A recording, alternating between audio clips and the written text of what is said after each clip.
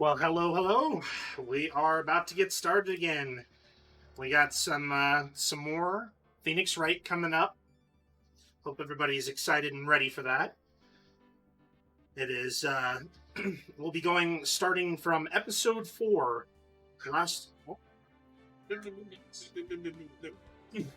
From episode 4, we had just ended off after episode 3 when we saved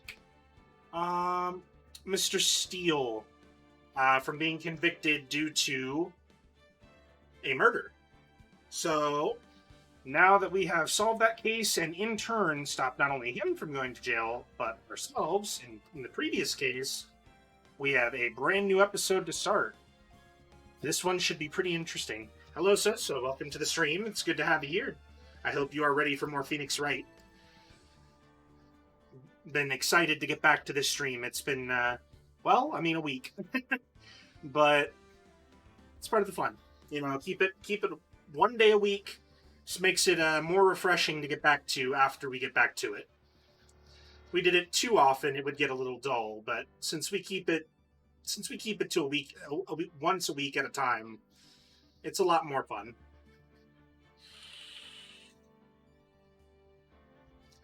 But we'll be getting started in about a minute.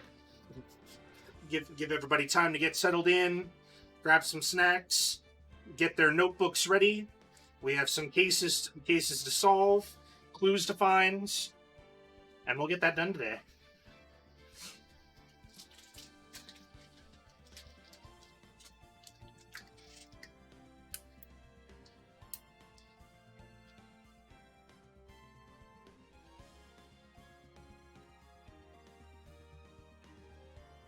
Whew. Today's drink is pretty simple. We're just having some nice green tea.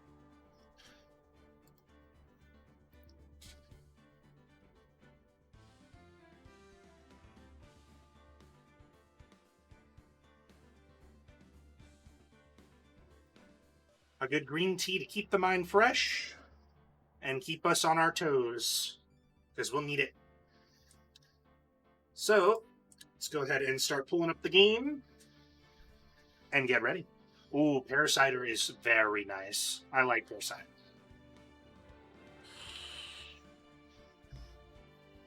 But a scene change today, and let's get going. That sounds good. Green tea is always the move. So let's see, we are on episode 4, Turnabout Goodbyes. The reason it is called Turnabout is because the original game was, the original game for Phoenix Wright actually was called Turnabout. So that is why they implemented that kind of into the titles of the episodes. It doesn't get old. Objection is never less fun to say. Hence all the millions of memes about it at this point. Alright. Let's see where we're at. 2 people on a boat, huh? 15 years?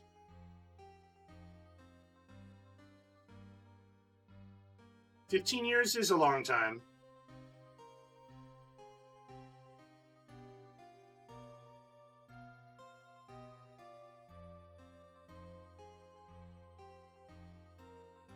The perfect opportunity has presented itself, you say? Uh-oh. Well, that's not good. Oh.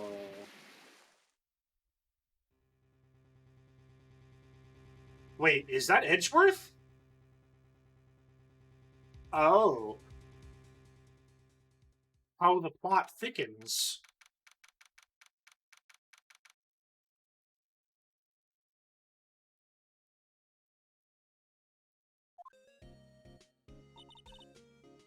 Well then, that's an interesting start to our next case. Looks like our Christmas is investigating murder. Well, hello to you, Maya. It is good to see you again after this previous week. Good waterfalls. Depends on the city you're in.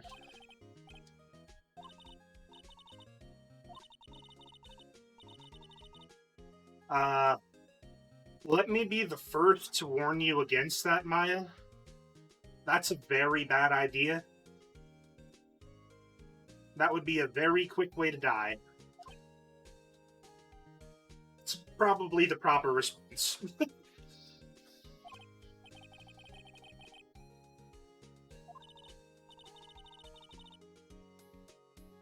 Yeah, but that wouldn't be good training. That would be a way to harm yourself.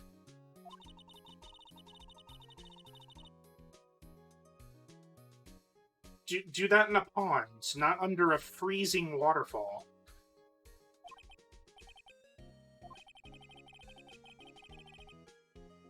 So it looks like we're going to Gourd Lake, huh? Sorry, Maya. Them's the breaks. And we just take a cold shower. Wait, what? I'm pretty sure he was kidding.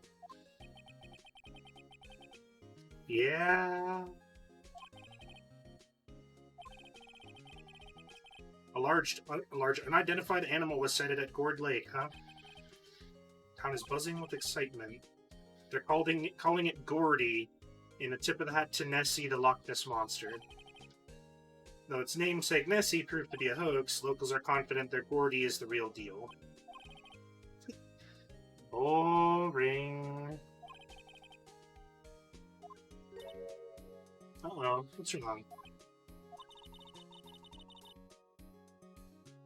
Well, it's an office, to be fair. I don't think water pressure is necessarily their focus.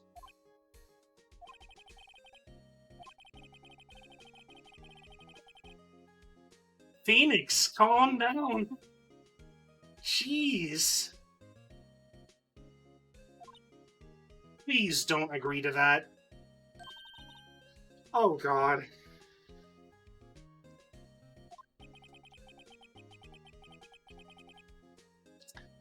Yeah, apparently not. Ooh. Special news bulletin, huh? Strange occurrences continue at Gourd Lake, but this time it's murder.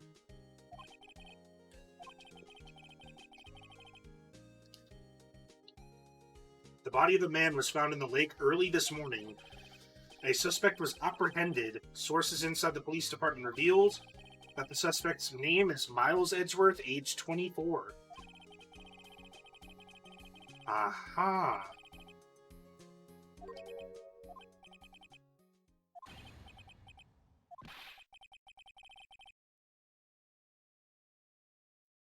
Are you sure about that? Because we saw him with a gun.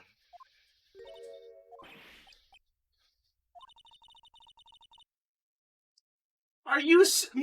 Maya, no! No!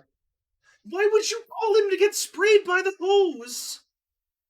No!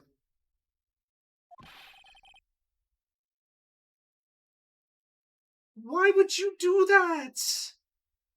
I mean, we're kind of a dick for telling her to do it in the first place, but come on.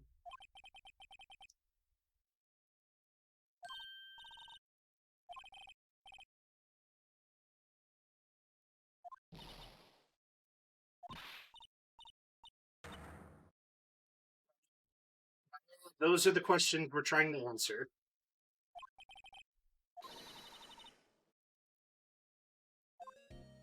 All right. So, looks like we are going to be either looking to defend or.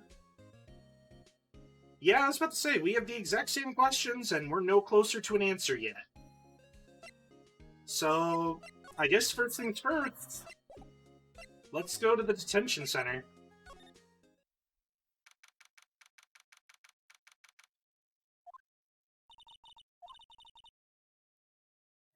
Yeah, I would say every single person, you, me, freaking Edgeworth now, all of our suspects, yeah, they've all been in here. Yeah, it does come with the territory. That's probably true.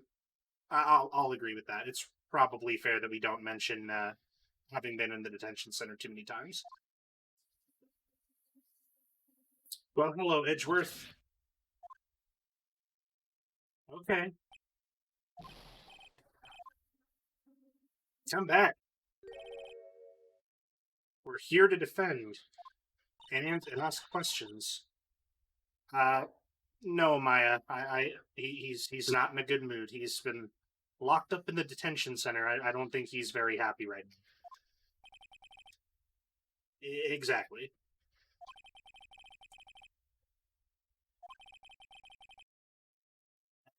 No, we're not here to laugh. We're here to ask questions, sir. Calm down. I just said we're not here to laugh. No, Maya. No. Exactly.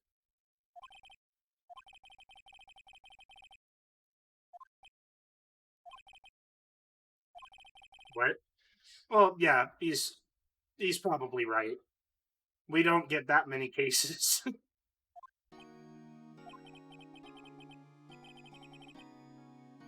You hoped we wouldn't come, huh? Yeah, I don't think anybody wanted to see their up-and-coming prosecutor to be behind bars. But we need to talk.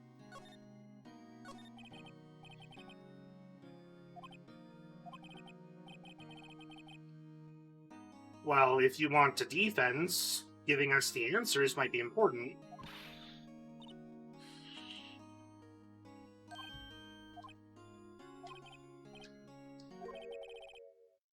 What? Hey, hold up here. We have only been in 3 trials, but we have won each of those trials, and 2 times they were over you. So, cut us a little slack, guy. Cut us a little slack.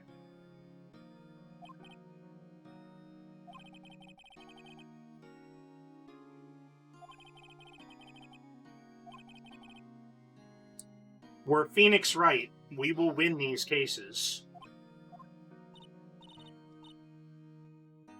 We know, Maya. We know. It's probably a fair question.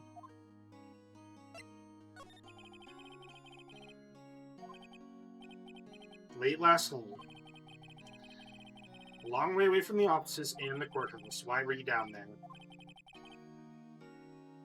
No need to tell us.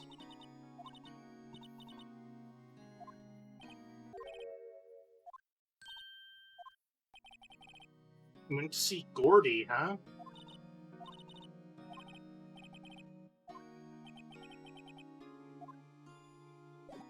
We would like to know why he doesn't want to talk to us. Well, let's try.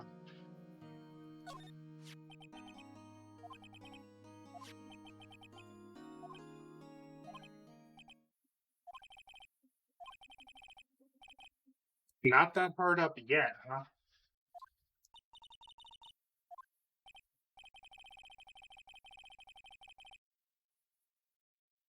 Again, we've won all 3. We may have only been in 3, but we've won all 3 of them.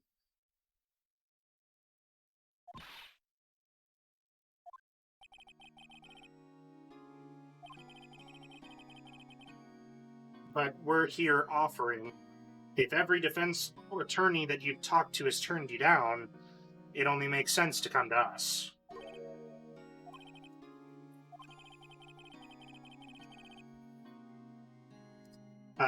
Yeah, probably.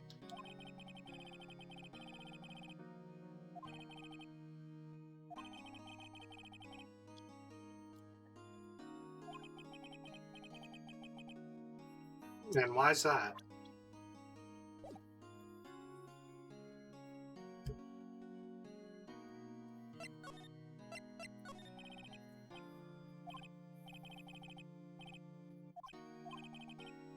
Think what we will, huh? Only one request. Stay out of this. We're gonna have to refuse that request, sir.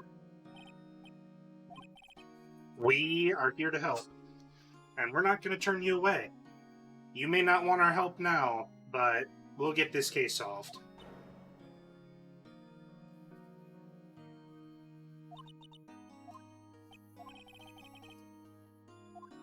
We'll leave you alone for now. Maya, we're going to go investigate elsewhere for now.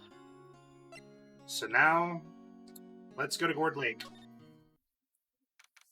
December 25th, Gourd Lake Park entrance. Yep, this is supposedly where it happened. Gourd Lake is in the middle of the park. Yeah, that's fair. I would imagine there'd be a pretty good bit of police around. Yeah. Oh, it's our favorite detective. He's back. Uh-oh. Calm down.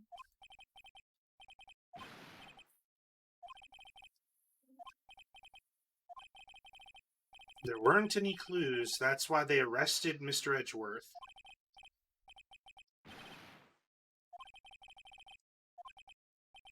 Yo.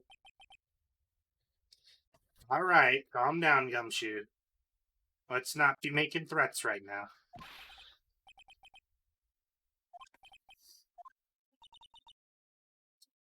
Yeah, he's not in a good mood, clearly.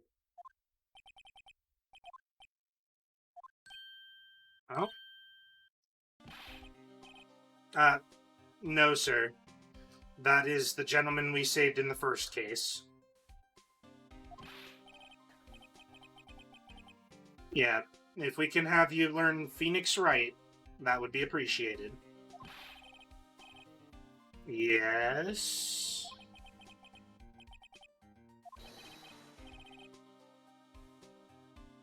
This guy gives me whiplash, I swear.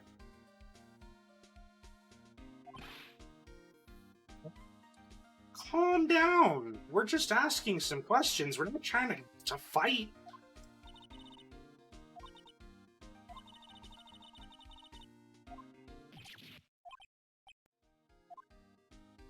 Yeah, no. Calm down. Let's see. What did happen? Mr. Head in the Fluffy Pink Clouds lawyer... Down, man. 15 minutes after midnight last night. There was a boat out on Gourd Lake. In the boat were two men. One of those men shot the other with a pistol, and the shooter was Mr. Edgeworth. The cop who arrived on the scene arrested him. How did they get there so fast? That is a good question. A witness, huh? When the report came in, we raced to the lake. We would like to know more about that witness, too. Mr. Edgeworth is a murderer. Do you think? Absolutely not. I agree with that, actually. I don't think he seems like the type. Well, I mean, let's not write off the witness immediately. We still haven't heard their testimony yet. Yeah, exactly. Phoenix should care. Police are pretty sure he's the killer. Nobody's even really taking the investigation that seriously. For all the help Mr. Edgeworth has been to us, it's hard to imagine that no one's standing up to take his side. Well, he's also burned a lot of bridges, to be fair. You know, when you're dealing with somebody that's made a habit of falsifying evidence, you know, forging different things for the prosecution to get people made guilty, it would be very hard to get him a defense lawyer who actually would be willing to take up this case. Exactly. At least you're on his side.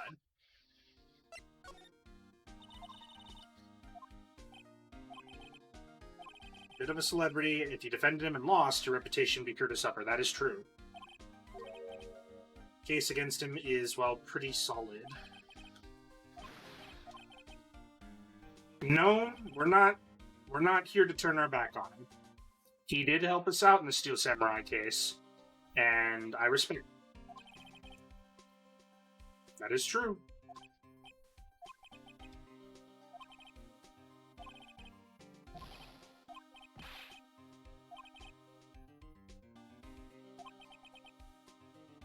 Kept saying right, right, right over and over. Yeah, I'm not sure that's a very good sign either, to be fair.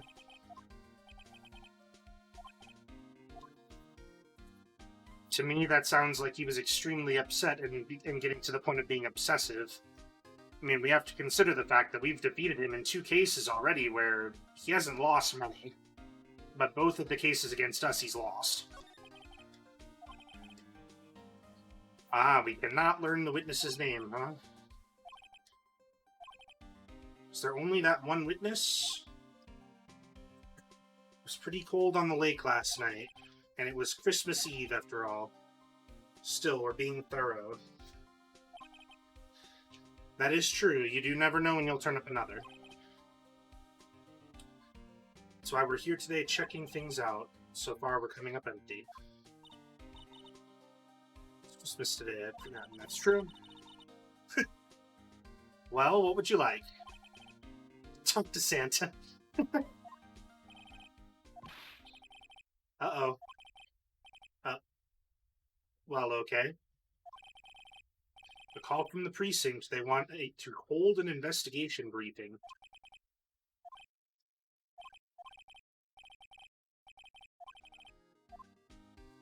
Well, I would imagine we would probably want the autopsy report, to be fair. But I'm gonna say let's find out how to get in touch with him, because we can get I would imagine we can get the autopsy report later, and he seems like he'll be pretty vital in the case. Okay. Yep, that would be appreciated. Cool. So now we've received directions to the police station when we need to go see Detective Gumshoe. So that's good.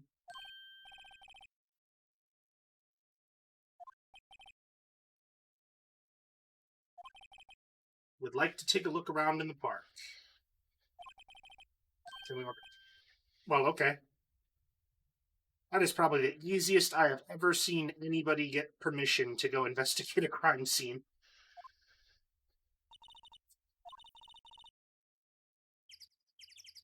Yeah, you're probably right. He probably would have been a lot less cooperative if he was not busy and trying to leave already.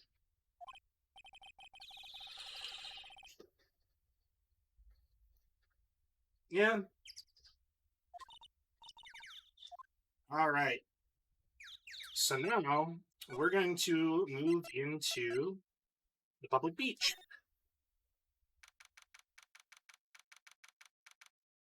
Let's see. December 25th, Board Lake Public Beach. Wowzers. Oh, man. That is something I haven't heard in a long time. Yep, this is Gourd Lake. For sure, Lauren said wowzers, though. I love Maya. She's great. She is great.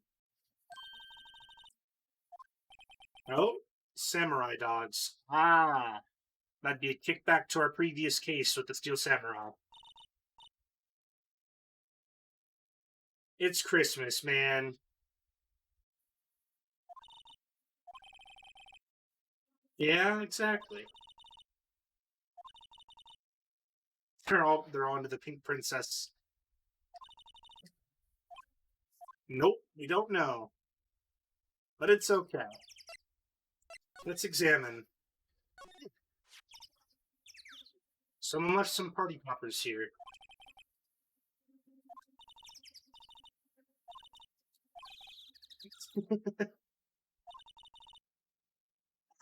Yeah, just a little bit obvious. You know what? We'll take them. Into your pocket. A classic party noisemaker. Pull the string and it goes bang. Not very clue-worthy. So they say. I would say that if it wasn't a clue-worthy, they probably wouldn't let us take it.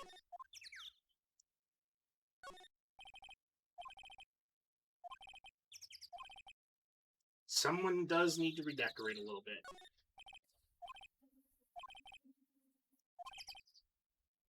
Yeah, Maya probably would if she had done.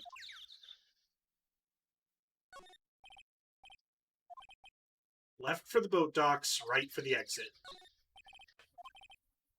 It is well maintained. Why is it called Gourd Lake? Long time ago, they used to grow gourds here. Sure, because the lake looks like a gourd when viewed from above. I mean, it could be that too.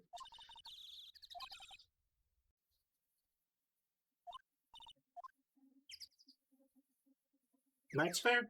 That's fair. All right. Well, nothing else I'm seeing here, so I guess let's move on. Move, and let's go to the woods. December 25th, Gourd Lake Woods. Well, somebody's here. Yeah, even though it says no camping. Not only camping at the scene of a murder, but camping in a no camping area. That is true. If they were here last night, they may have a clue for us. So, I guess let's actually investigate first.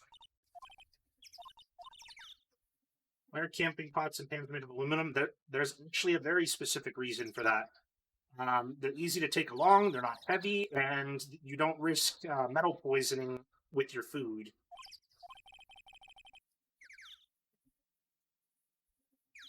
They're actually very, very convenient to be in aluminum.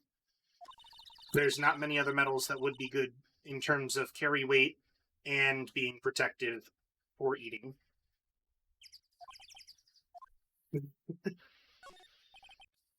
Food and some magazines on the sheet. Takes a pretty tough skin to camp in this cold. That's probably true. Yeah, pretty funny place to pitch the tent when it says no camping.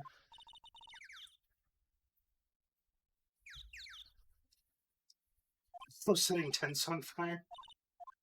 Yeah, I'm pretty sure they do not have something like that. Okay, so then guess let's look at the car. CV has seen better days. It has been dented all over. Yeah, that's probably fair. Other than the obvious, I guess let's just look at the camera. Takes pictures being triggered by the noise. Oh, hold up.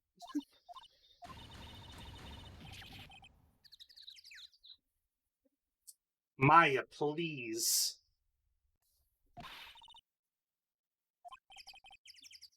Please don't kick it.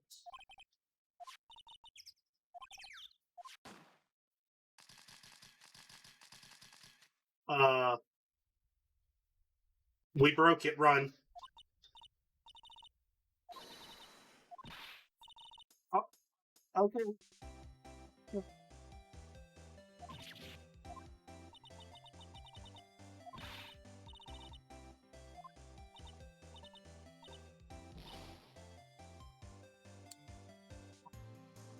Can imagine it was not cheap.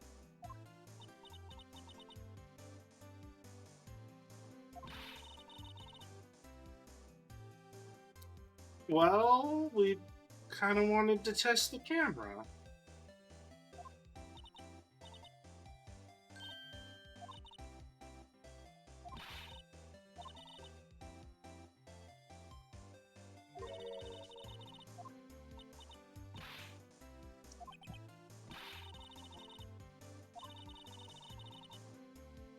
Oh, God.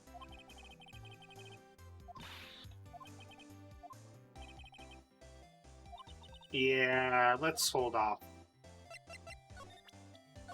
We're an attorney.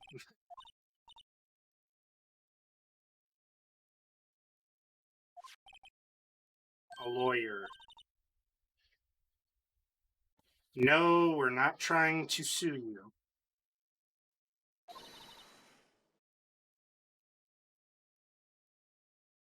probably believe that.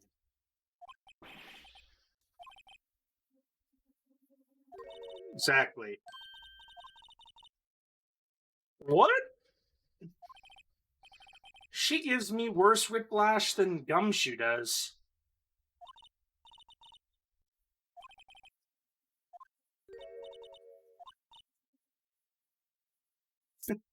Culture gap and all.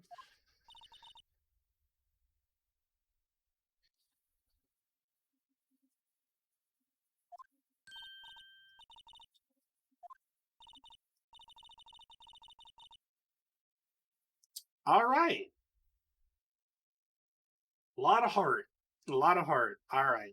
Yeah, we get the pun. We get the pun. Here photographing meteor showers for research projects. Pleased to meet you too. Oh, I'm glad the attorney badge has started to be good for something. Helps. All right. Let's find out what happened. When was the murder, anyways? It was last night. Yep. Christmas Eve, a man on a boat was shot. Reckon you might have seen one, but not sure. Remember, been watching this here lake for a good 3 days now. Geez, you've been here a while then. Seen enough boats to choke a mule, but hard to remember which I've seen when. I guess let's ask about you?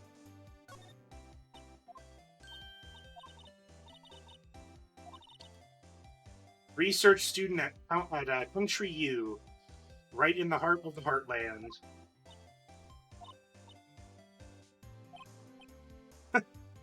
Yeah, so we hear. It's about 3 days ago when you say that you arrived. What are you photographing? Meteors. It is quite the camera. That would not be cute. German. Ooh. Yeah, you can trust in the quality of German cameras.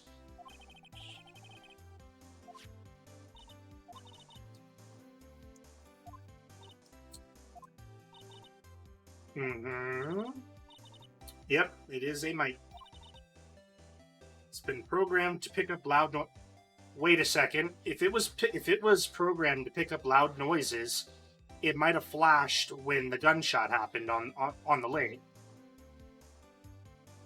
That is what I would think. Because if the party popper was enough to set it off, can only imagine how much a gunshot over a lake with that echo would have done to set it off too. Programmable camera, indeed. Set to automatically take a picture when a loud noise is detected. Faces the lake. All right. I guess let's talk a little more about the camera. Triggers on loud explosion noises. Yeah, that is quite neat and very ultra convenient. The victim in the case we're researching, he was shot with a pistol. Wouldn't a gunshot make a similar noise to our party popper? No, it'd be a lot louder.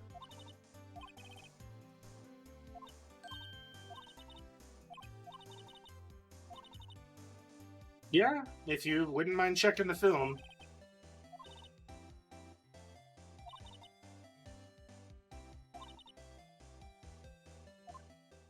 Yeah, if you wouldn't mind checking that out for us, and then that'd be nice if you could let us know. So since she's not going to have it ready yet, I guess let's go off to the precinct.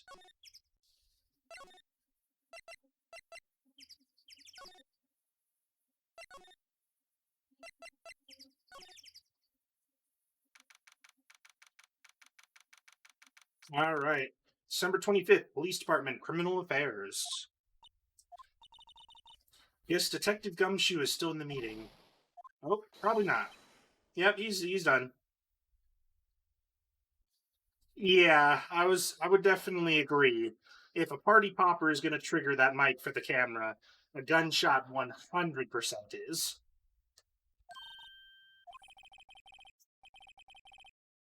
You just finished the meeting, for better or for worse, huh? Yeah, I'm not liking the sound of that. Do we know anything about the victim? Still can't ID him. Has Mr. Edgeworth said anything? Not a word. Can't tell you, pal. You're a lawyer. That is true. I don't know what to believe anymore. Yeah? Sure, Mr. Edgeworth's a human like you or me. Still, I have a feeling that if he'd done something wrong, he wouldn't go about hiding it. You're probably right about that, to be fair. As much not counting his falsifying evidence, but for the rest of him, he seems like he's pretty straightforward.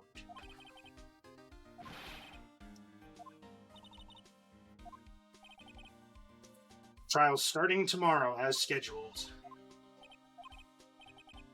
In the end, you didn't tell. That is true. You didn't tell us. You did tell us about the meeting. Yeah, we'll keep it to ourselves. Your deadpan stare there is creeping me out.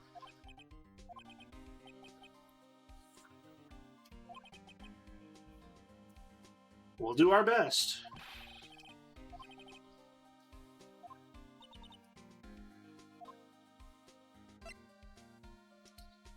Yes, let's talk about trusting in his trust. That is a good question. Why do you trust him so much? Strong working relationship. Trust each other, and that's how it works.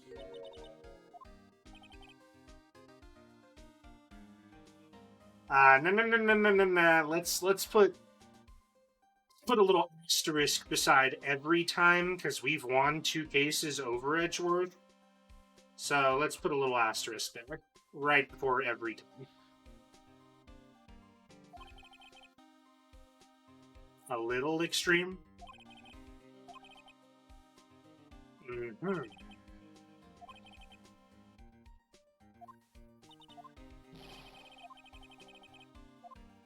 All right. Did you get the autopsy report? Thank you. Time of death, sometime on the 24th or the 25th. Cause, 1 bullet shot to the heart.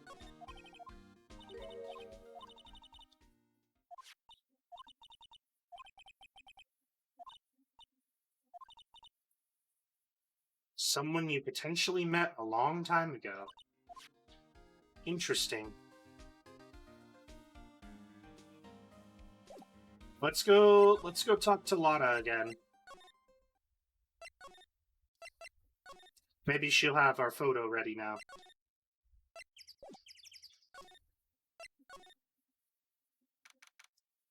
December 25th, Gourd Lake Woods. Oh, geez. She got one. 2, in fact. 2 pictures for us.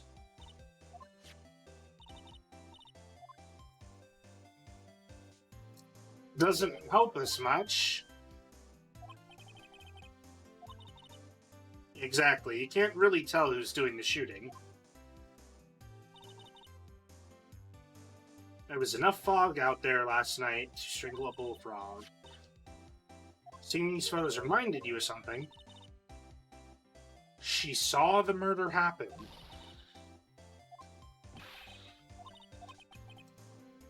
Yeah, how would you forget that?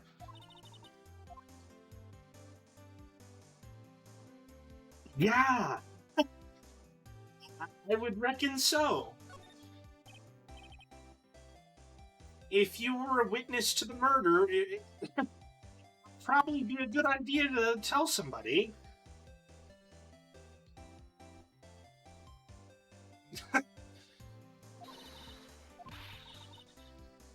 We're not trying to mock the accent. We're trying to... Alright. A sensitive lady, huh? When you were just threatening to quote-unquote wrestle us into the ground? Yeah, well, all right.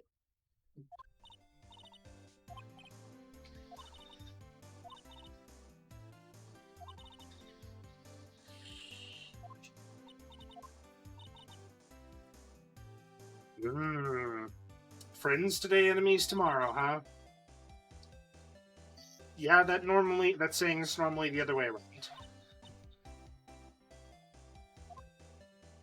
You sound awfully excited about getting to testify. Yeah, that's not good. Exactly. The question is, what did she see? Guess we will find out tomorrow. We have the lake photo. So, but see, the thing is, she said that she had 2 photos, and we only got to see one.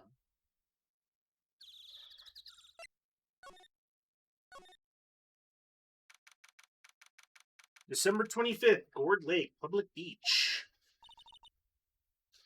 Looks like the police have given up their interviewing. Oh. Oh. Well, hi.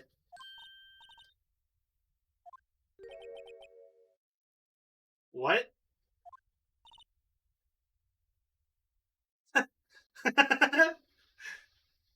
Nick and St. Nick. Quite the connection. It's Larry Butts. Larry has arrived.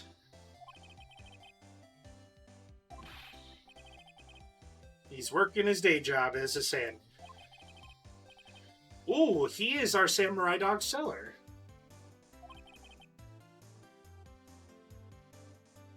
Your girl, Kianse, huh?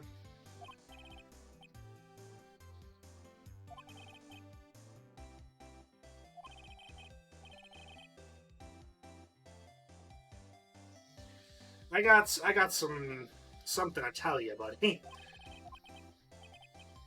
Yeah, that's great.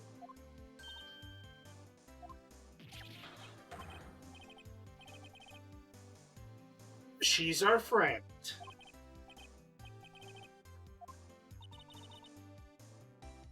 She is our partner and our friend.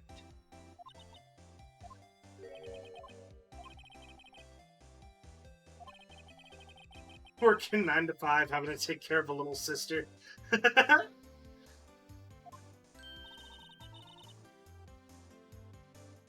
Exactly. She's not our little sister. He's not paying attention at all.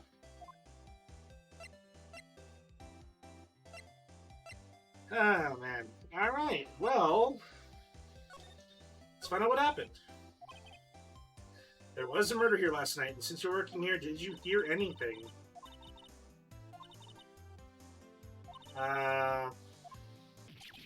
Nope. He was not with her last night. Yep. She's not in town. And he's dating another model. Yep.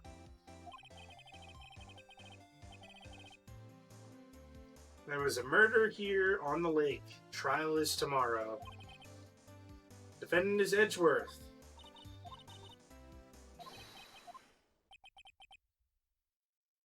That would be the one.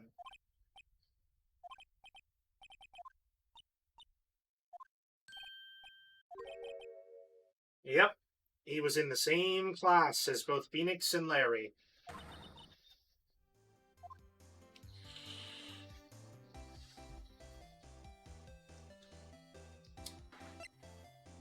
So I guess now that we've talked about that, let's talk about samurai dogs.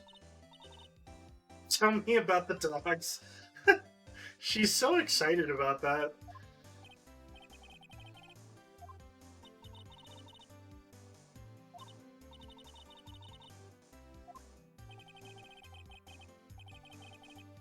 Originally, they were gourd dogs. You know, like guard dogs, yes.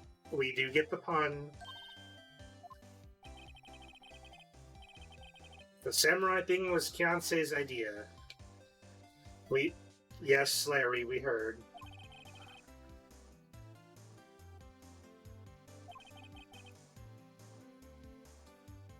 She made him the banner.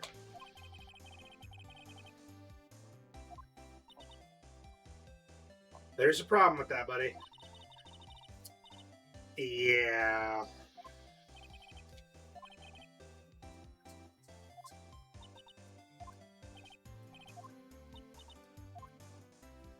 Yep. Gordy, the supposed Loch Ness monster. So Mr. Edgeworth was the classmate. Him, Nick, and Larry used to hang out all the time.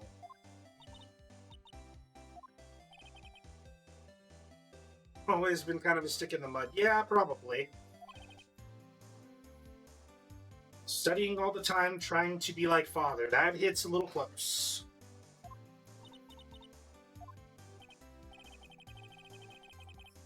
Eddie's pop was a famous defense lawyer back in the day. Exactly. There's the pieces here. Defense lawyer, not prosecutor. Yep. He's a prosecuting attorney.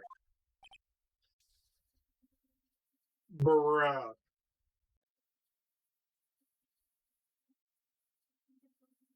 You can say proboscis and don't know what a prosecutor is.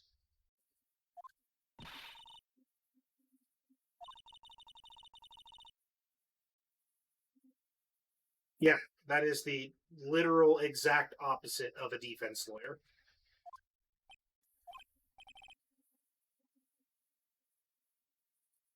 All right. How many drugs are you on, man? I'm not even thinking you're stupid. I'm just thinking you're on a lot of drugs.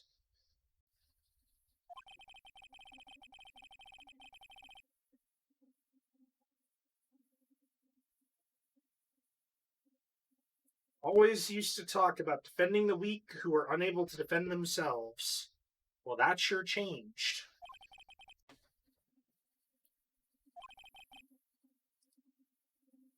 Isn't that the question?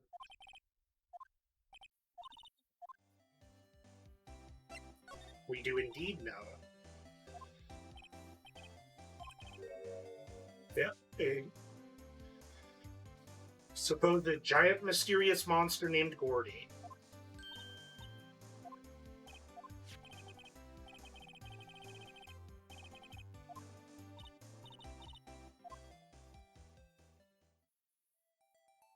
That looks like a hand.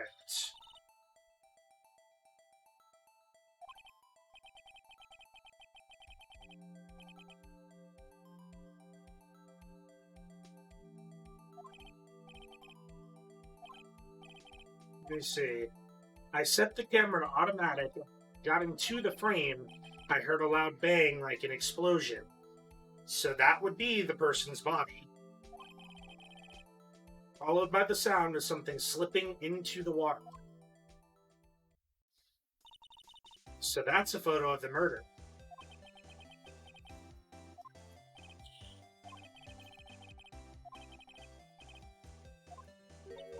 $1 million? Are you kidding me?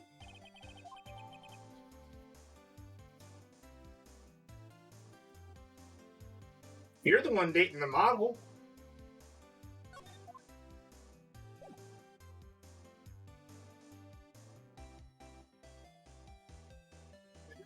For now, let's go back to the office.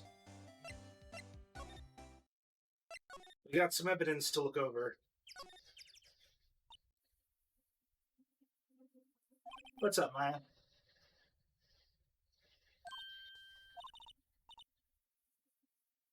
Well, we are here to find out what it is. So what's up? Yep.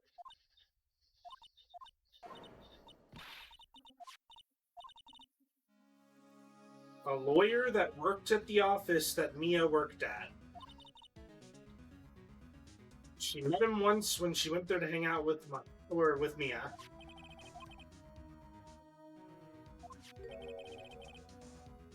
Yep, at Grossberg's office.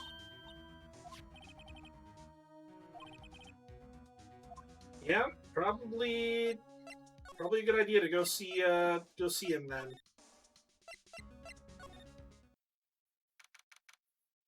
December 25th, Grossberg's law offices. Yep, there's the clearing of the throat. We missed that. Her partner. Yep, her understudy and partner. That would be Mia's sister.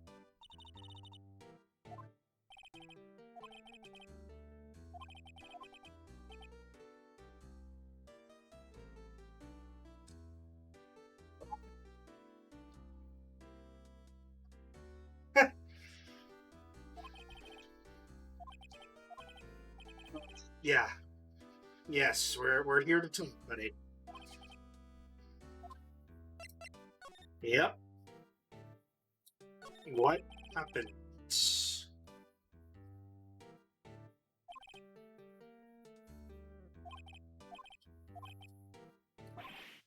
Yep.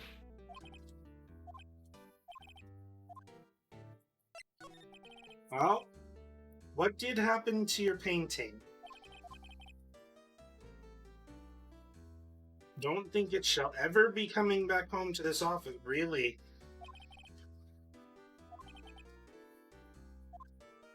Interesting.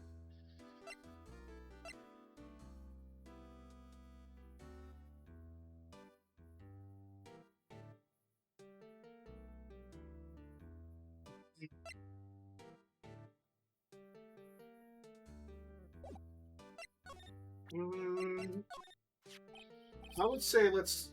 Yeah. Yeah, considering that he used to work under you. Yep. Robert Hammond. Supposedly is.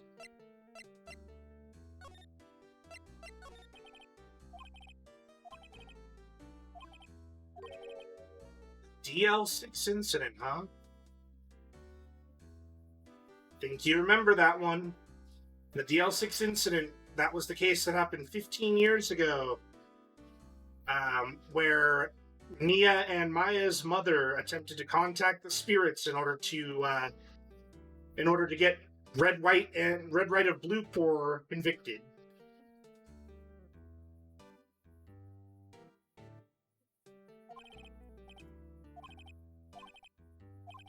Yeah. Police were at the loss, so they used the spirit medium. Yep, that would be the one. Misty Faye.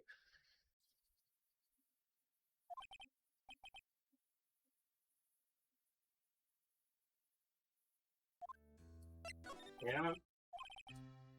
15 years ago, very strange case. They had never caught the criminal. But Mr. Hammond won the case, and the suspect was declared innocent. Yep, and the police had blamed her mother, calling her fraud from then on.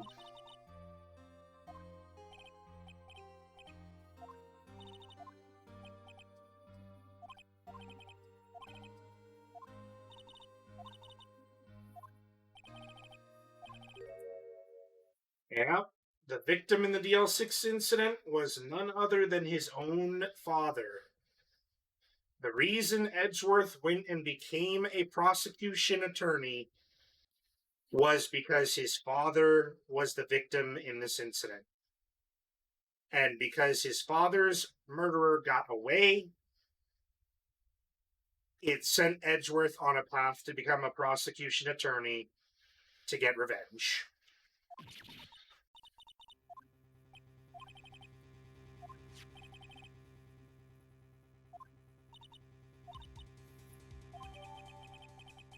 The old photograph, DL6 Incident Exhibit A. Misty phase photo.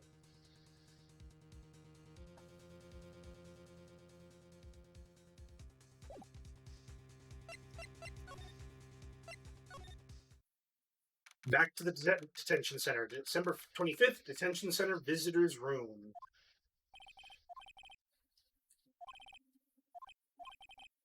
It is a concern of ours. We're on the case now.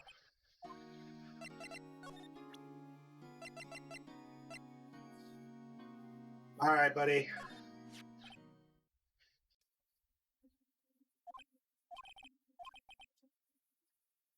Mm-hmm.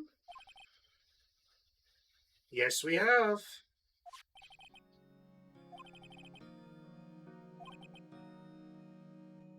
And yes, we do.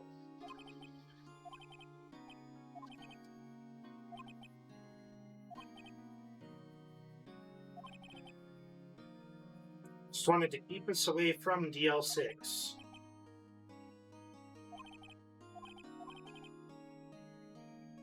Yeah, at this point, it would be better you don't hide anything. Tell us what we need to know. I'm glad that you see our point here. The DL6 incident is when his father died.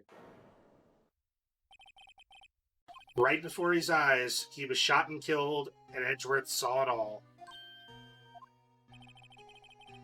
His memories from that time are foggy. Suppose it's a self-defense mechanism, which is probably fair. Especially having been a child, that would definitely be a repressed memory.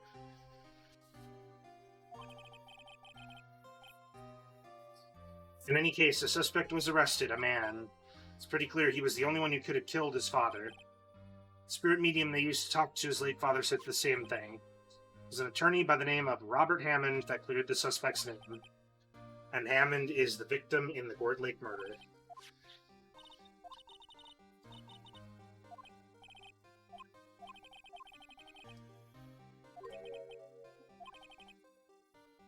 Mm-hmm. 15 years ago on December 28th. Welcome, Ocean. It's good to see you here. And yes, we are here for objections. That's coming soon. The statute of limitations on the case runs out in 3 days. That's actually a bad thing. That's stating if we do not get the case solved within those 3 days, it becomes untriable. Yep, it has not happened after that point. 3 days from now, DL6 will be closed forever.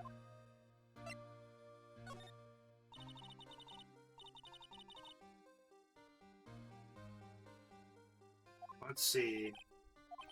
Don't know the suspect. He disappeared from public view and no one knows where to. He's still alive. He'd be about 50 years old now. Definitely understandable why he would go into hiding. Would be pretty hard to live a normal life after being a murder suspect.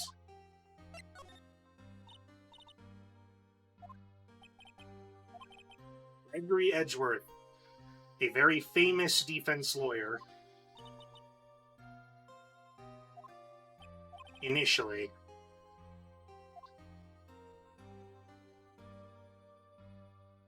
Alright. So, now that we have done that, let's show him that lake photo.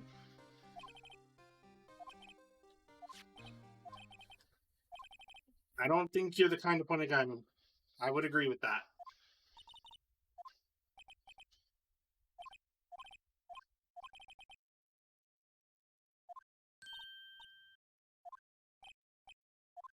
Of course. Absolutely, we will defend you.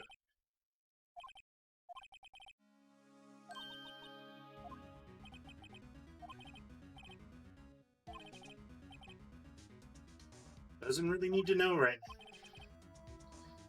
Letter of request. Please give it to Detective Gumshoe.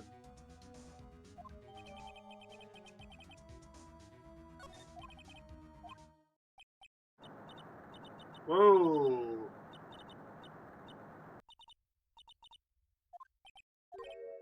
an earthquake.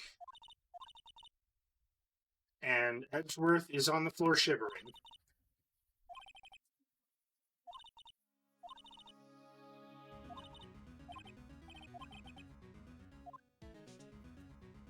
Well, all right then. So, I guess let's head back to the precinct now. December 25th, Police Department, Criminal Affairs. Well, hello to you too, Mr. Gumshoe.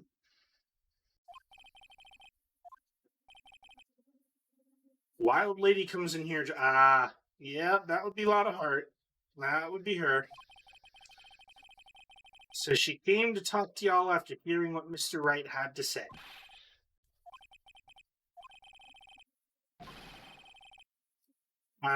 No, we don't. We're his defense lawyer now. Yep. Cannot go around covering up evidence. We are trying to avoid doing that.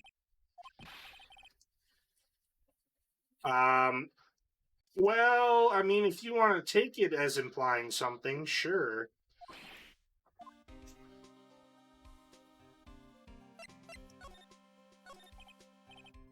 What did Miss Hart say? She says she saw Mr. Edgeworth fire the pistol. He even had a photograph to prove it. She really can't tell from the photo who was shooting it. But there's the kicks. What about that second photo?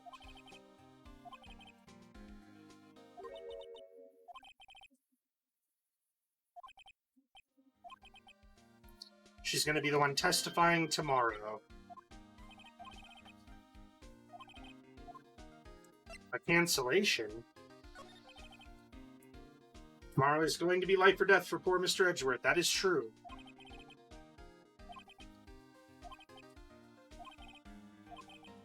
If he's innocent, there's got to be something overlooked. I agree.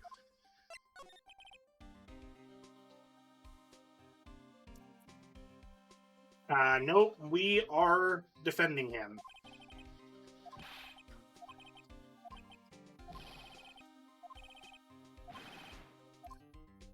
We already have. And we have something to give you.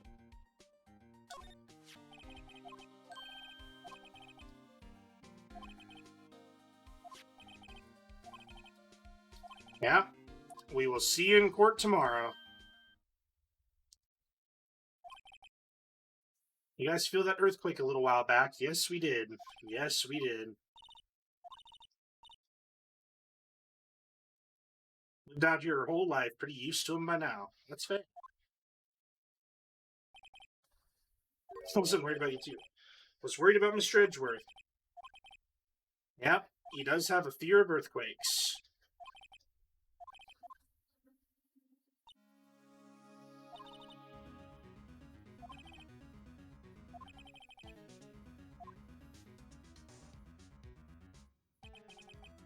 Yeah, only got to know him in the 4th grade.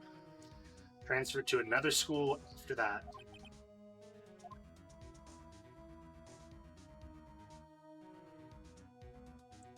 To be continued right now.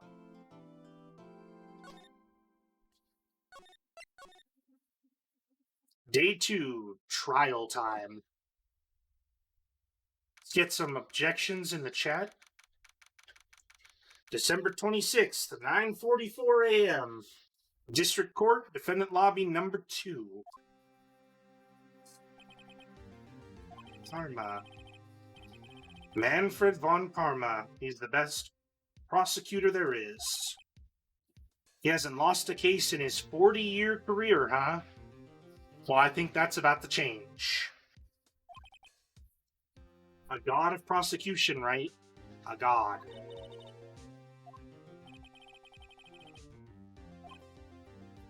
Yeah, I was about to say, that sounds like something else we know.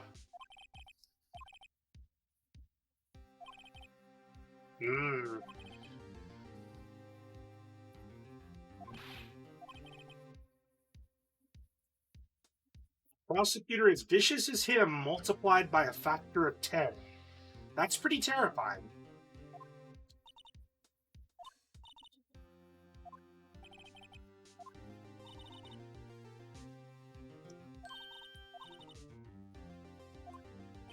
Not a chance. Yeah, if he hasn't lost once in 40 years, I doubt he would make a habit of giving away freebies. Wait, but I thought you just said times 10.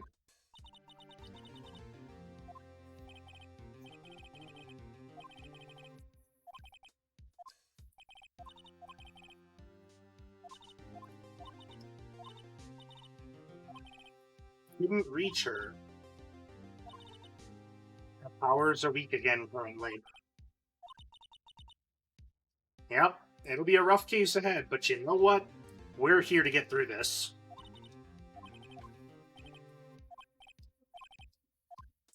Alright, it's time. Let's head in.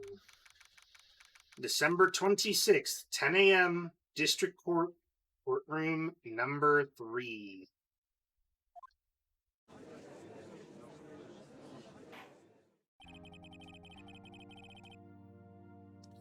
Court is now in session for the trial of Miles Edgeworth. Defense is ready. That is one creepy-looking guy.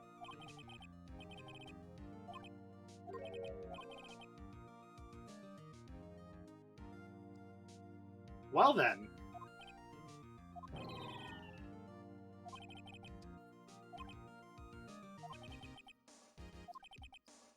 Decisive evidence, a decisive witness.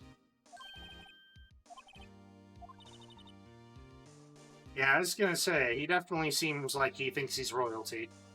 Maya, your face is on point right now. I agree with your expression. Looks like Gumshoe is up on the testimony. Let us see. Jeez. Alright, we got a map of Gourd Lake. Murder happened late Christmas Eve around midnight. There was one boat in the very middle of the lake. There were 2 men on the boat. Now, there happened to be a woman camping here on the edge of the lake. At 12:10 a.m., she heard 2 pistol shots.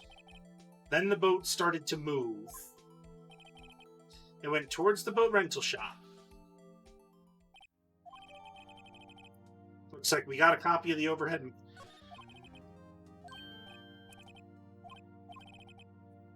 Yeah, I was about to say, let the judge do his job, man.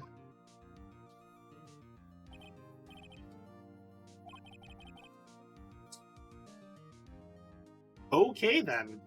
I mean, I hope he realizes that in a real court of law, he could be thrown out in contempt. He is not right. Alright, Gumshoe's testimony. A man called into the station around 30 minutes after midnight. We headed to the scene of the crime as fast as we could. That's where we found Mr. Edgeworth. Now, I didn't suspect him of anything at all, but the next morning, a body was found in the lake, so we had to arrest Mr. Edgeworth.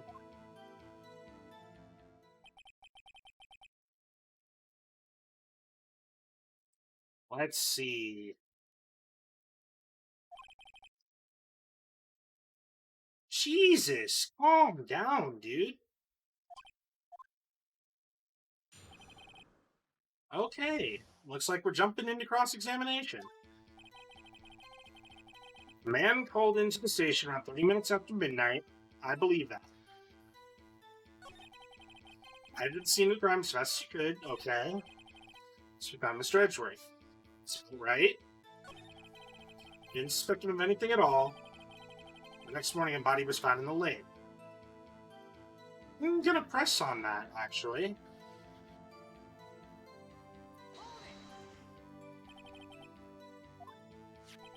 A single bullet was recovered from the body. Shot through the heart. Fatal. Well, I mean, a shot through the heart generally tends to be fatal, man. It didn't strike bone, so its shape is well preserved. Court accepts this bullet into evidence. Found in the victim's body, fired from a .22 caliber pistol. So we had to arrest Mr. Edgeworth. Really?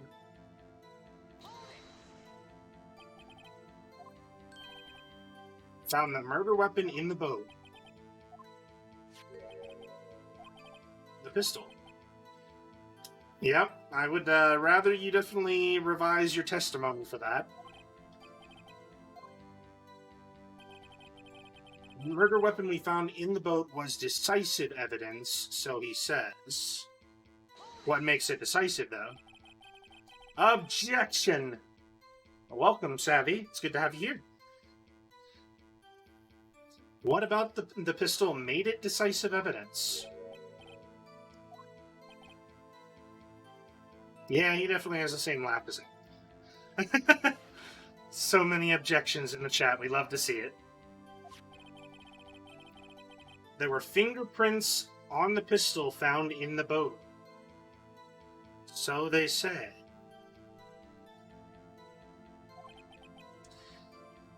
They were clear prints from Mr. Edgeworth's right hand.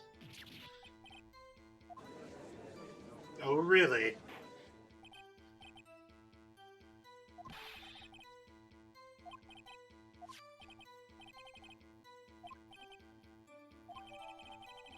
The murder weapon, a .22 caliber, fired 3 times. But hold on. If he was on the boat and he was trying to kill the man that was on there with him, he wouldn't need 3 shots with a .22 caliber pistol shot right to the heart. He would need 1 bullet. And on top of that, didn't we hear Lotta say earlier that she heard only 2 gunshots?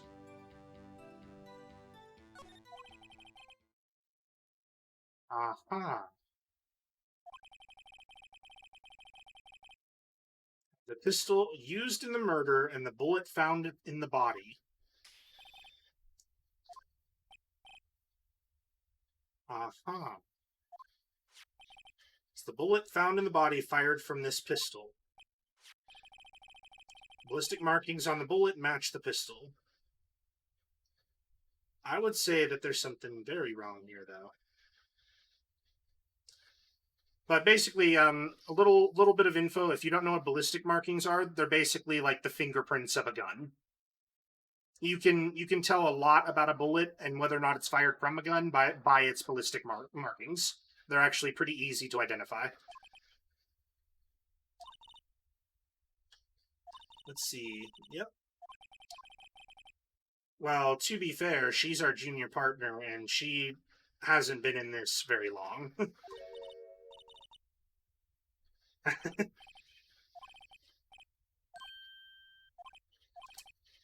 He's just pushing everybody around. Jeez. Ballistic markings are like the fingerprints of a gun, correct. Barrel leaves distinct marks on each bullet it fires. Can examine these ballistic fingerprints to see which gun fired the shot. It is usually quite accurate. Leads to one inevitable conclusion. The bullet found in the victim's heart was without a doubt fired from this pistol.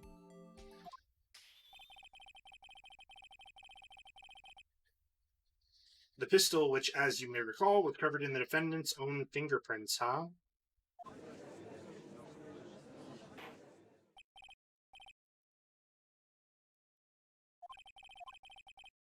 Yep, we definitely need to recess, and we need to hold up.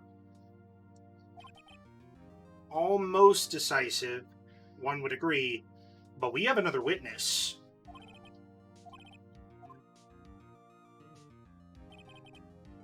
Exactly.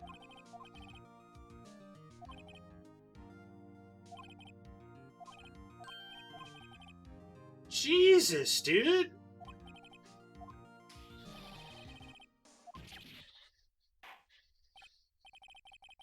I swear, how this man has not been thrown out in contempt of court is beyond my imagination right now. Exactly.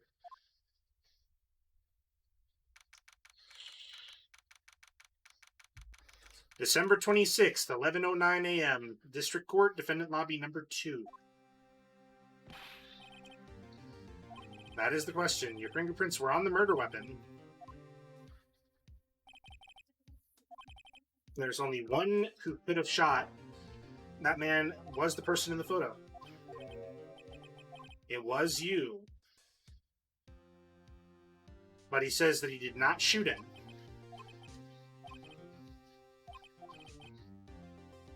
Heard a gunshot from very close by, and then the other man fell from the boat. Can't say why, but I thought at the time that he had shot himself. Considered that it was a potential suicide.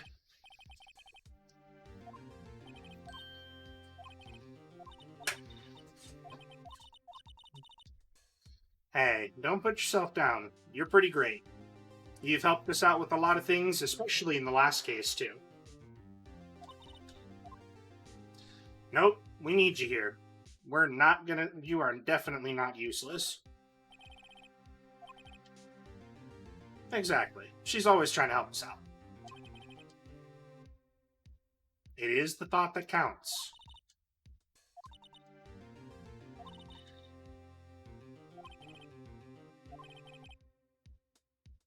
Exactly.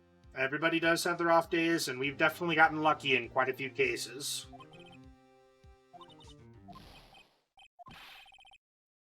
Yeah, to be fair, that's probably the worst time to say that, though, in the middle of a recess while we're in a case.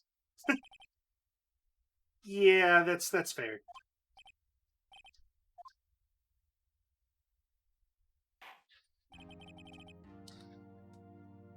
All right. Let's see. Court is back in session. Von Karma will call his witness, which is Miss Lotta Hart.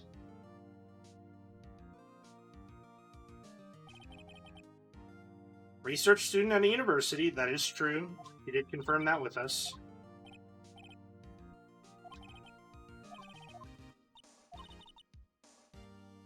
He probably could do with more than a few lessons in manners, to be fair, Lotta.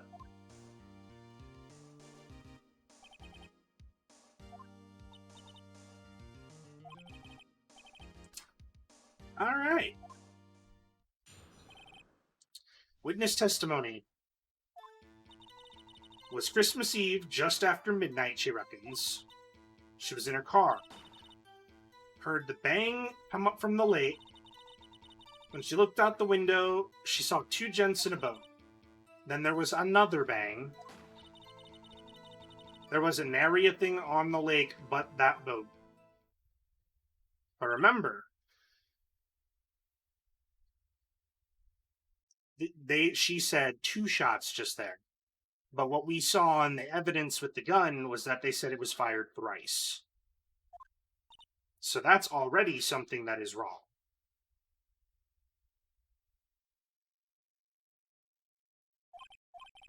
She happened to take a photo of the incident. This is that photo. Looks very similar to the one that we had. No other boats in the lake, so the man in the boat with the victim must have been the one who shot him. Not necessarily true.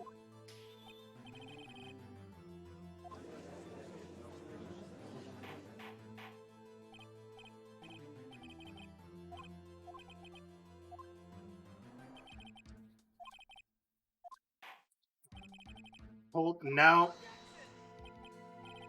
Hold on.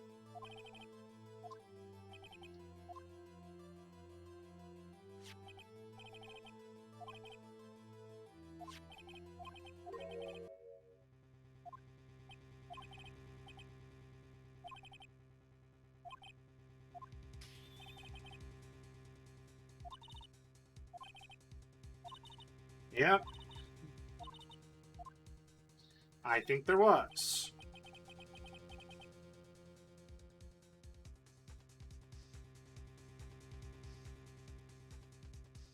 All right.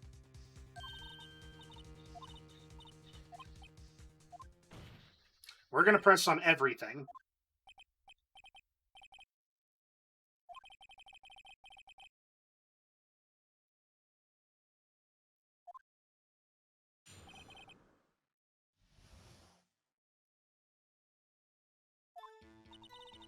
Christmas Eve, just after midnight, she reckons.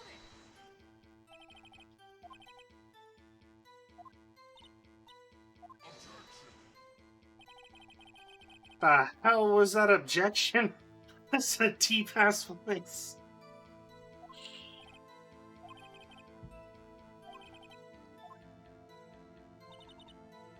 She was in her car.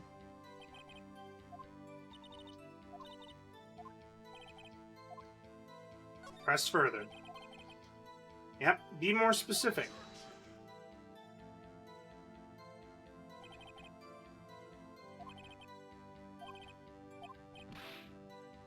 You can't sustain objection.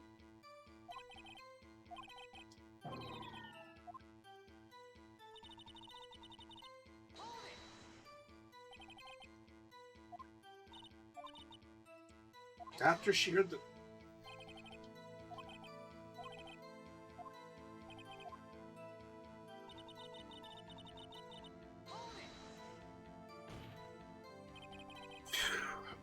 Could you clearly see the two men? Is the picture clear enough where you know it is not, really?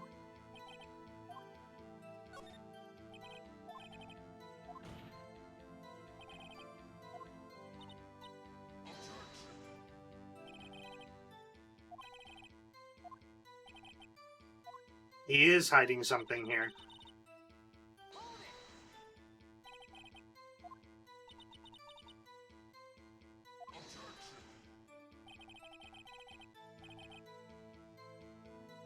Oh.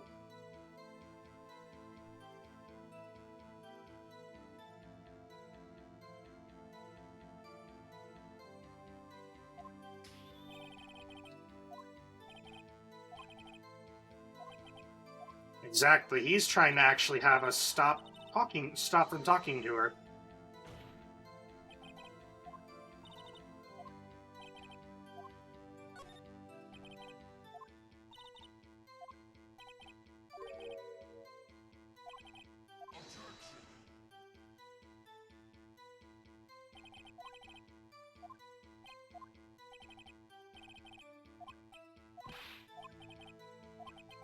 Jesus Christ. This is going to be a hell of a case.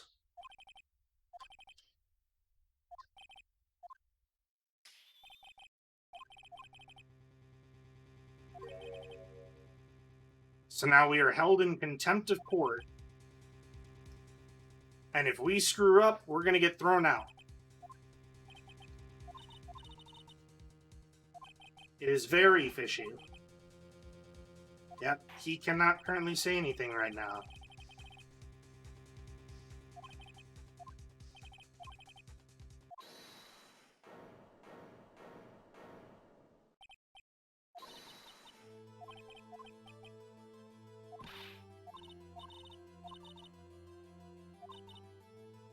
Exactly. Let's actually see truth here.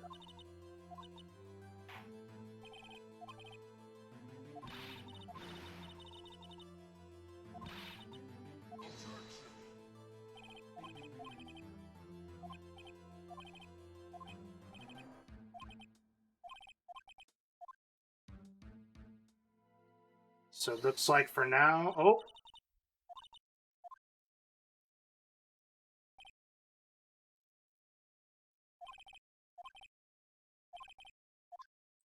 You are wrong here.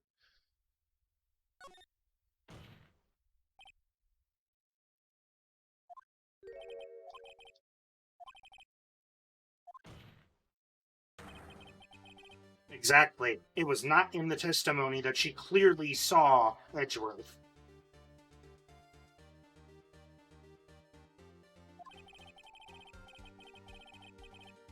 Yep. Now we have a fresh set to cross-examine. Finally.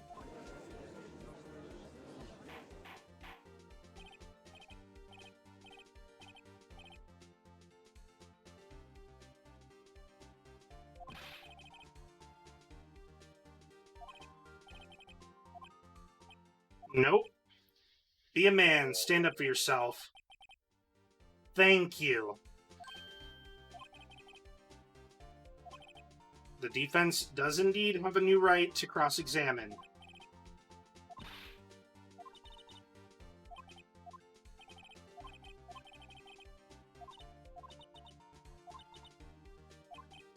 Thank you, Maya.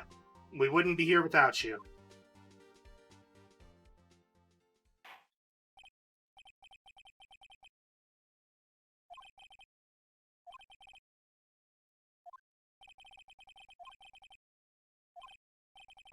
All right, let's find our contradiction.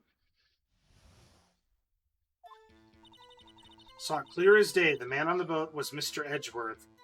We're in contempt of court, though. I'm gonna try not to press this. I'm gonna present the lake photo because it was too foggy. So if the camera couldn't have taken a picture of him, I doubt she would have seen him.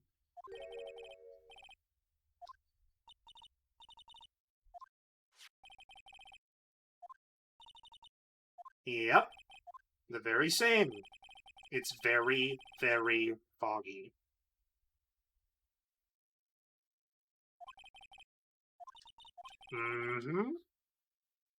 A professional, high-quality film, a professional, high-quality camera, that should do better than any human eye should.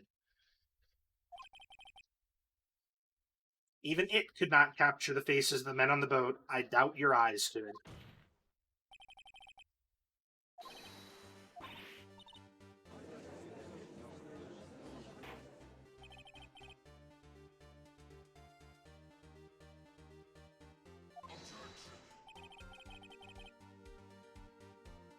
That's why you told her not to say that in her testimony. There's a big problem with that, buddy.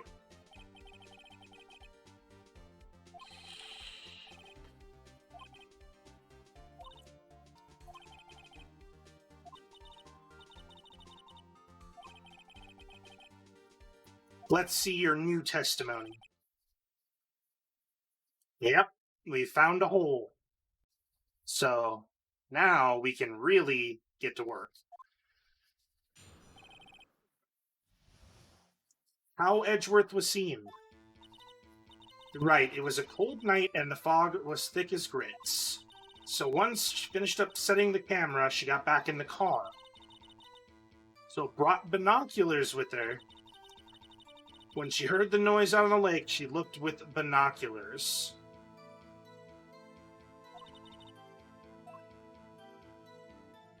Highly doubt that. Because she had just told us earlier that she was looking at shooting stars and meteor showers, not the lake.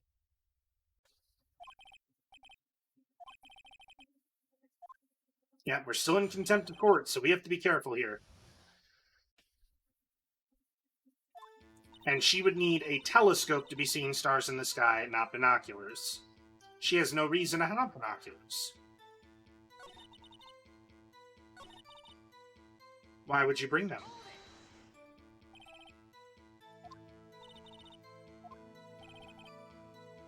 Yep, you were out looking for shooting stars. You're not going to see them with binoculars.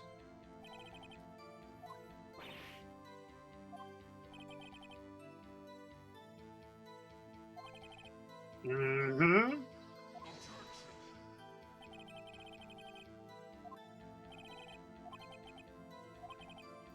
Yes.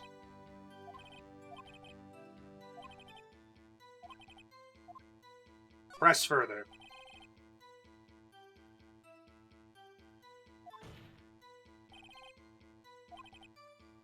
Yep, I agree there.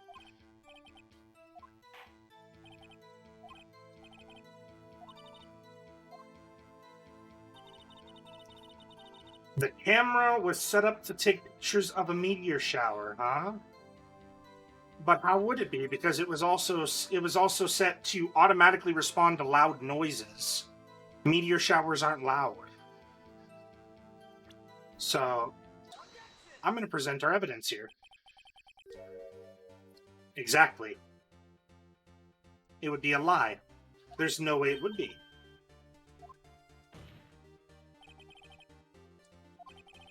was pointed directly at the lake and set to flash after a loud noise.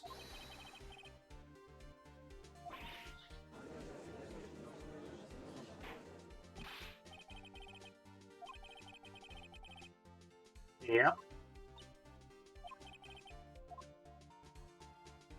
We have evidence here.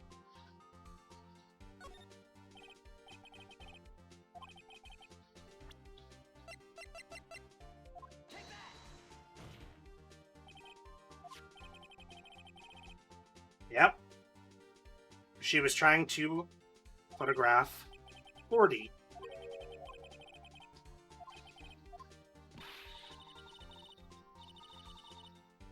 Uh-huh.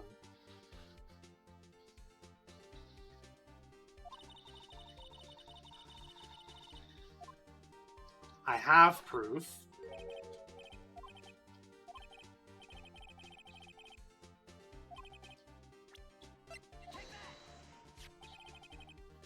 Yep.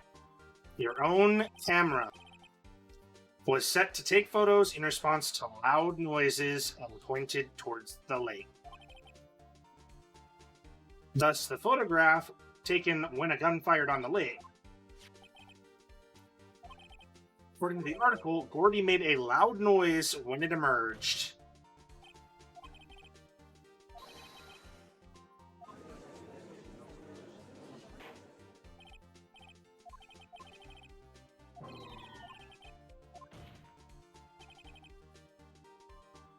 Camping there and trying to take a photo of Gordy.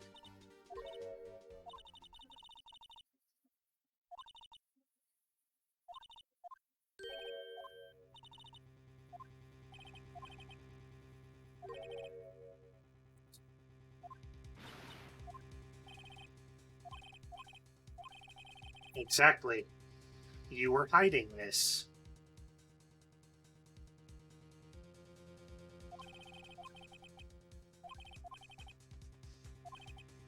Let's see your next testimony.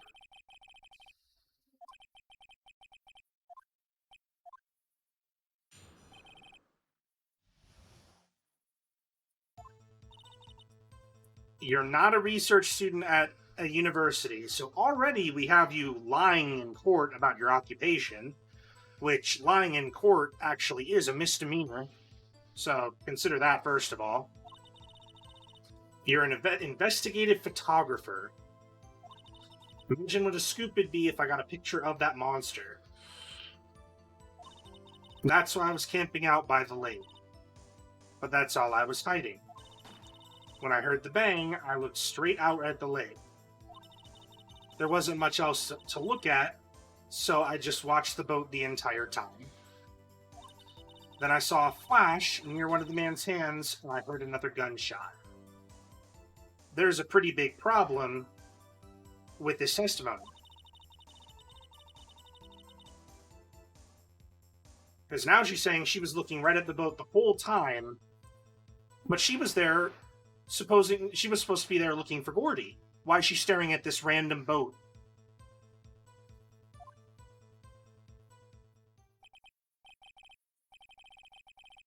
Thank you, Your Honor. It is time for us to cross-examine the witness here. No, the testimony has changed quite a bit, actually.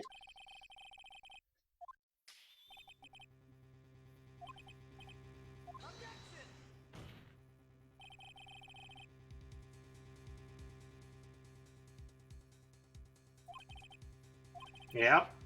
He doesn't want her to be cross-examined at this point because there was a contradiction, and he's trying to hide it.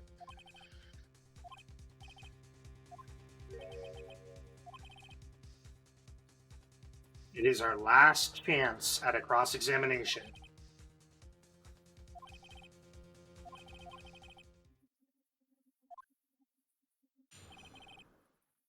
All right.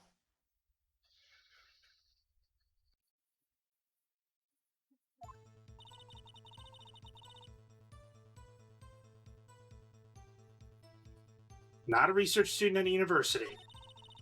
Investigative photographer. Okay. So what a scoop would be if I got a picture of that monster.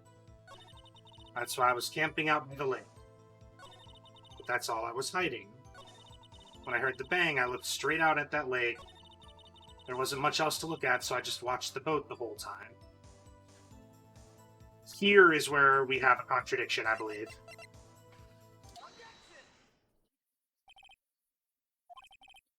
Were you really looking at that boat? Uh-huh. Yep. You're hardly normal.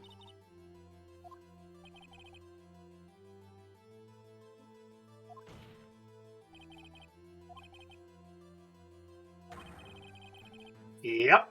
You'd be scanning 40, not looking at the boat.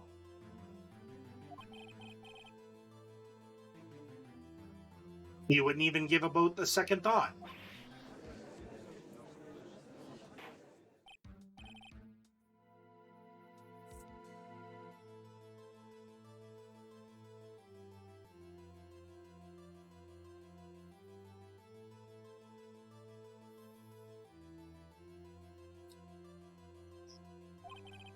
You testified you were watching the boat through binoculars. However, you wouldn't need binoculars to watch that boat. You needed them to search for Gordy.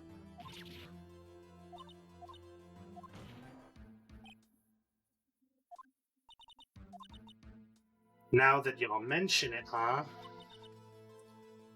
Did take her binoculars and kinda scan the lake a bit. Uh-huh.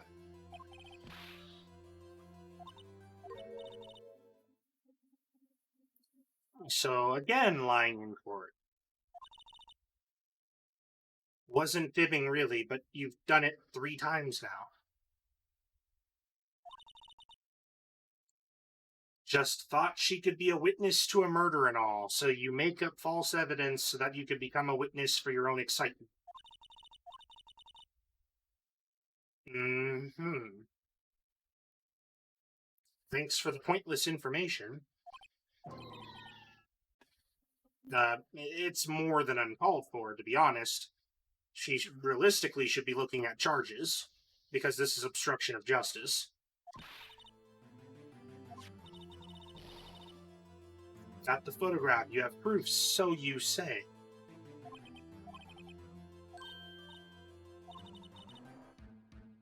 Took this photo and,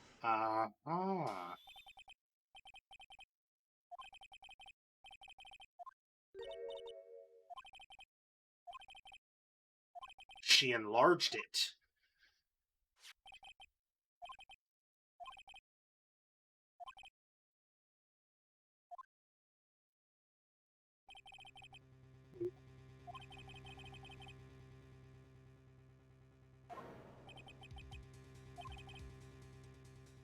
Indeed. This is our shot. Make her show the enlarged photo.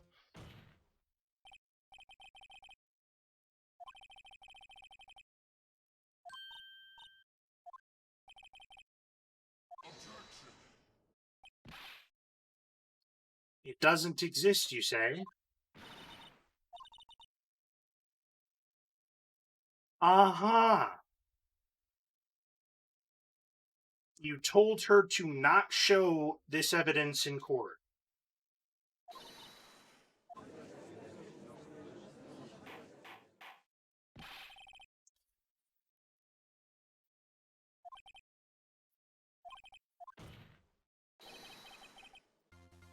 Yep. Show us this photo.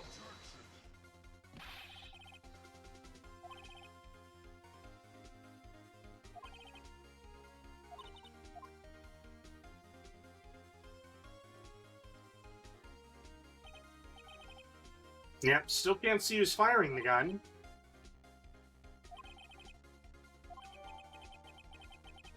Taken automatically on Christmas at 12:15.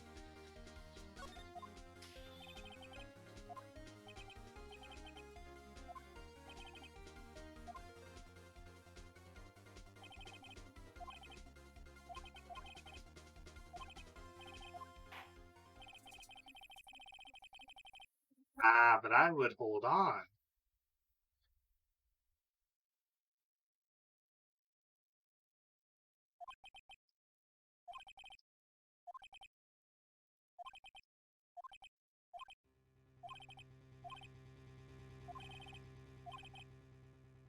Yep.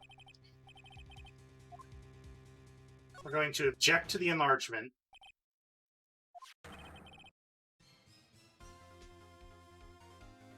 Yep, Soso is no longer accused. You are fine.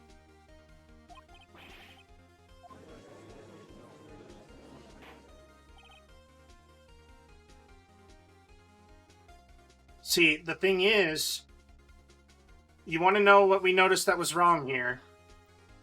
The pistol that was submitted as evidence had fingerprints of Edgeworth's right hand.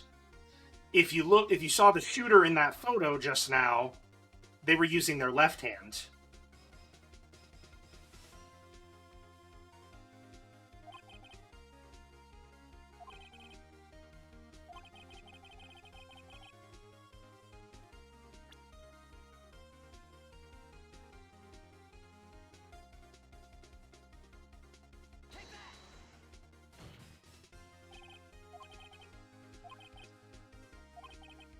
Yep.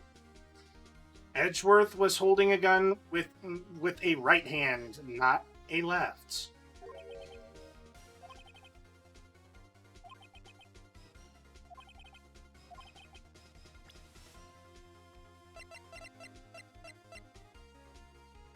Right there. Bears prints from Edgeworth's right hand.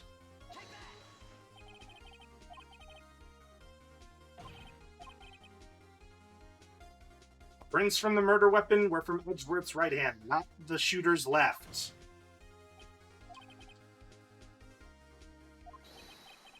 Yep, it is not Edgeworth.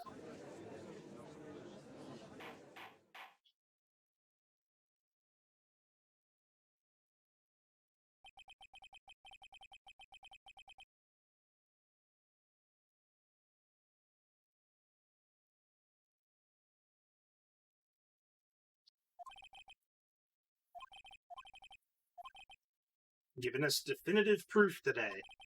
We now know it was not Mr. Edgeworth who fired the pistol that night. That is a good start. That does leave us with the real problem. Who is the murderer? Who caused the issue? Could it have been our suspect committing suicide? Doubtful, considering that the gunshot was from 1 to 3 feet away.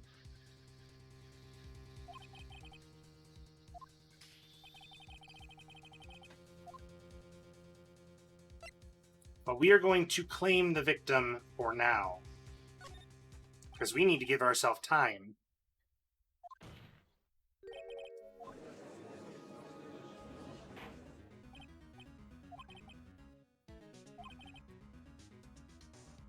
I do not believe that it was suicide. However, we need time.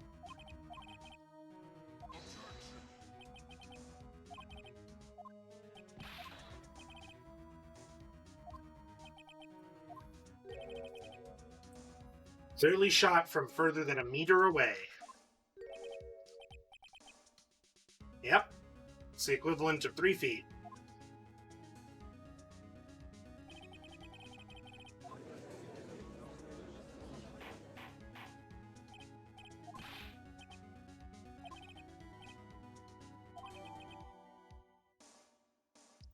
Sometime on 24th to 25th, shot from approximately 1 meter away. Updated autopsy report.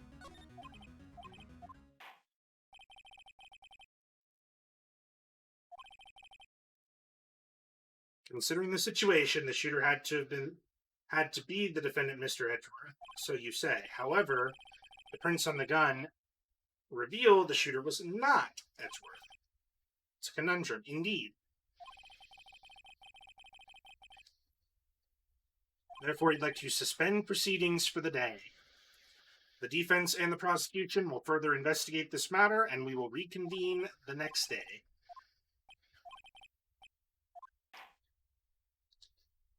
This is good.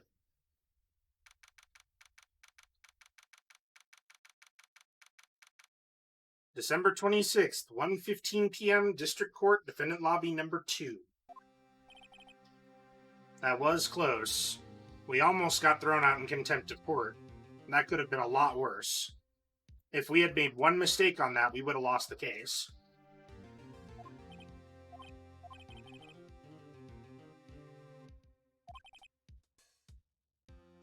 You haven't been declared innocent yet, but it's still to come.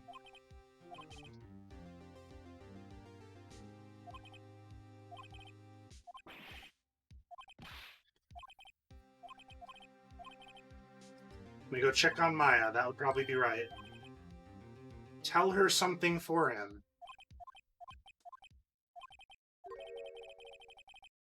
Watch what she says in court.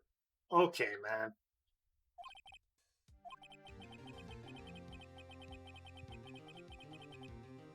Seriously, like, you could just say thank you.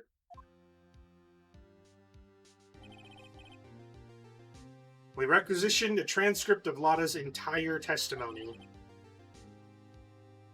I do think that there would be some ammunition from...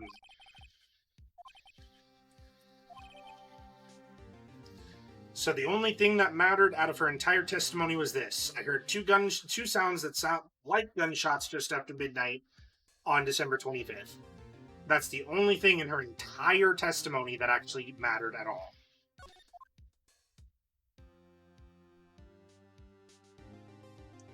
All right. Now we are on the second day of investigation.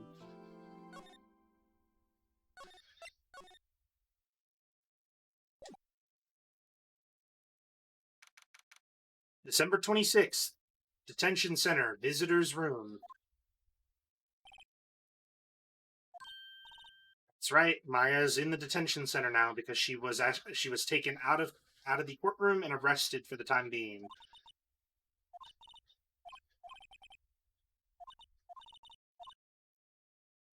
Hey, well, you saved the case. Even if you're not the same, the lawyer that Mia was, you saved the case. If not for you, we both would have been thrown out in contempt, and Edgeworth would have been going to jail. Yep, you saved the tribe.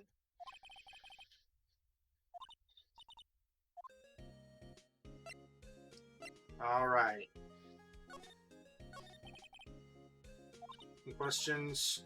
Not yet, but Detective Gumshoe was there just now. Said, seeing as this is your first offense, we'll let you go after questioning. Wow, I'm actually impressed that they would do that. That's good, though. Ah, but he wanted bail money. That makes sense. I mean, we don't really have a choice, so okay. Don't worry about it.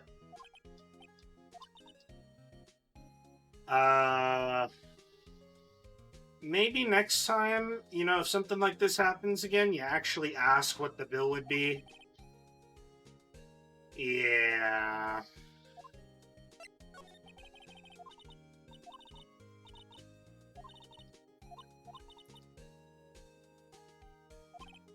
Hey, it's okay.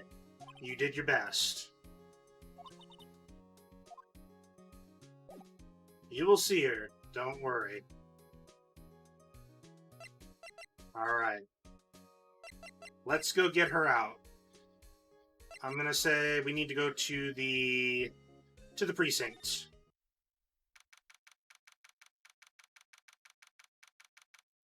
December 26th, Police Department, Criminal Affairs. Detective Gumshoe's not here. Gumshoe's at the scene again today. Really? It's intriguing that he is. He got into a fight with the chief for not following protocol. I'm surprised they didn't just take his badge at that point. Wow. Not following protocol.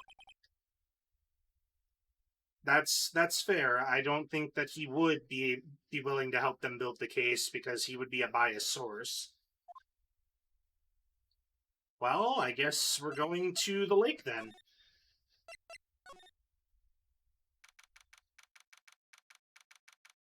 December 26th, Board Lake Park entrance. There are fewer than there were yesterday, but the cops are still around in the park. I wonder if Detective Gumshoe is here today. Well, we're certainly about to find out. Let's go check here. December 26th, Gourd Lake Public Beach.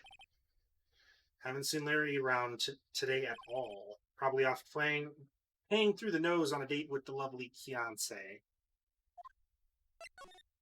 Probably. Man's a sucker. But it's okay. December 26th, Gourd Lake Woods. Oh. Well, hello. Hey, we're trying to make progress, man.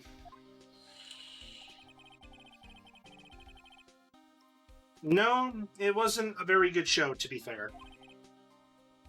But we did save Edgeworth for now.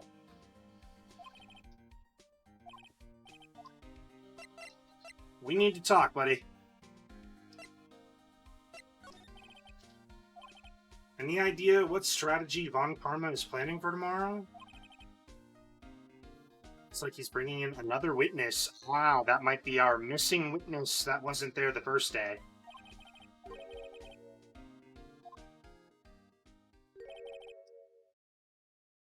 There were two.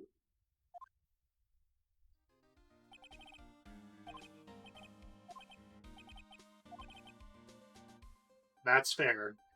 We understand.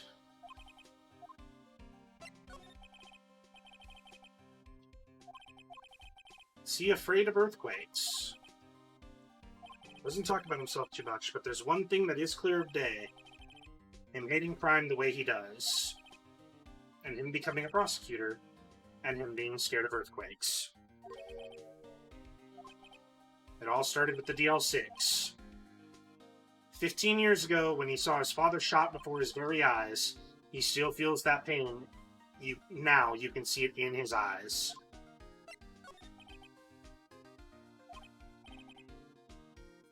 No, not yet.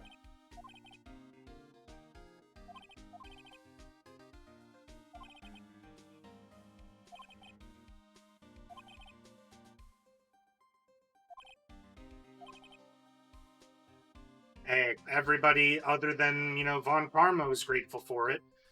She saved the case. Please do, man. We'd like to see Maya out.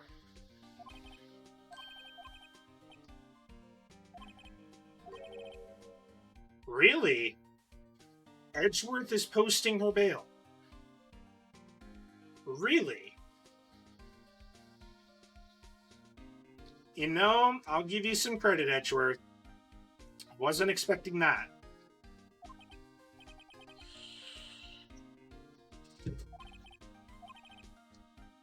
He's grateful for what she did. Absolutely. Maybe I can get Edgeworth to pay this month's rent too. Oh, that's great. That's great. Who knows? Maybe if we get him out of this, maybe. All right, let's go pick up Maya. December 26th, detention center visitors room. Yep. Awesome. She is free to go. To be fair, that's interrogators in a nutshell. Yeah, they're not usually trying to play, good cop, bad cop. They're generally trying to just play bad cop. But they did let you out in the end. They did let you out. Yep, thank Edgeworth. That was not us.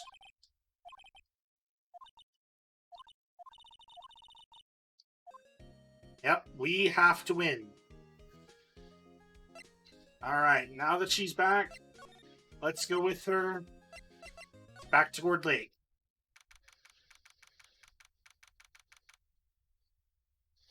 Alright, let's see. December 26th, Gourd Lake Park entrance. No, there are not, because they really do think that they have most of the case already dealt with.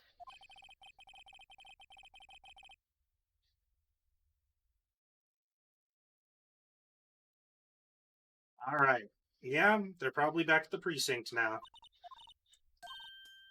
Ah, she's back.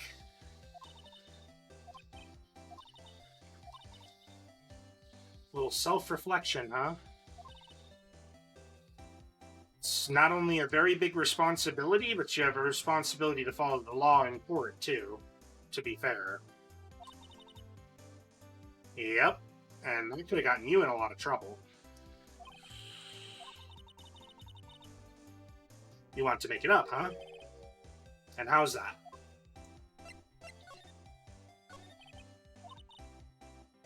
Mm-hmm. Well, that is true. Memory can be tricky. Yeah, you might want to say the first time, and then you really shouldn't be wishing to see a murder in the first place.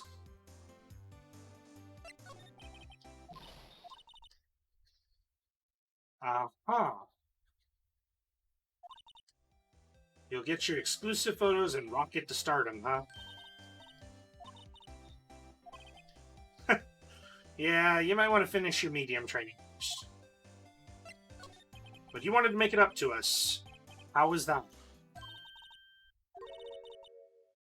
A bit of information, huh? Von Karma didn't want you to say anything about it. Well, he seems to not want you to say a lot of things. But what could this be? A little exchange, huh? That's fair, I suppose.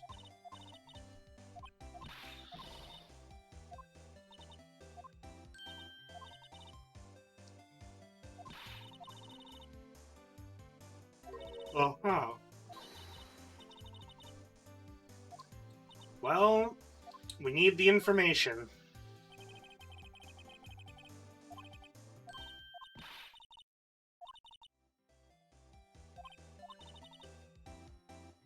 Information for information. I'm willing to do that.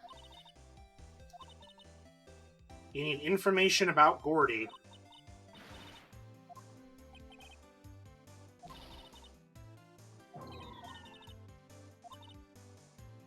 Huh.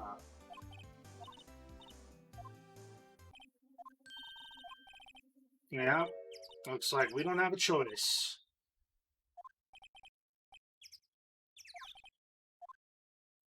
So it looks like we are gonna go need to find out some stuff.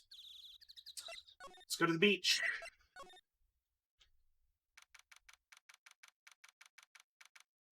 Well, this got decorated fast. December 26th, Gourd Lake Public Beach. Yeah, there's a lot of new decorations, and the Steel Samurai's back, apparently.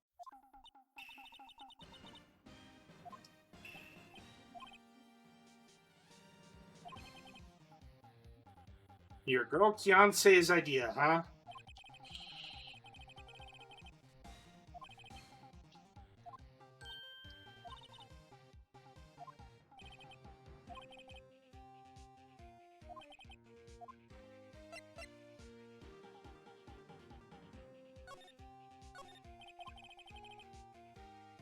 Calm down. We're working on it. We made it all the way through the first day in court, but we don't know how good our prospects are currently.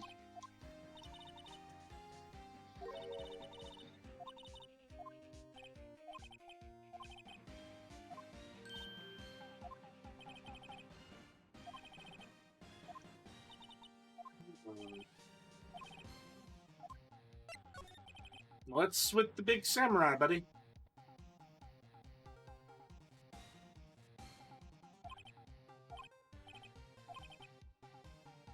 You've had it for about a month. A big hit with the kids, huh? Your compressor was busted.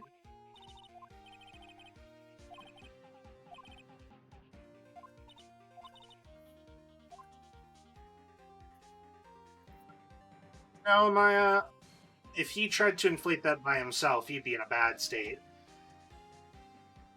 Well, I mean, I guess let's do some examination?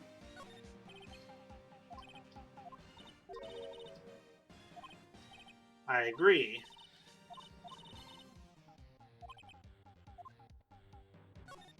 But not for the reason you think.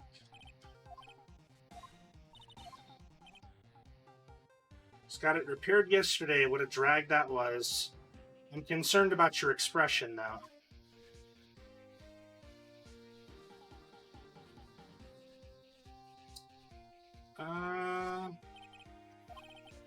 Yeah, they do look pretty out of place.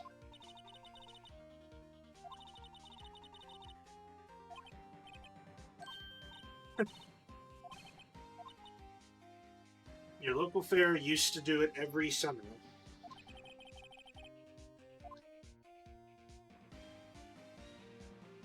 All right.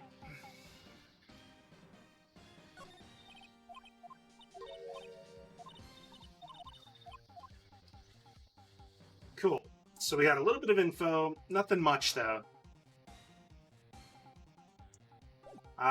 Guess let's go talk to Gumshoe again, might as well. Maybe he's found out something else for us.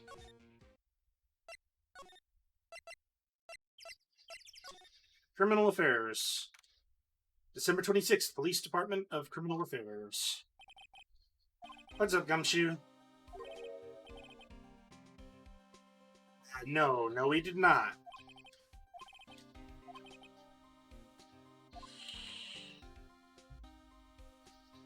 You just gotta calm down a little bit, man. How's the investigation going? It's not. And you have another meeting coming up. Supposed to talk about his motive. That is fair. He would have a pretty solid motive there. Being that the victim was the defense lawyer who got the murderer off in the DL6 incident.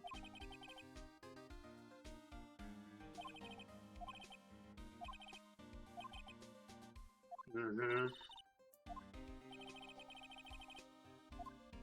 It doesn't look good, but we're gonna try and get some stuff figured out.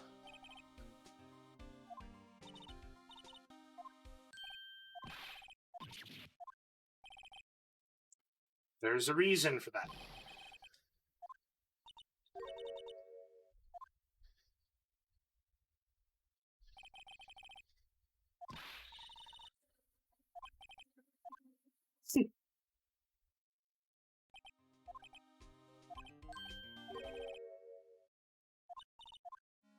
Looks like Gumshoe will help us in our search.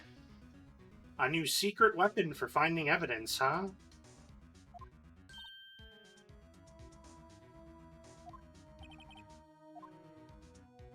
What secret weapon do you have? What's the goods?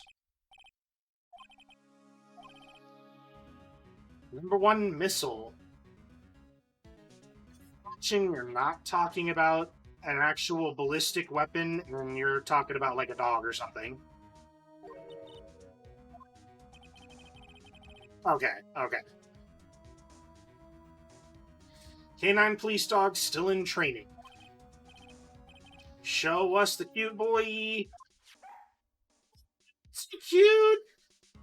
I love it. It's adorable. I want it. It's so cute.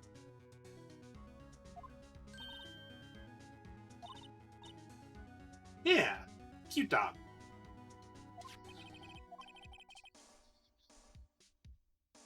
Hey, calm down, Phoenix. We got a cute dog.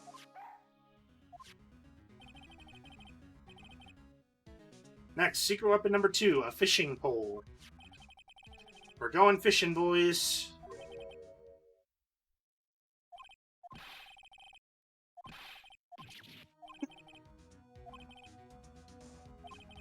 And secret weapon #3, a metal detector.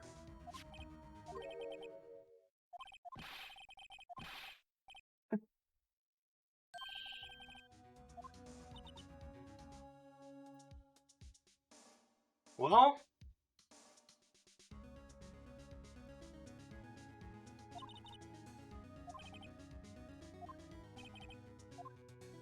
would say realistically, right now, Um...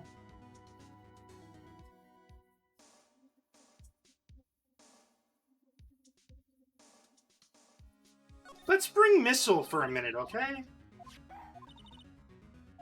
Because he's so cute.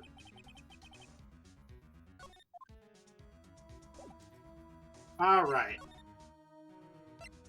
I don't know if Missile's actually going to be able to help us, but he's really cute. Alright, let's go to the public beach. Uh-oh.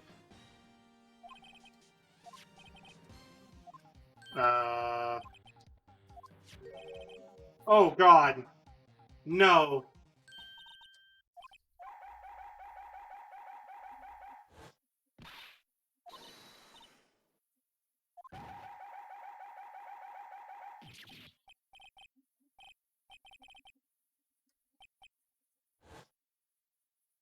Oh. Sorry, Larry.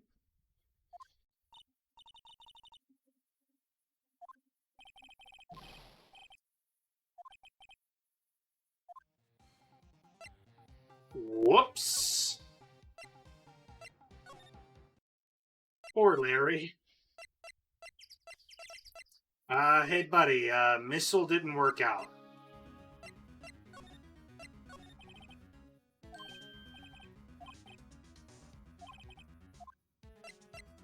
Let's grab the metal detector this time.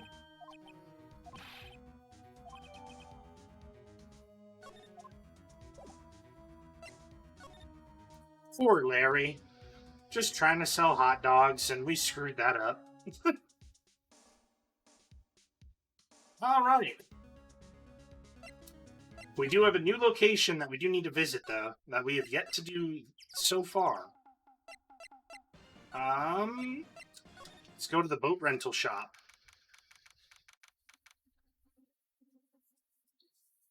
December 26th, boat rental shop. Always quiet. Yeah, with the murder on the lake, I don't imagine them having a very easy time getting people to rent boats. Yep. Oh, God. Oh, stop.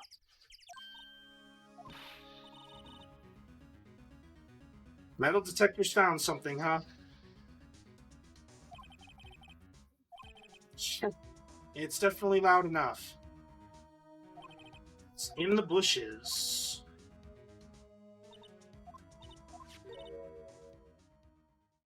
What is this? An air tank, huh? With a broken valve. Yeah, why would Gordy be in the bushes? And yeah, why would a metal detector react to a sea monster? This is not Scooby-Doo.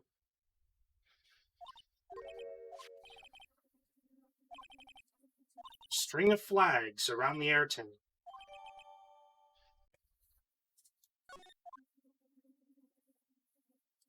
Let's see. Well, considering the string of flags we've seen, I think we need to talk to Larry.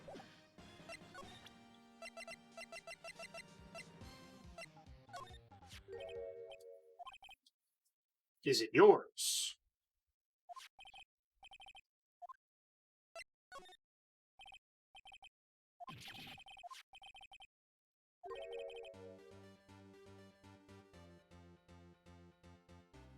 Got a little face twitch going on there, buddy.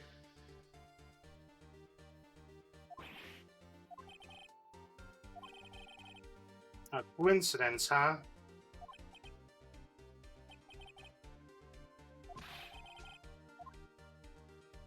To inflate something. Yeah.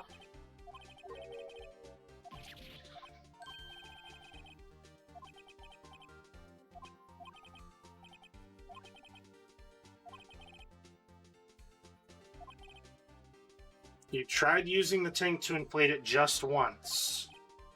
Didn't go so well.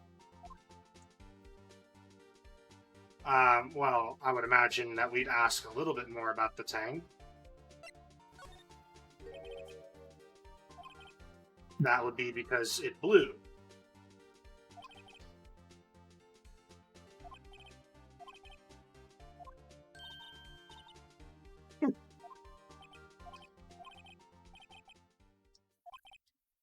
took the tank and tried to fill the samurai up with it. And then there's the bet.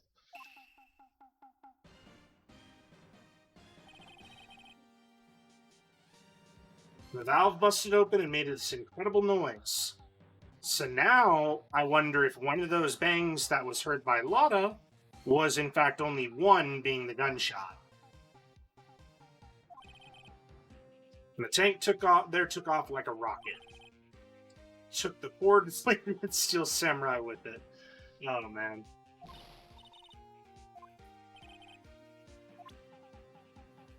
Well, that gives us a little more information.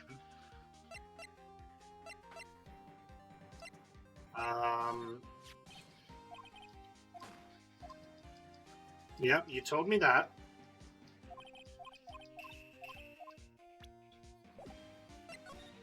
There we go. So the tank and the steel samurai you were trying to fill up flew away. What happened next? All that happened on the 20th or so. As far as I could see, the tank went flying out into the lake. Oh. The deflated arm is what they saw and thought it was Gordy. The deflated arm of the steel samurai was hanging out of the water. The bang was from the air tank.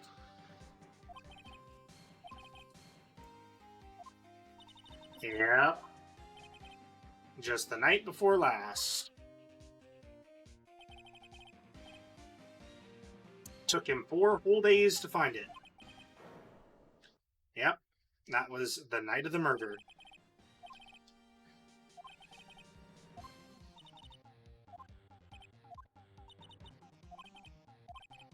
Yep. We have solved the mystery of Gordy.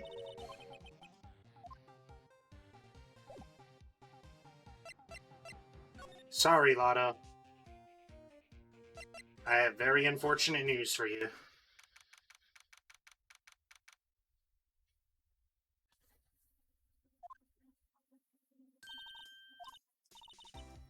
Yes, we did.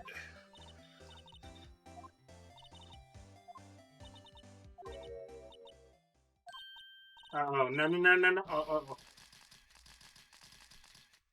Whoops.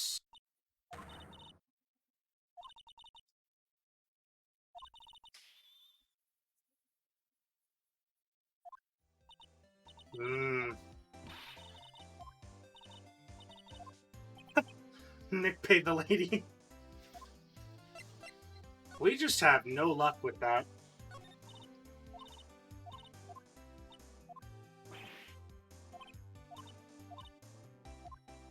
We have information about Gordy. He does not exist. That is the unfortunate bit.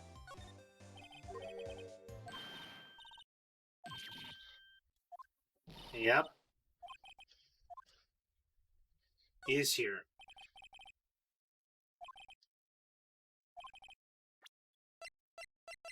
That would be the air tank.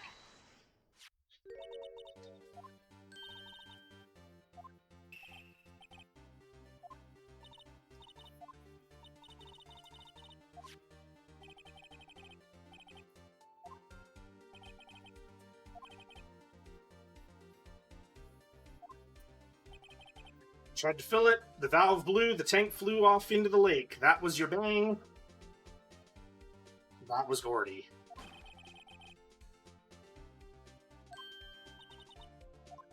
Yep. I'm sorry to say, but Gordy does not exist.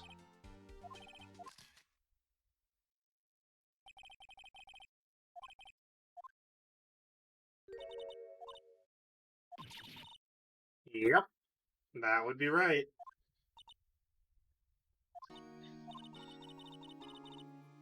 We're sorry. That's not something you want to hear, but it doesn't exist.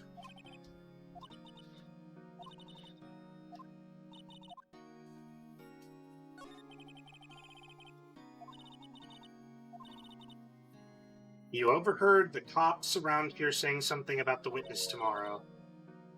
They said he's the caretaker of the boat rental place up the path.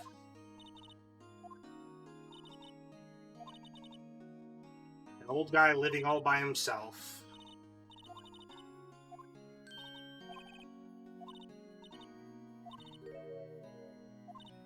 Uh-huh.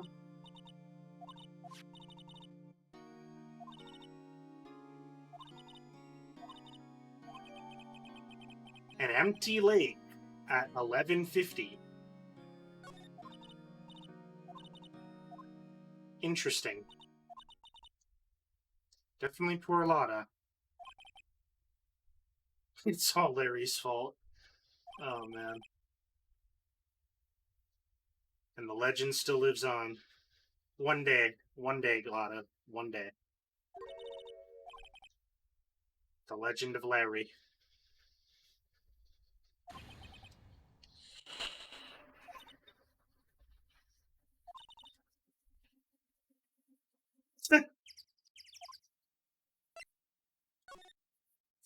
Well, wait. Yeah, because she gave us the empty photo. I don't think there's anything else here that we haven't already checked out. No. Okay, so then I guess let's go back to the boat rental shop.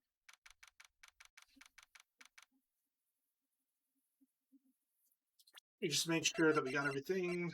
Overhead map. Second lake photo. That's correct. Okay. December 26th, boat rental shop.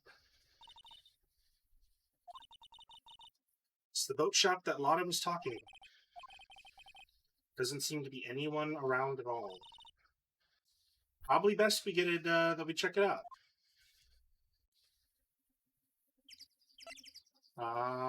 Let's go in.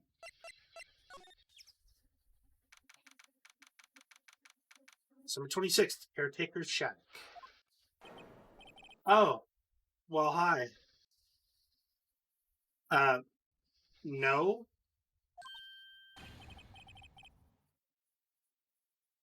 Maybe?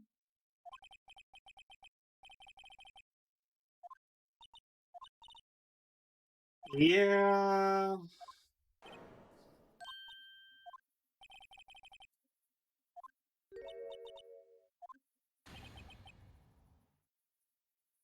So run the pasta shop. So he thinks that his boat rental shop is a pasta shop. Okay.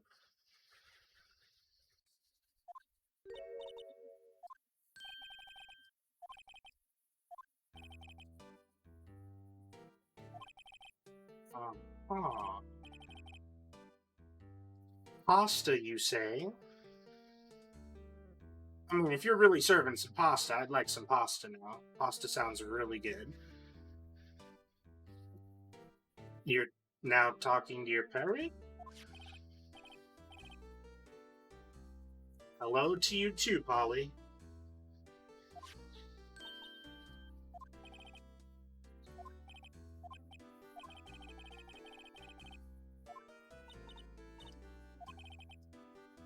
Yep, let's say that's the pasta shop.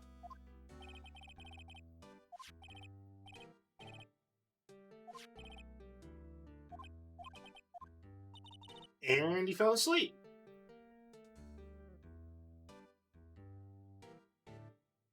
Well, alright then.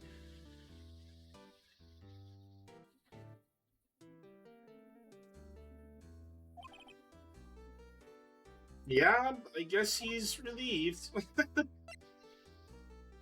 Alright then. So I guess let's examine?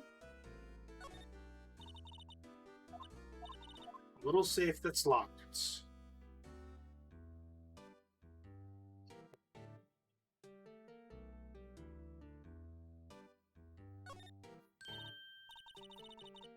That is a very pretty parrot.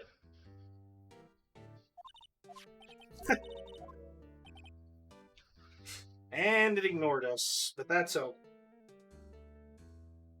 Can't win them all.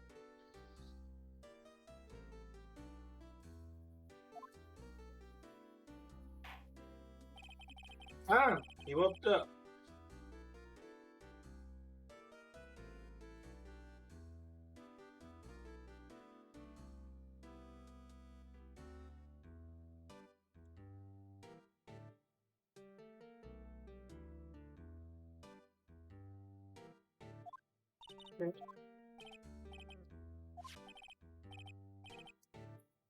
Hello, hello.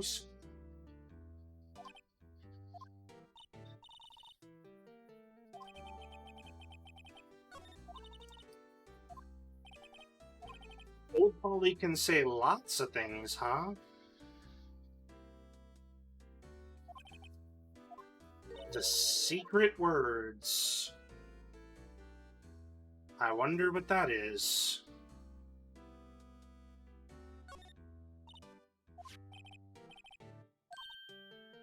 It is cute.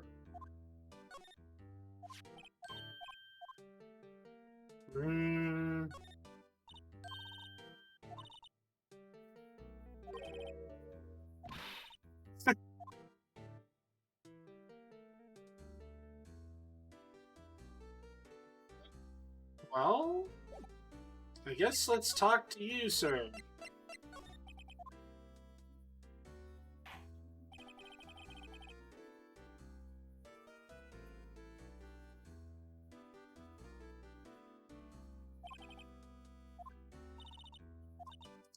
Anything important? Oh! Well, that's convenient.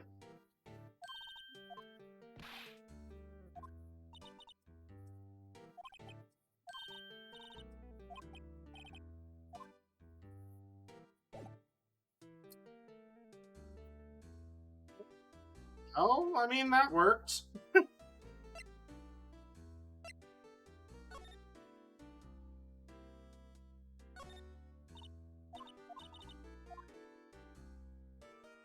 Wait, but we know the code.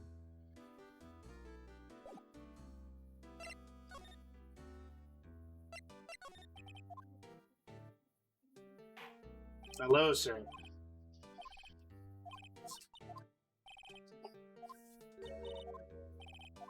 The secrets of dough tossing, and we will be a pasta wrangler.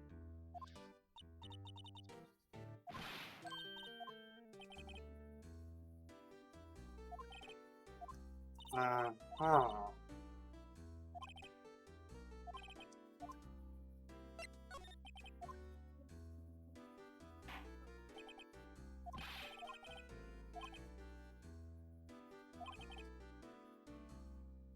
All the kids come up and say, yo, dude, we want to ride in one of your boats. So I keep the boats out there.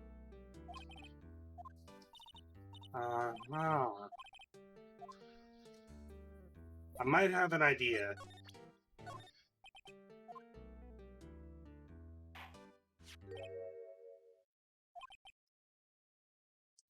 Indeed.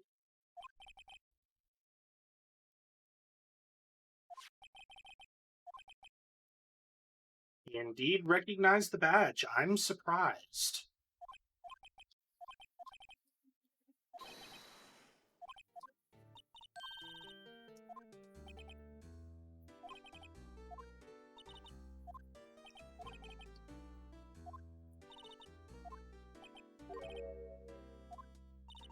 That's right.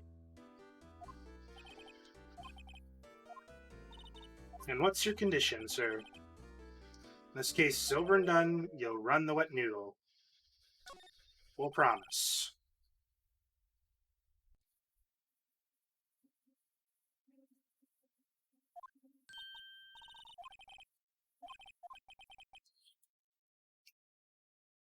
Who wouldn't want to eat Phoenix noodles?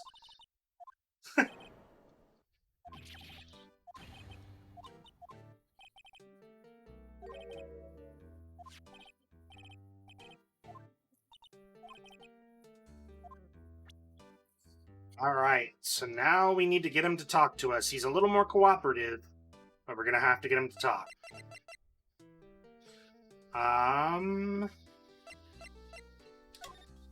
Why not? Let's show the lake photo.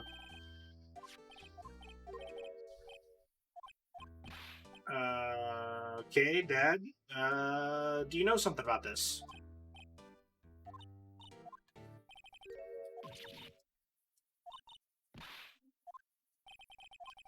Since you're taking over the shop now. Huh? Well, that's good. So I guess let's talk to him now about what he saw. Forget the time, but it was pretty dark outside, probably night. It's after midnight. Heard a bang, and he looked outside. Heard another bang.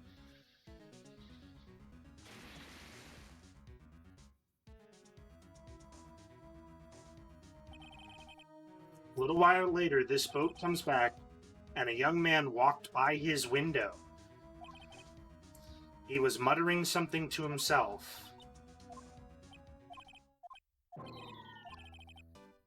And he forgot.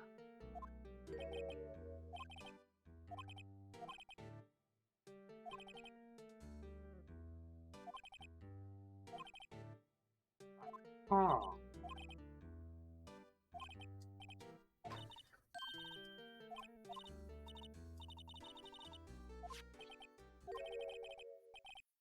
Don't forget DL6.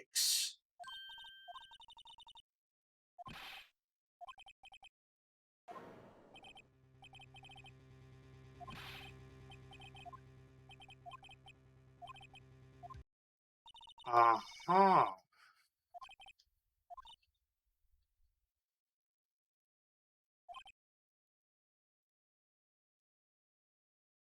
That seems pretty important.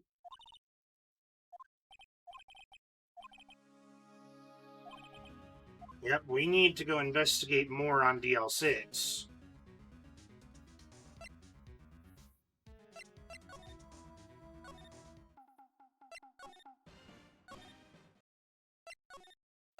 Let's go back to Gumshoe. December 26th, Police Department, Criminal Affairs. Got a question for you, bud.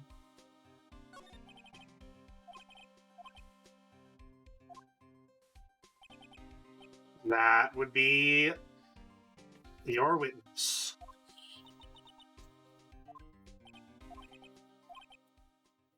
Bit of an odd bird. I haven't been able to get a straight answer out of him.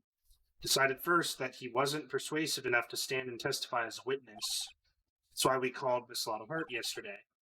As for who he is, we have absolutely no idea. I think I do, however. That might have been our murderer from the DL6 case. Could be wrong, but could be.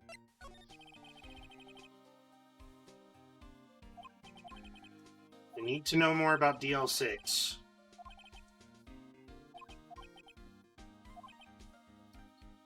Mr. Edgeworth forbade us from reading the file. If you can convince me somehow that the DL6 incident is related to it, I would open up the file.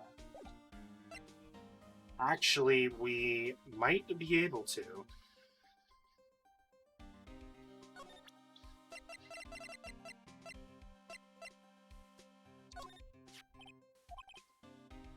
The old man at the boat shop's parrot, who happened to say, "Don't forget DL6."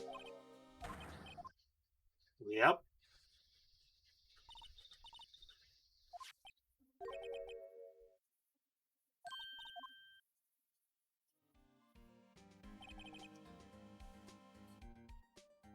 Mm-hmm. Yep, what if he was connected?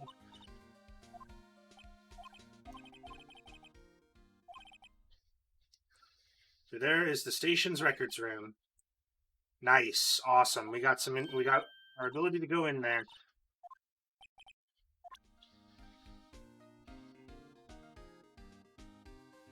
This will help.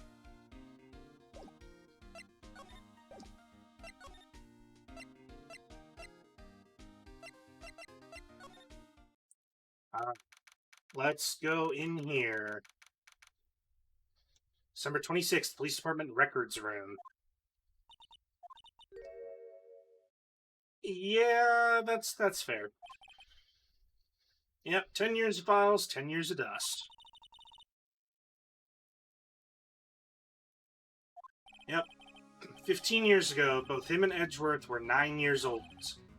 They were almost through the 4th grade when he suddenly transferred because of DL6. She already found it. Impressive. Alright. So, first, we want to go with the case summary. December 28th, 2001. In 2 days, the case will be closed. The incident took place in the elevator of the district courthouse. That is correct. There was a large earthquake at 2 p.m. on that day. Part of the court building collapsed and all of the lights went out.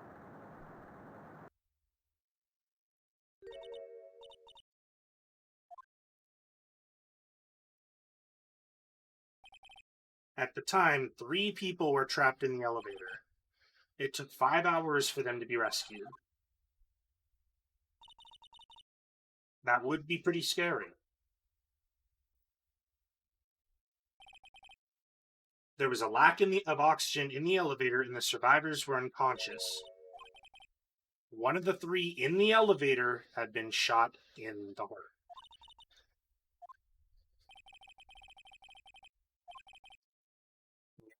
So Miles Edgeworth was one of the passengers in the elevator at the time. Let's get the victim data. Gregory Edgeworth, 35, defense attorney. If he were still alive, he would currently be 50. He had lost that day's case in court and got in the elevator with his son Miles. Yep, he was in the elevator at the time. From the angle of the bullet and the other evidence, it could not have been a suicide. The murder weapon, a pistol, was found in the elevator. The pistol had been fired 2 times. We heard that because of the current case, where apparently the gun was also shot twice.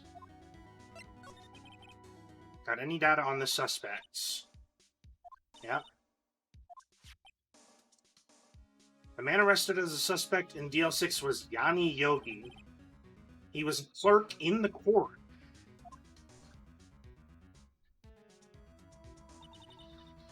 So he must have been the 3rd person in the elevator. But he was found innocent thanks to Robert Hammond. The suspect, Mr. Yogi, was oxygen deprived, so much so that he had brain damage. I'm starting to think that this Yanni Yogi is indeed our man sitting in the boat rental shop.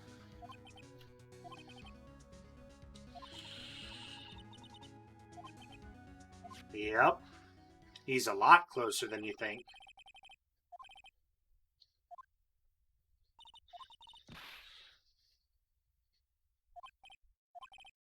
Yep, we'll take what we think we need. This is actually really big.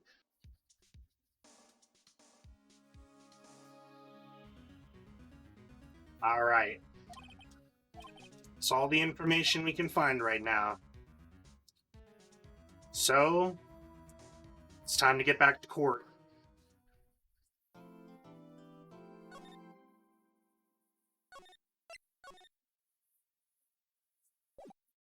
Day 3, it's time for a trial. December 27th, 10 o'clock a.m. District Court, courtroom number 3.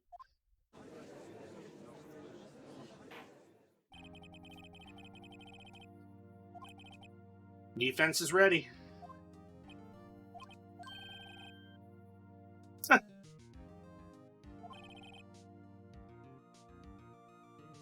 judge here. Let's see. Taking a meaningful pause, huh? a prediction. Today's trial will end 3 minutes from now, you say? It's quite the estimate.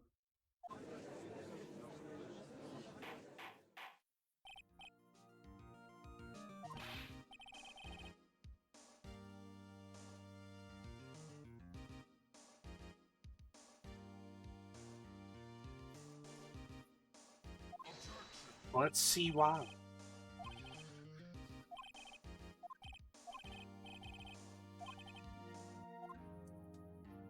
Yep.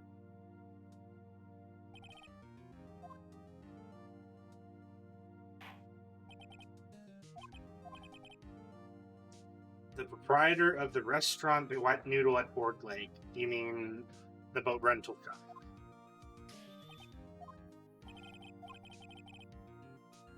The night of the incident, you were in the boat rental shop, correct? Yep. Yep. I would raise an objection about his name. He has not stated his name yet.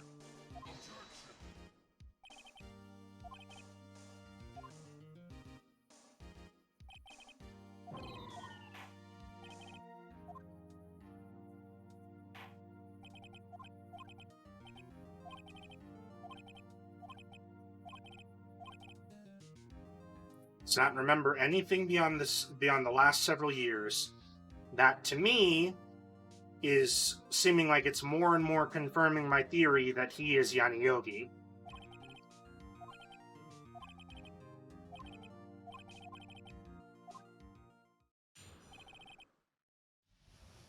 The night of the murder was the night of the 24th, just after midnight. So, the 25th. Was in the restaurant where he rents boats, as usual. Then he heard a bang. When he looked out the window, he saw a boat just floating on the lake. Then he heard another bang.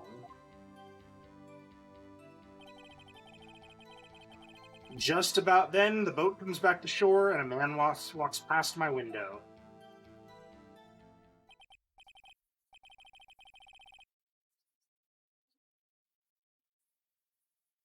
Yep. I would like to begin cross-examination. No, there is always a reason to question. Screw your 3-minute prediction, you presumptuous prick.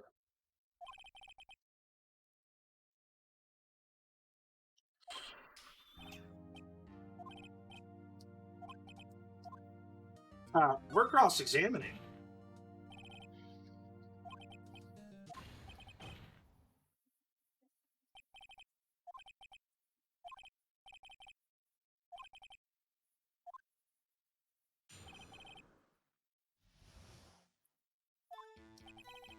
It's the night of the 24th. That's fine, even though I kind of want to press on that, but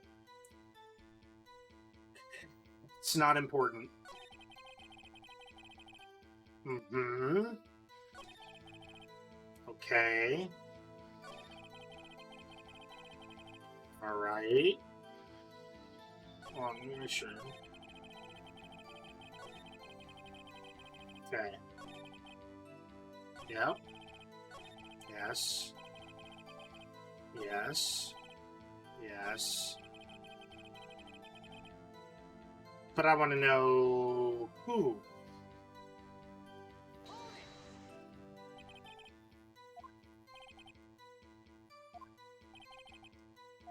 Did you see the face?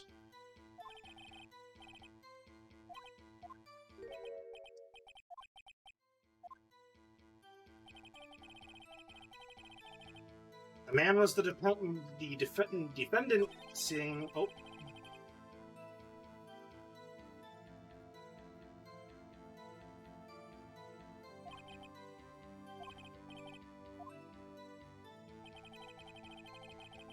Mm-hmm. Okay.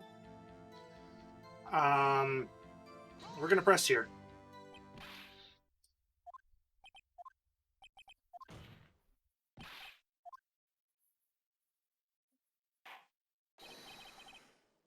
dead certain, he says.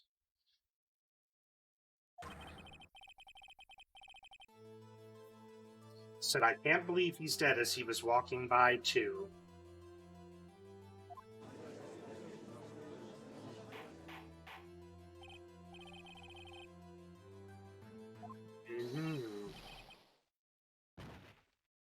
And he's passed out again.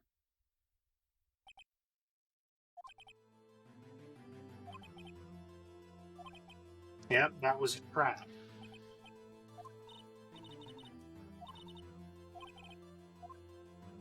Of course, we're raising an objection here.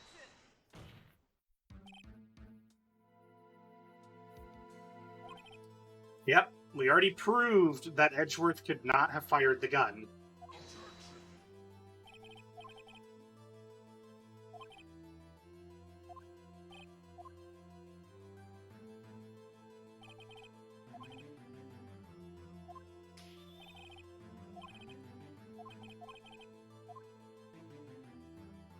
We're raising another objection. Yep. His word is all we have. That's it. That's not enough.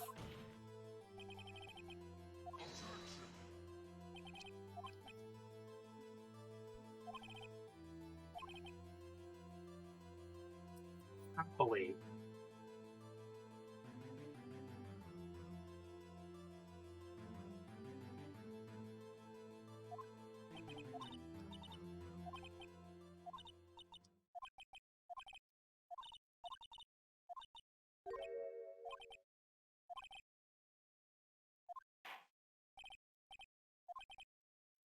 He's asleep.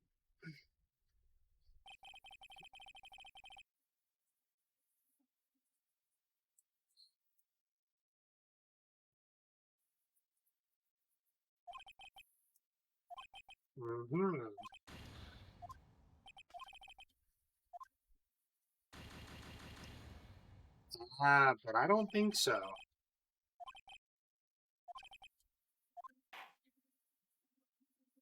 I don't quite think so. Yeah.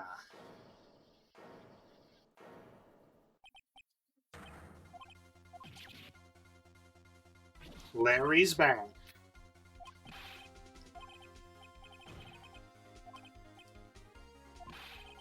Was there in the park the night of the murder. Wasn't sure about it until yesterday. But today he remembered all.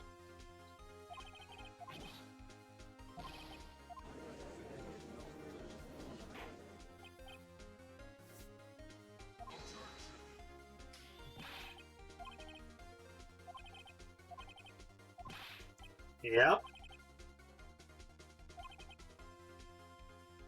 I realized something he said was different from what he remembers.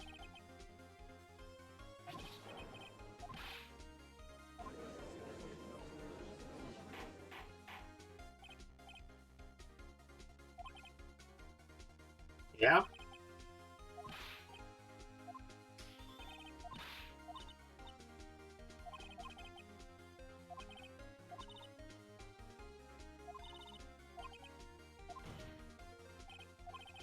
We need to let him testify.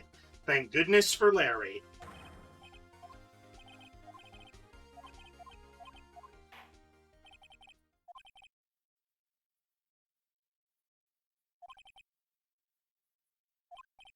Every witness will be heard. He withdraws his previous verdict of guilty, and Larry gets to testify.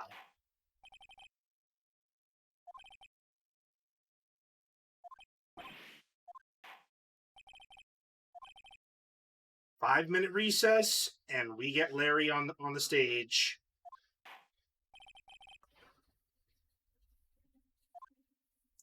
All right.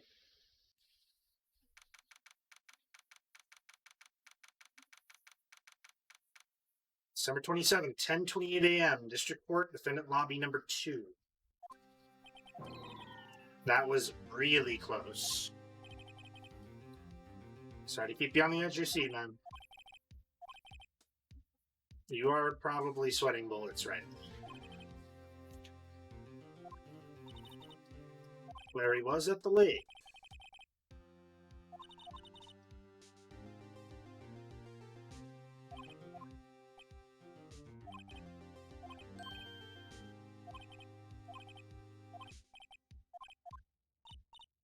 Yep. How did your prince get on the weapon?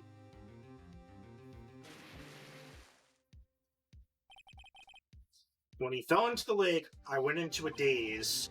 I couldn't understand what had happened. I couldn't think straight. Then I saw the pistol lying on the floor of the boat in front of me. I picked it up without thinking. I didn't have a reason, really.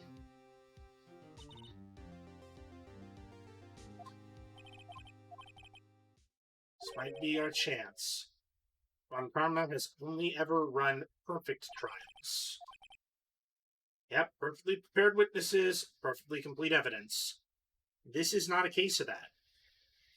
There are holes here that we can work with, and I plan on giving Mr. Von Karma his first loss in 40 years.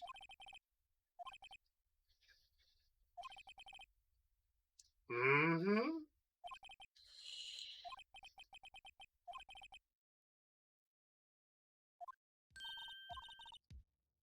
Yep, no 10-minute trial this time. We're milking this one for what it's worth.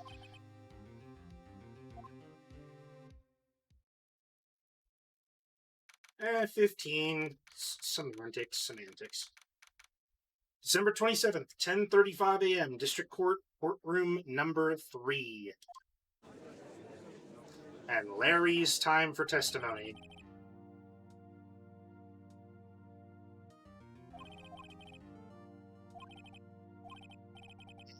Let's see. Please do not mess this up, Larry.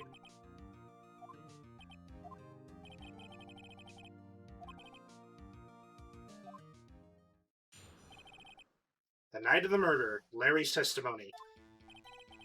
That night, I was out in a boat on the lake, was looking for something, and I found it.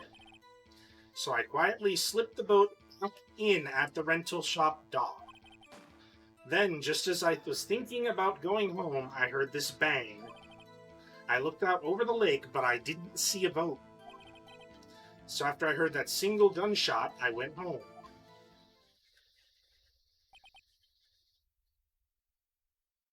There's plenty of holes here, so this is good. That was a very vague testimony.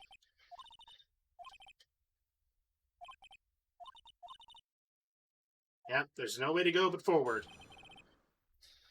All right. So, we're pressing the first one.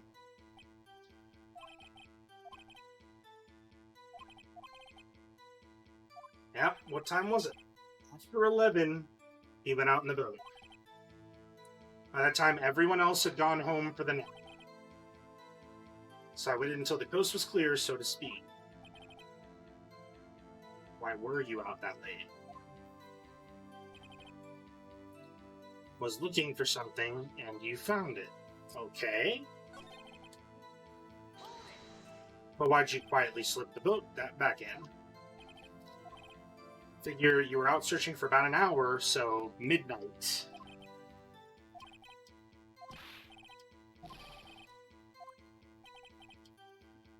People do use watches these days. They kind of help.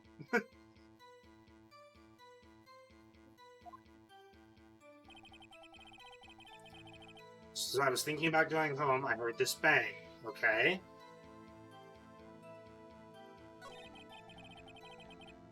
I looked out over the lake, but I didn't see a boat. That is something we want to press.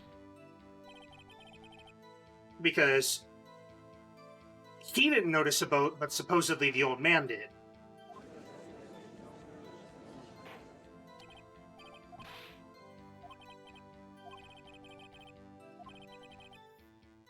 It was real foggy that night.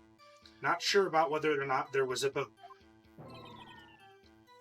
Yeah, that is the most important part of this case.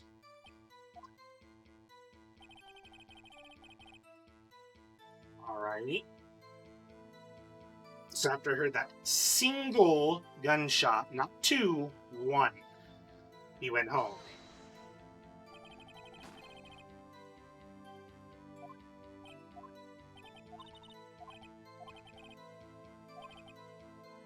Yep. Don't worry, Maya. That's actually something we needed right there.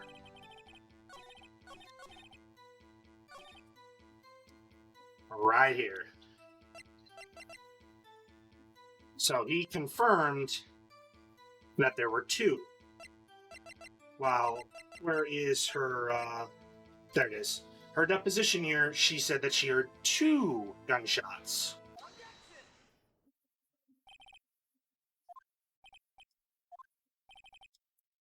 Yep. Miss Lottahart testified yesterday and said she heard two. The old man said two as well.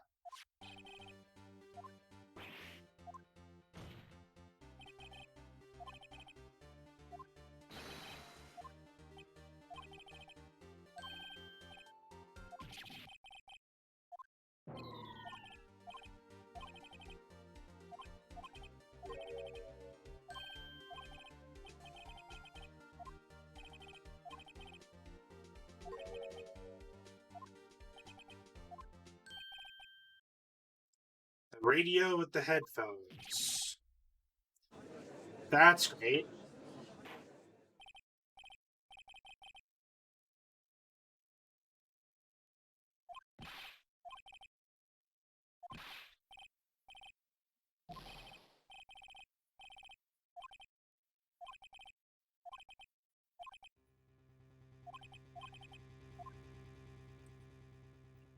Before we continue,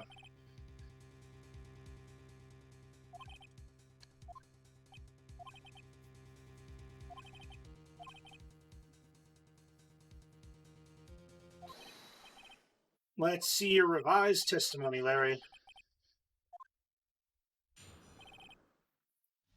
What Larry heard.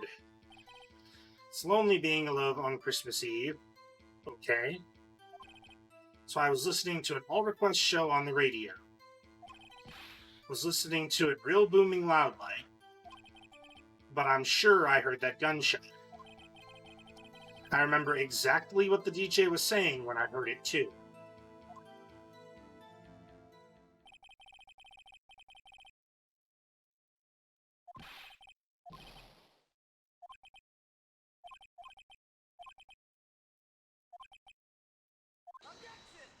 Objecting. Yep, he said he heard exactly what he said.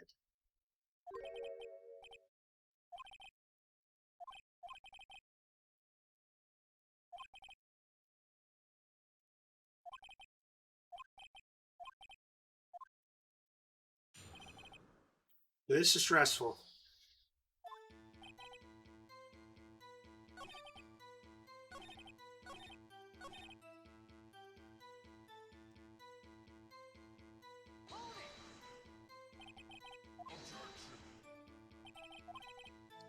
It's not pointless.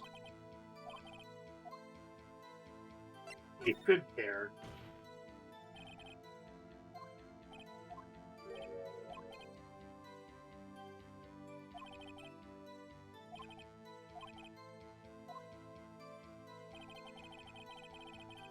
It's when she said, "Hey, it's almost Christmas," I heard the gunshot. But that was before midnight then. Which, that was after midnight on her deposition.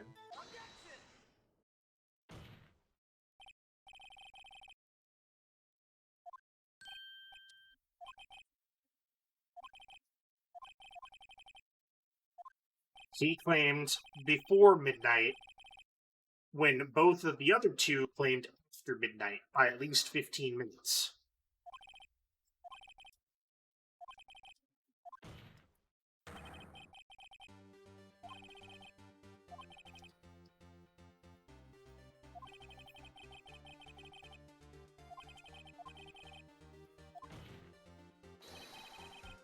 Yep, that is a clear contradiction.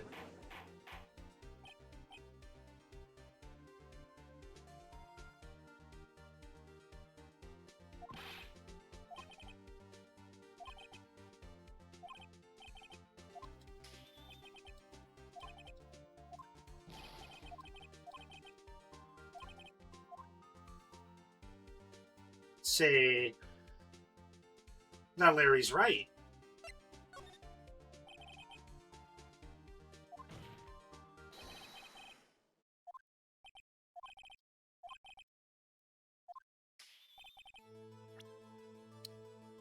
See, but we do have them. 10:50 p.m. There was no boat on the lake.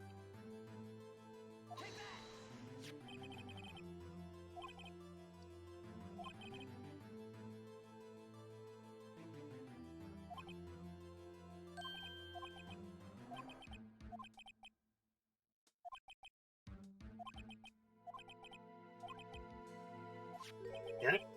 And that camera was set off in response to loud noises. There was a loud noise on the lake at 11:50 p.m.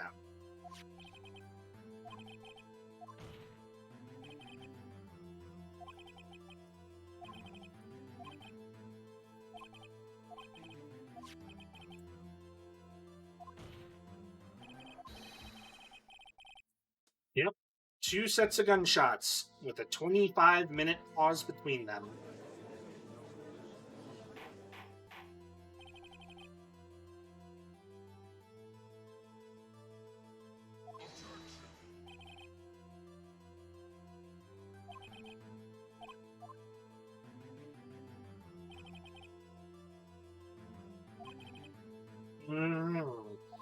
Except it couldn't have.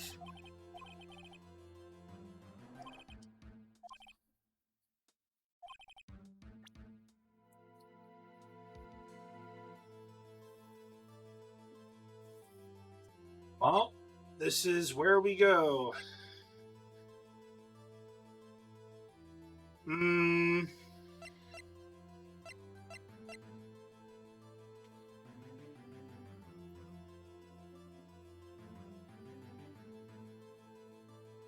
I would say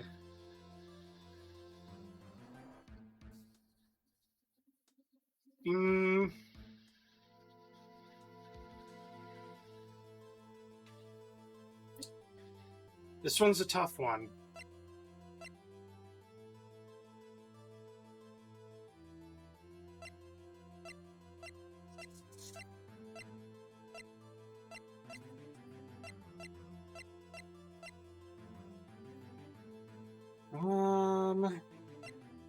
Let's try the camera.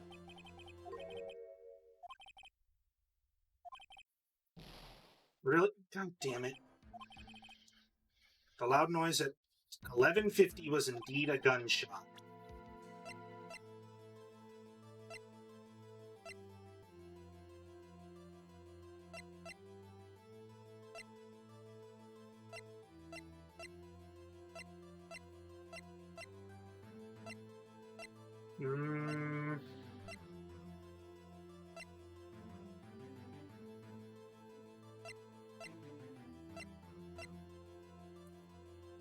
Necessarily know. What do you guys think?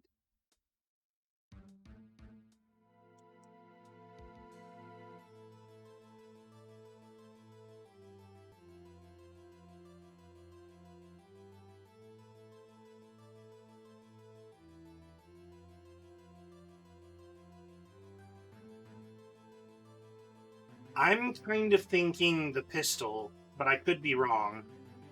We want to be really careful here, though.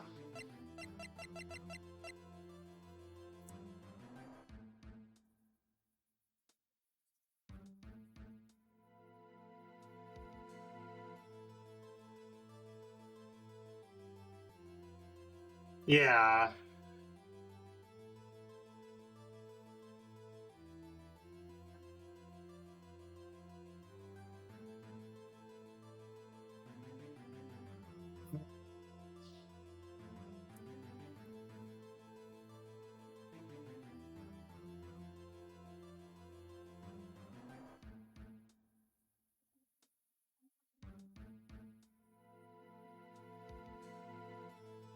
say it's either that.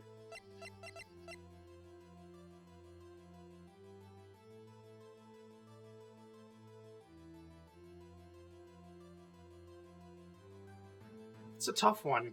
That's a very tough one.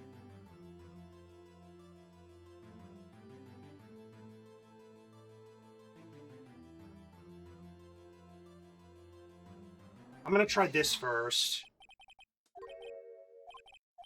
Really?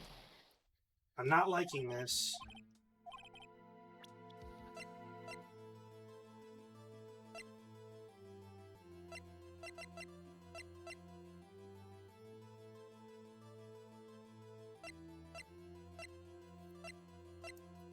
I'm gonna need to think about this one.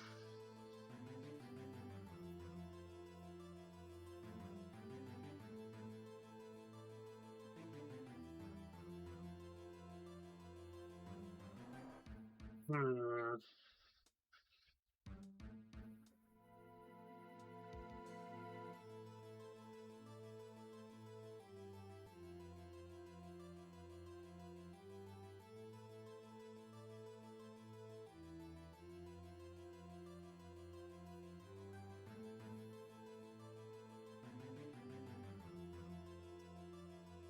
Because we've tried that, we've tried the photo. We really don't have many choices here.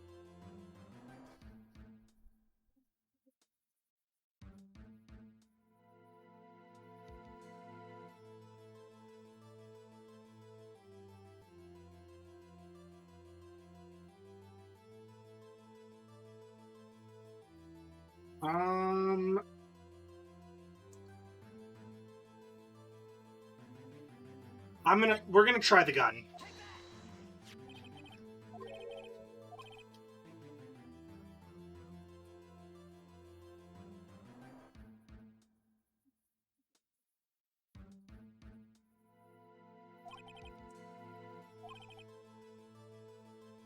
Okay, it looks like we're good this time. The murder weapon was fired 3 times.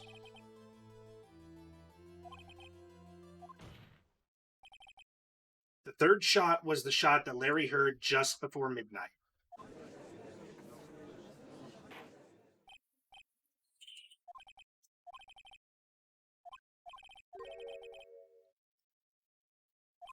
Yeah.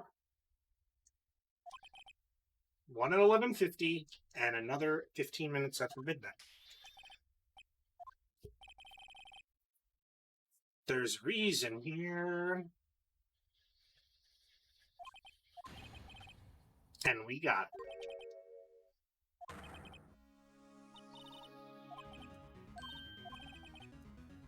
it. Yep.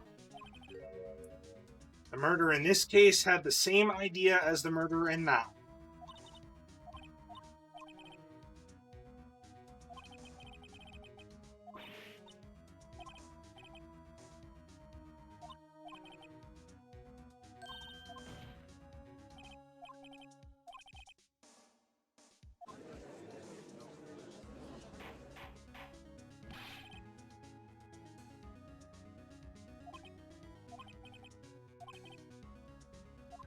That's where you're wrong.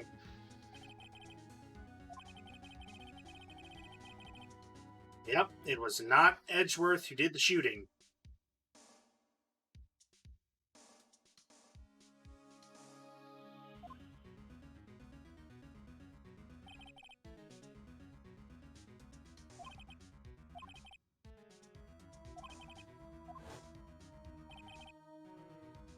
Yep, the defendant Edgeworth and Robert Hammond were on that boat, you said.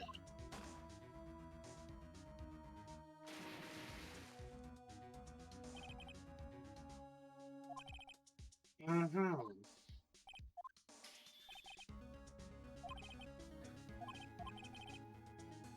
Yep, that assumes the victim was shot 15 minutes after midnight.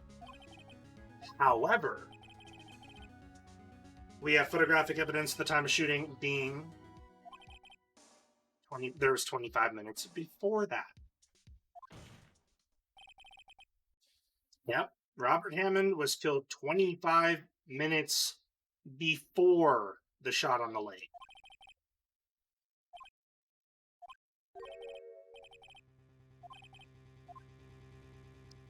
That, on the other hand, would be Edgeworth and the murderer.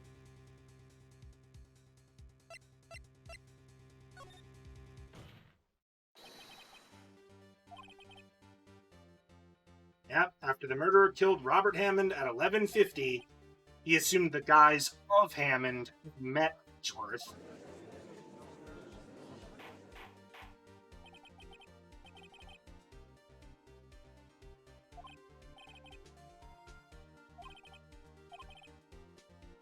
Yep, that night Robert Hammond called Edgeworth to the lake.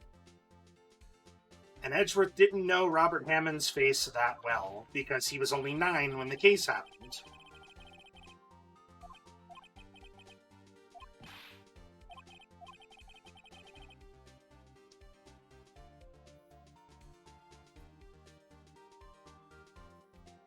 The thing is, we don't know the name of the murderer.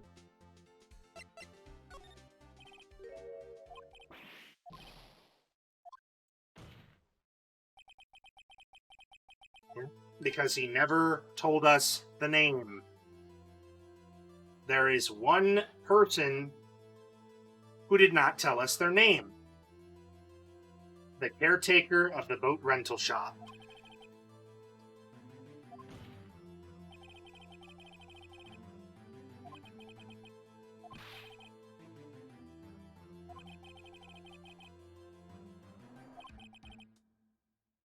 Why would he have to go all the way out in the lake just to shoot somebody? Exactly.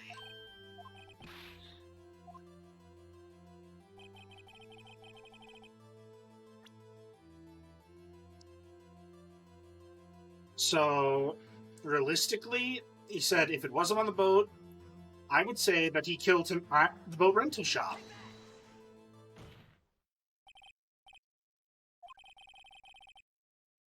Yep, that way he can meet the victim without anyone seeing.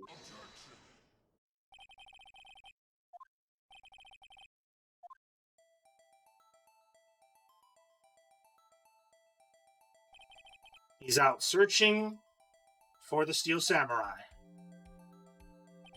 Brings the boat back. As he starts to head home, he hears the gunshot. And the reason he couldn't see anything would be because it was within the cabin. Yep, the gunshot would have had to have been very close by.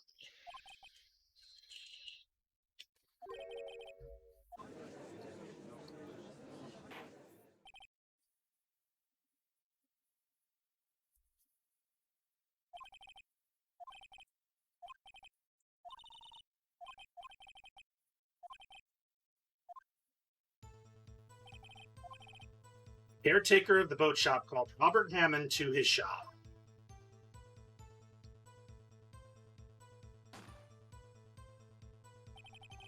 This is around 11:50.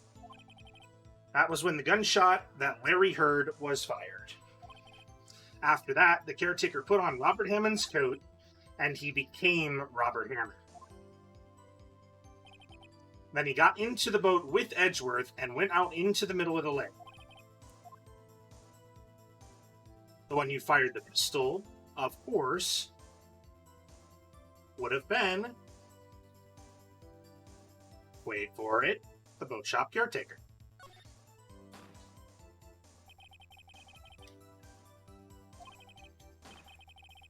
Both times he missed Edgeworth. And that was on purpose.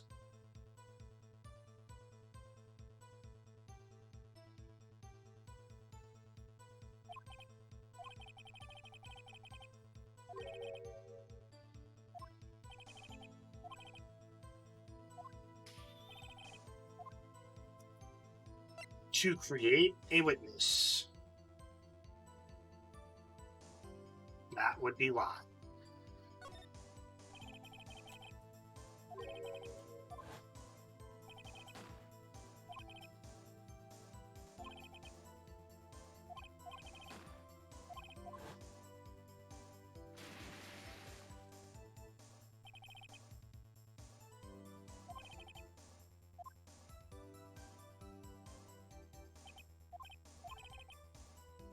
To somebody looking from the edge of the lake, it would look as if he had been shot.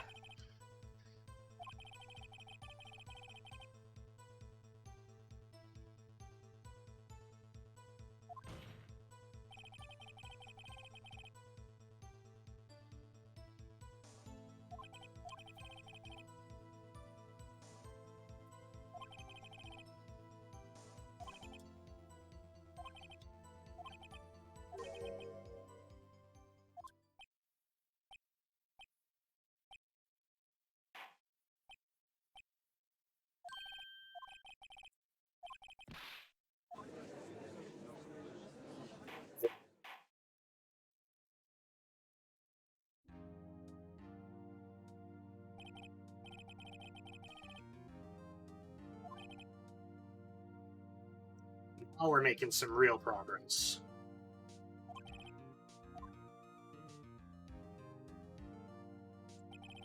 Worth is on the sand.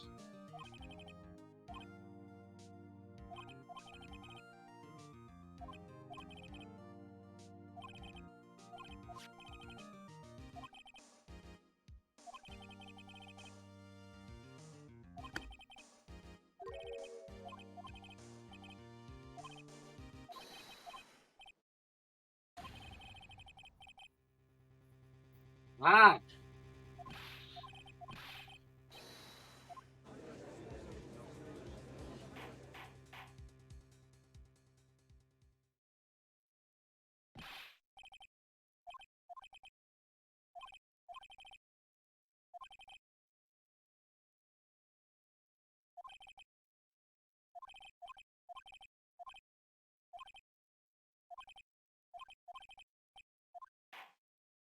One final day to get everything else together.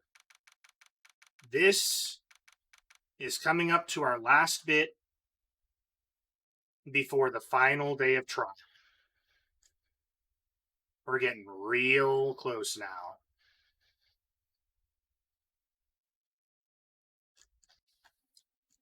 We're going to get this done, and we're going to call it good after the case. Because we're not just going to end up here. That would be kind of a little iffy. So let's finish this case.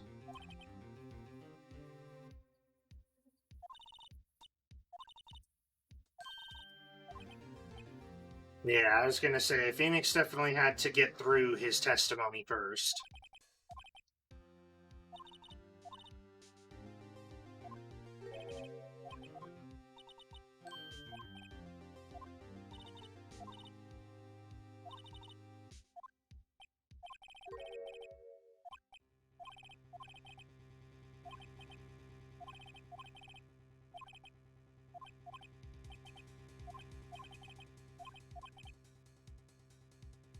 He's had a memory of a crime that he has committed. A memory of a murder.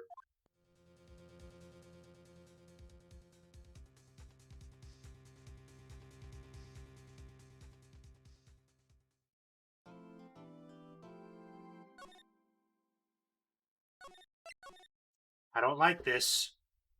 If he gets a guilty conscience, he might accidentally talk about that in court.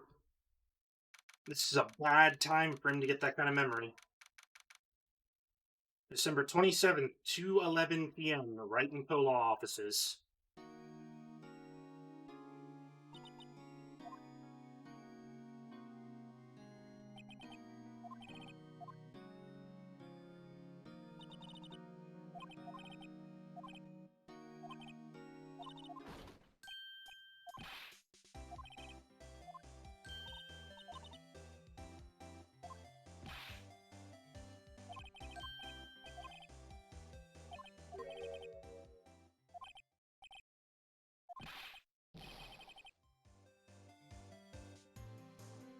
Dude. Sure, dude. Okay.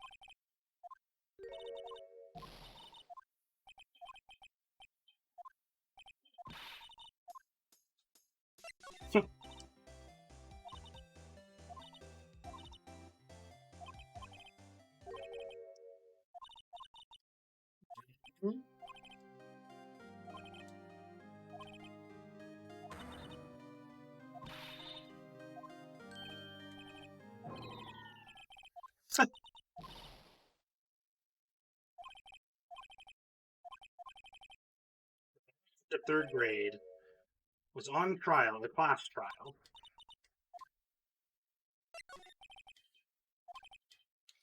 A kid in our class got his lunch money stolen. School was really small. Every month, kids would bring in an envelope with money for lunch from home.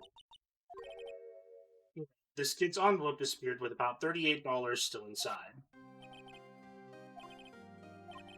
He ran to school that day.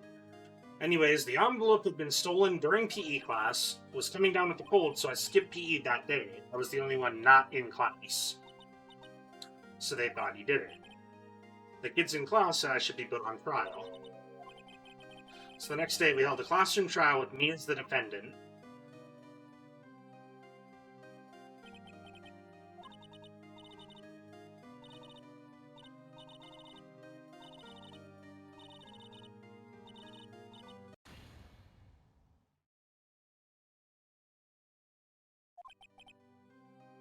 Me and the teacher thought I'd done it.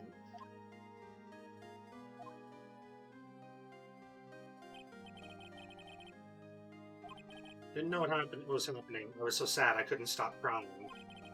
Everyone was staring at me like I'd done it. Tried to apologize. Went to where the boy whose money was stolen was sitting. That's when it happened.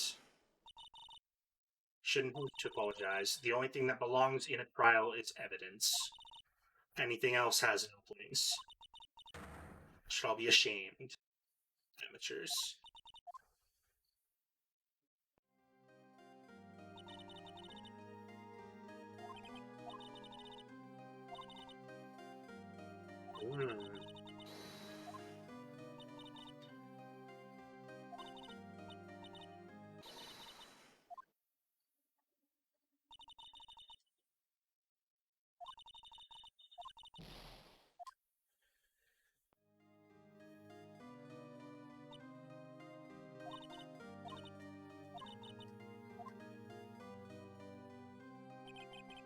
That's how it happened. After that, the three of us are the best of friends.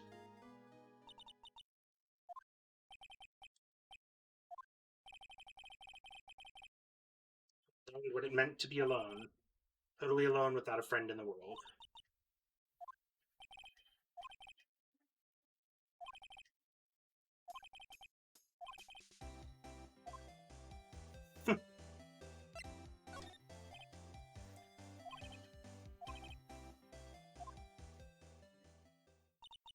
Going to become a defense attorney just like my father, a famous defense attorney.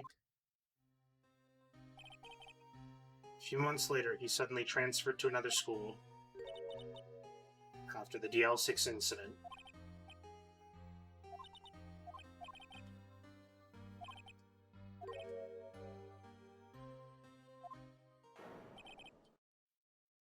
Fabricating evidence, manipulating testimonies, covering up facts. The article said he'd do anything to get a guilty verdict. Anything.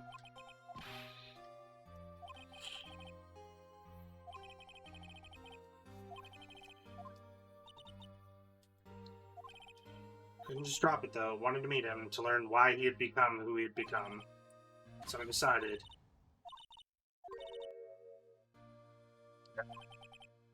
As a defense attorney, I knew he'd have to meet me whether he wanted to or not. In court. Edgeworth believed in me, so I believe in him. He's in pain and no one's on his side. I'm the only one who knows the real Edgeworth. I'm the only one who can help him.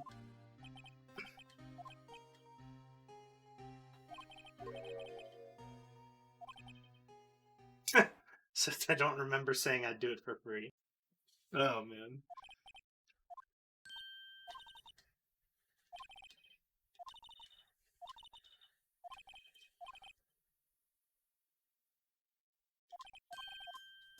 Actually, but you know what? I actually have a pretty good idea of how we can find out who he is. You remember that safe we weren't able to open within there? That might just give us some information we need. December 27th, Detention Center, Visitor's Room. You look as grim as always. Trial, what do you mean? I don't remember. Lunch money was stolen, wasn't it, in 3rd grade? Mm-hmm. Well, it probably only really mattered to me anyway.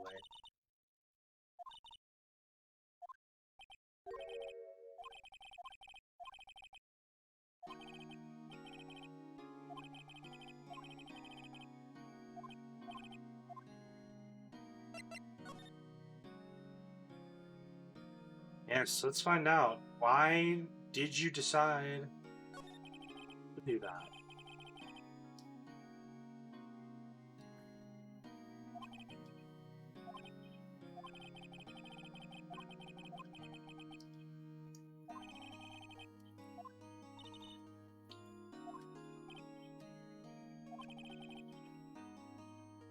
There we are. There's our name. Yanni Yogi. Had to be the shooter any way you look at it. If he was found innocent, that defense attorney got him off the hook. A day 15 years ago, 3 of us were trapped in an elevator for 5 hours. When we were rescued, we had all suffered oxygen deprivation.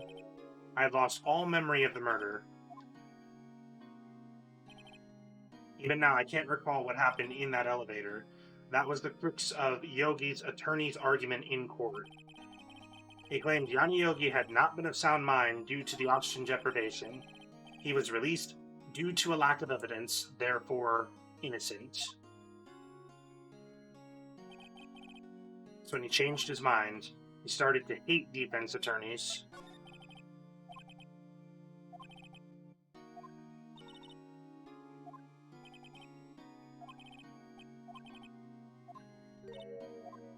Obsessed with doing all things perfectly.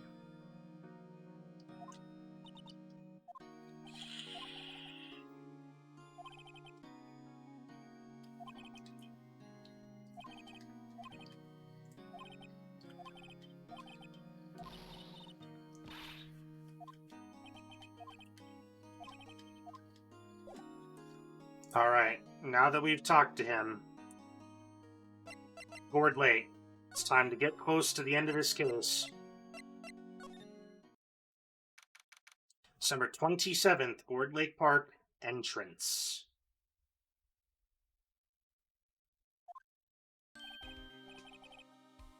What's up, Gumshoe?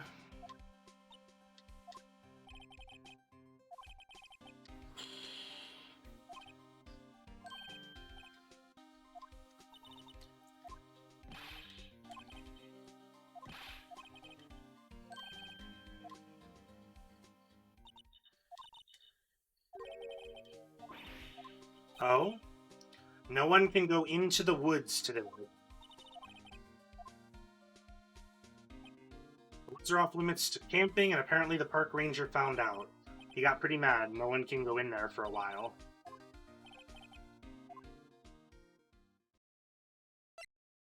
Interesting.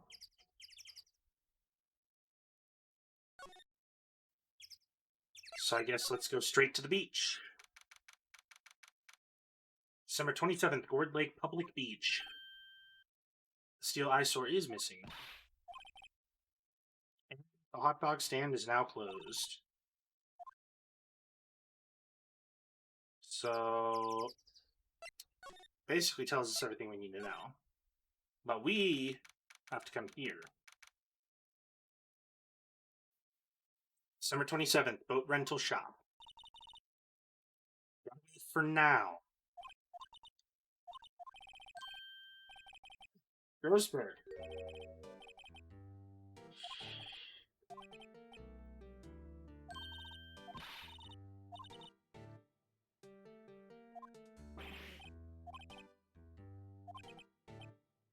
Quite.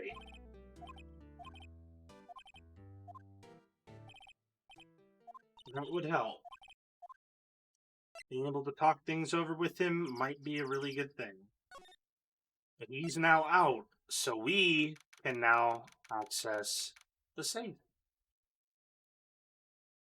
December 27th, Caretaker's Track. Holly's here.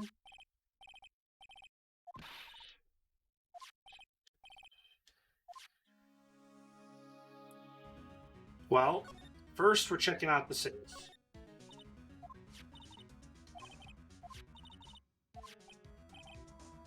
$12.28.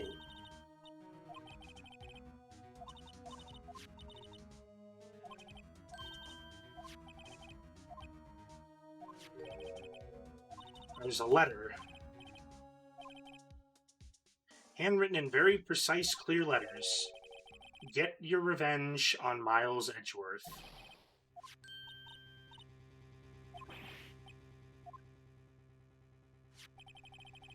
Revenge on Miles Edgeworth. It also says, this is your last chance. Now is the time to get revenge on the two men who ruined your life. The rest of the letter goes on to describe the murder plot in detail. How to kill Robert Hammond and frame Edgeworth. Calling Edgeworth out to the lake, getting on the boat, firing twice. This is exactly what was figured out today in court. All here in perfect detail.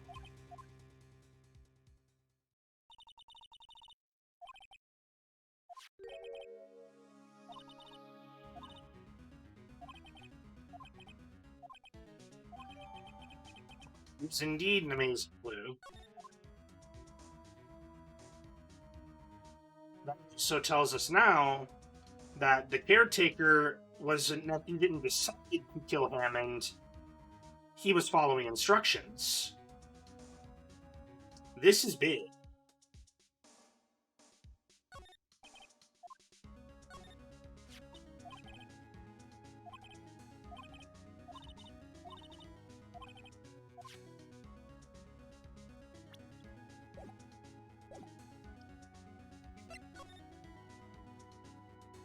It's a pretty deep case. But you know what? We have a big clue now, and this is gonna help us get him off of charges. This is gonna help get the actual person brought to justice.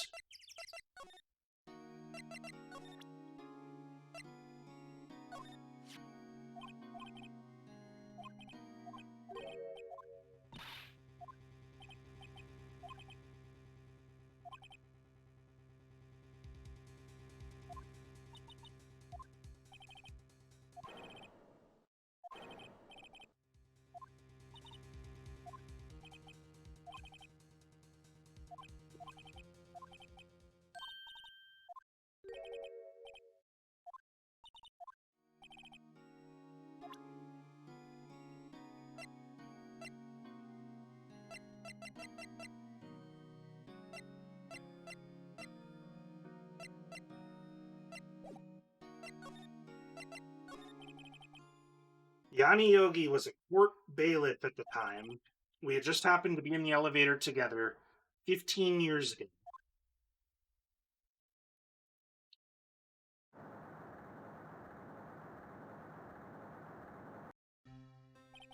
The quake was incredibly strong. Before I knew it, everything was dark. We were there for so long, it felt like forever. The air thinned and the darkness closed in on us in that little box. We became unsettled.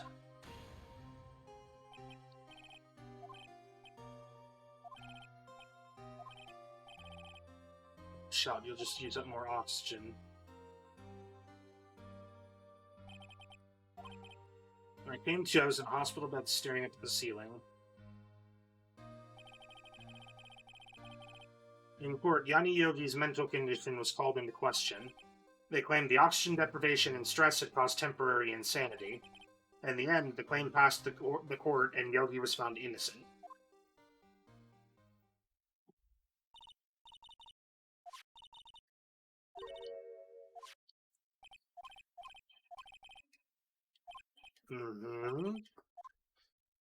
Let's hear it.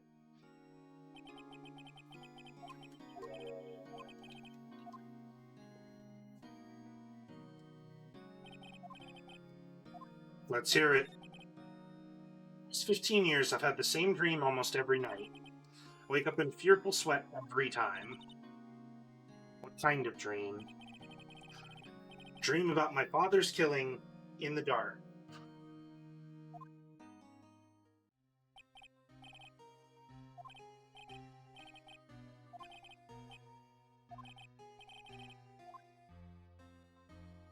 Hmm.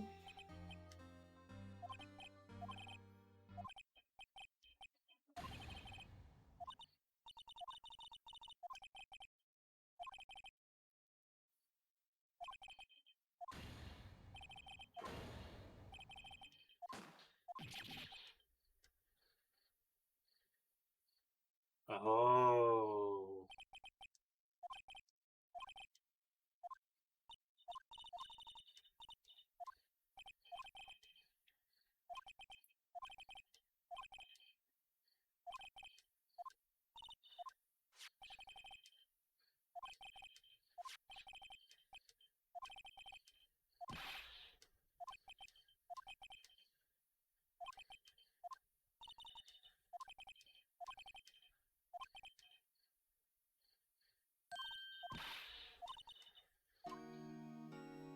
There is one other person that knows.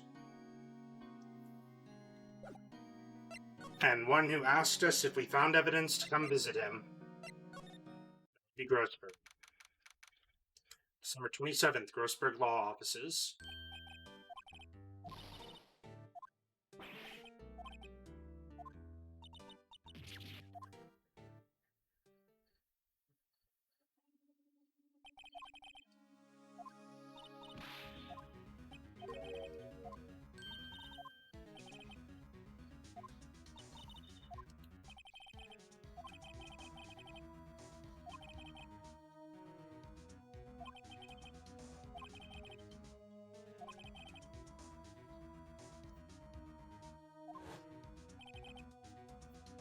Miles Edgeworth threw the pistol to save his father.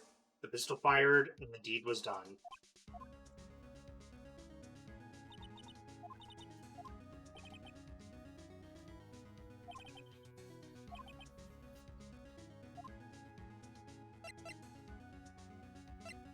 Oh, that certainly tells us a lot.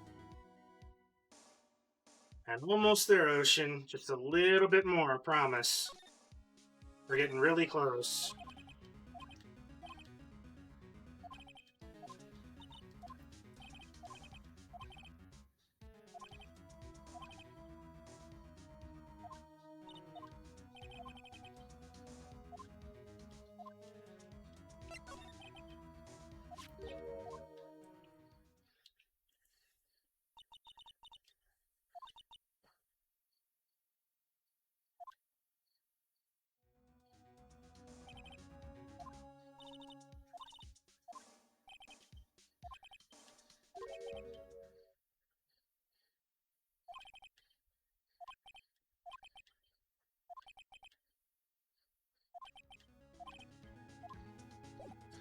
Interesting.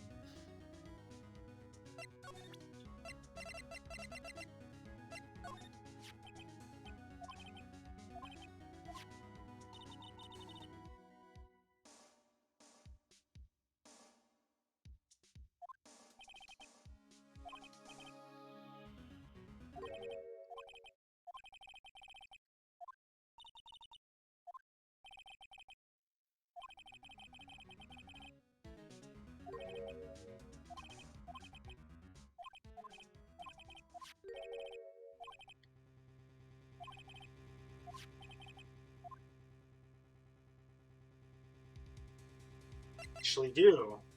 It was written by Karma.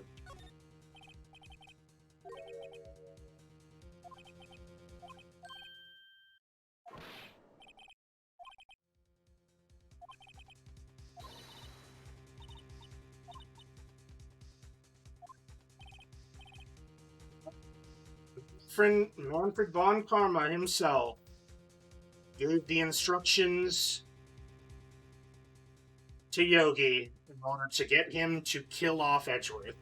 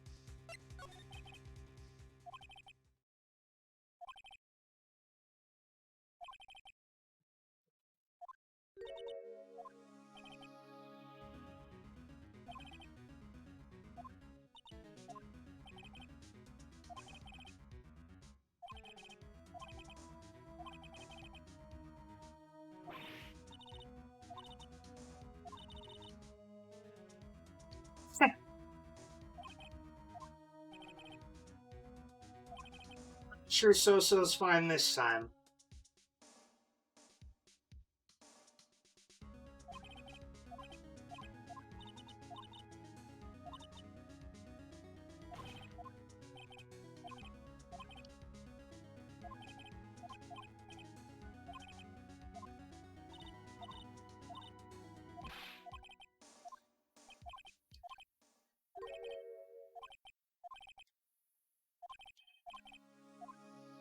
All right, now it's time for us to get back to criminal affairs. Yep, there's 1 day left.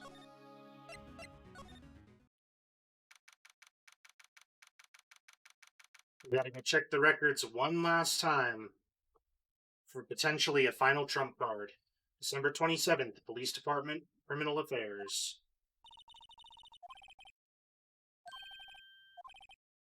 Uh-huh.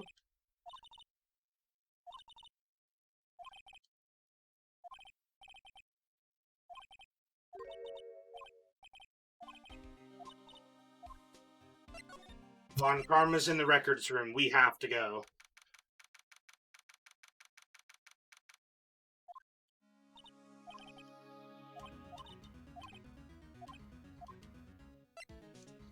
We have to hurry.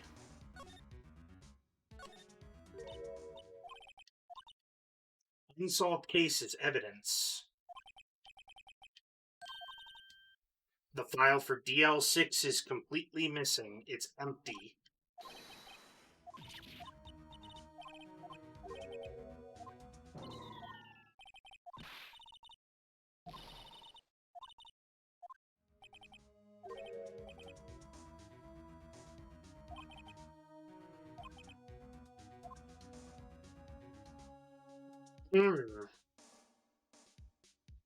And as we see, he's got some files under his arm.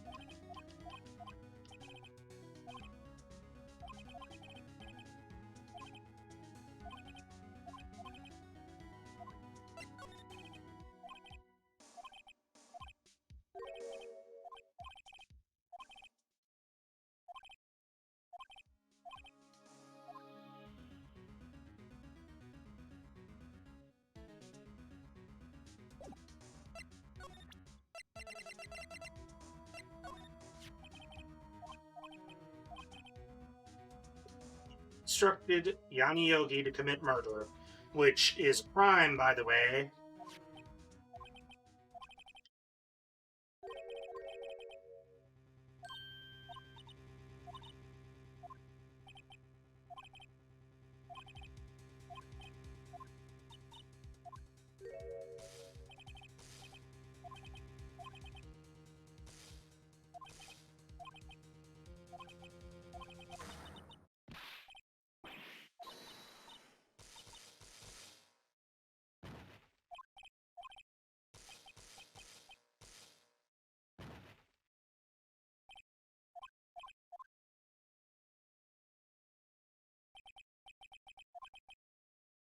He got us, and he got the letter.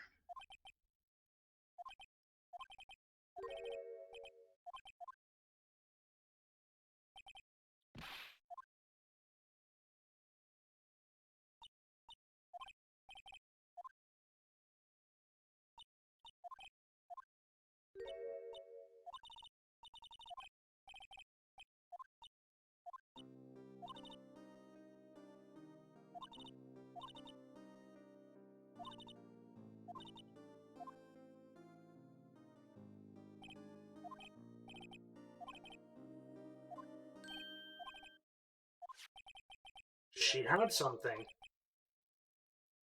DL6 incident, evidence number 7, taken from the heart of Gregory Edgeworth. Von Karma was holding this when Maya jumped him. Still carries ballistic markings.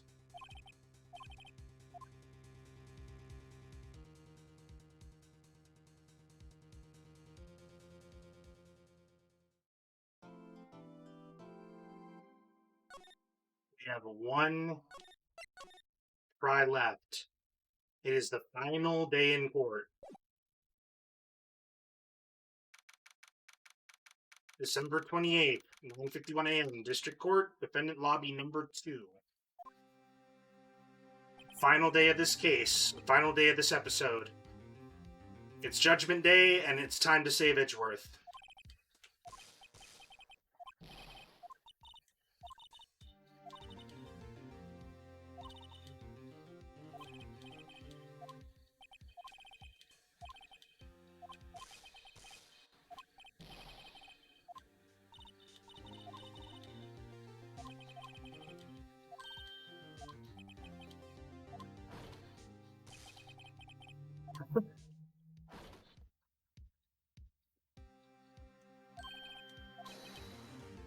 Gumshoe's back.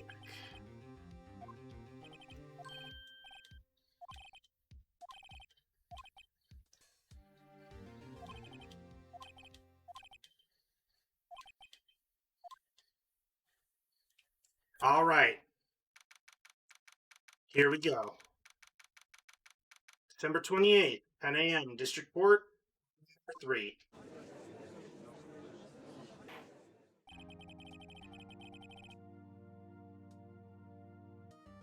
Sound session. Defense is ready.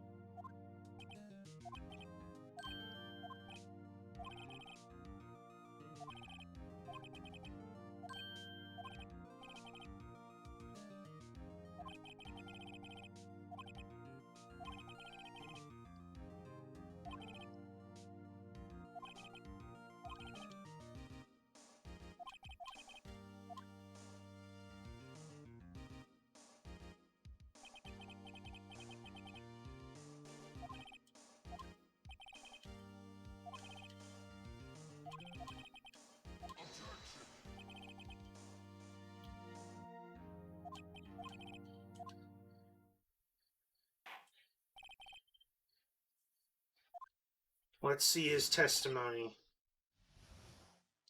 Why I left the court, huh? Really sorry about just leaving yesterday like I did. Wasn't running away or nothing. Went to buy some food for Polly. Figured it had nothing to do with this incident anyhow. I mean, I need one of those motive things, right? And I don't got one. So my testimony yesterday stands as is. Oh, really?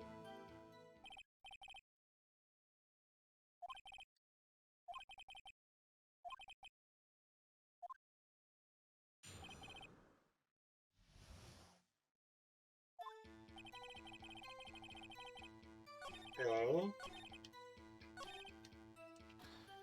Is that really the case?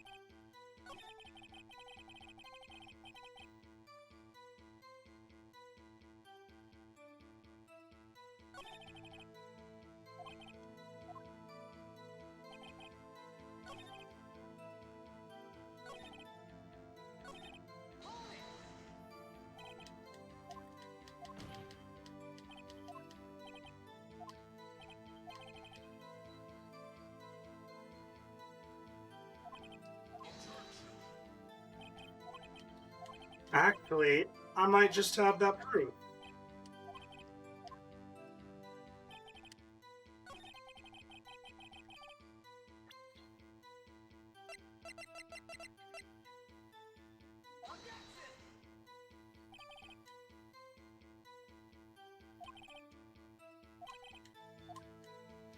Oh, damn.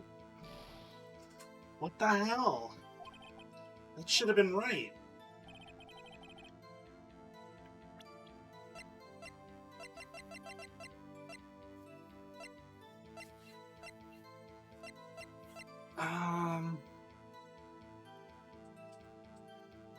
It's really, really weird.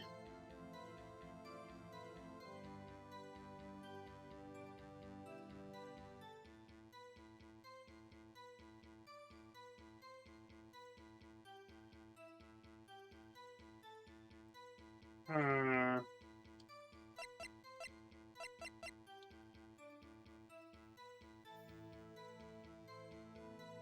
It's definitely a little bit rough on this last bit here.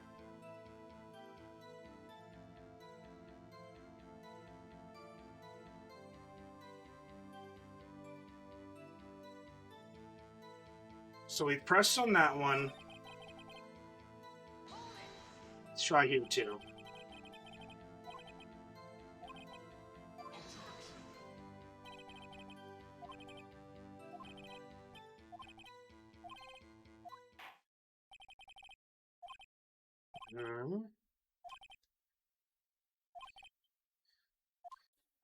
Yes, it does.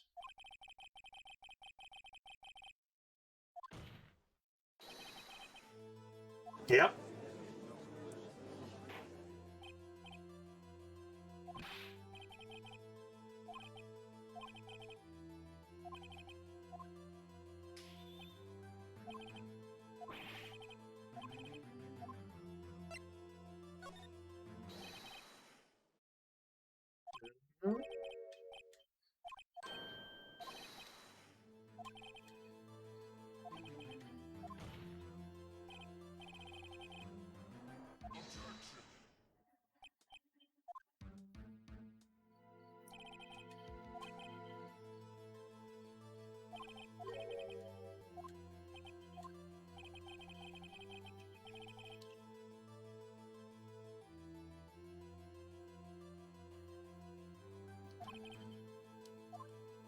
Uh-huh.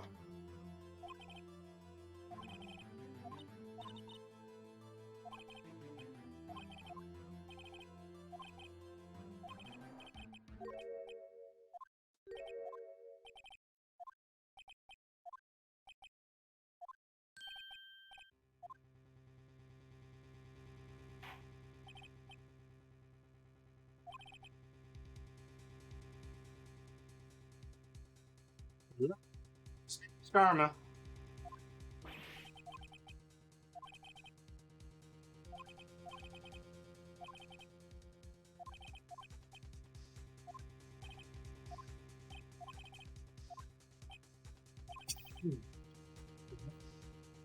Everything.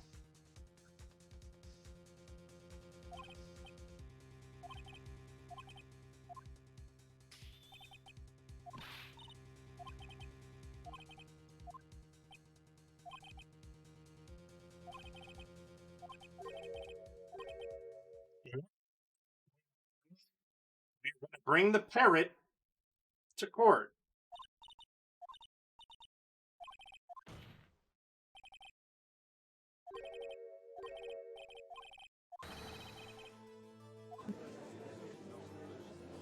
No, he's not okay.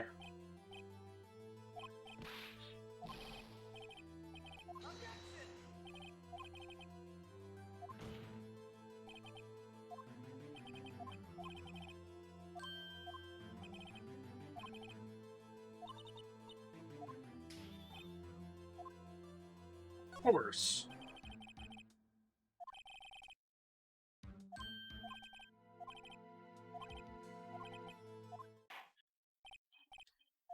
Time for the best testimony in the game. Hell yeah. Hello, parrot.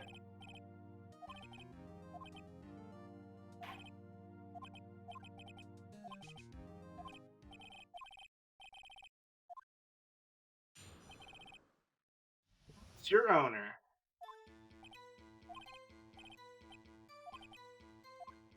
Nice testimony. Good job.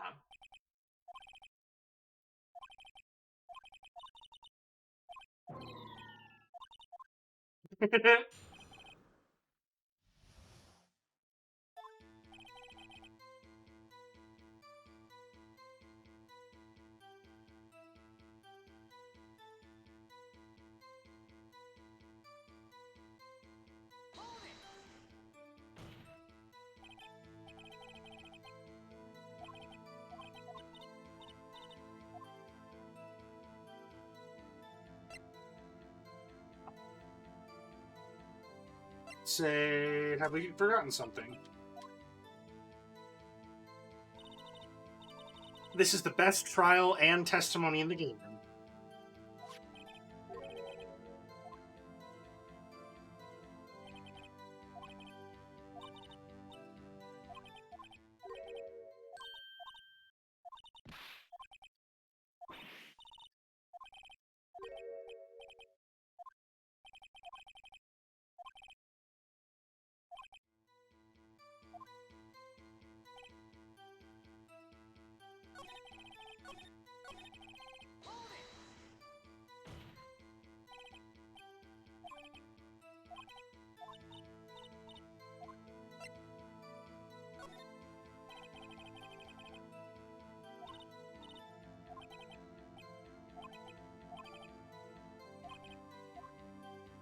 Of course it does.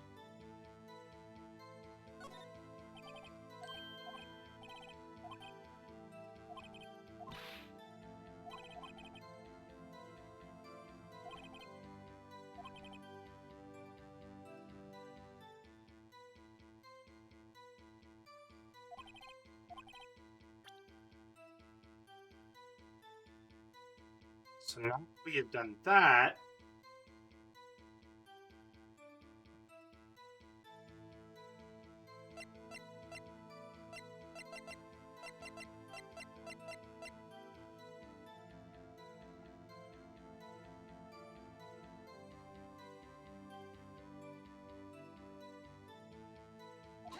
Yeah.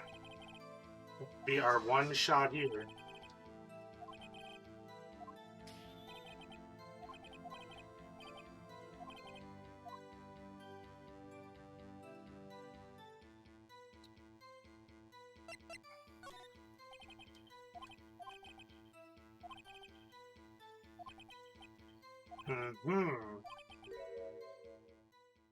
Miss Polly Jenkins.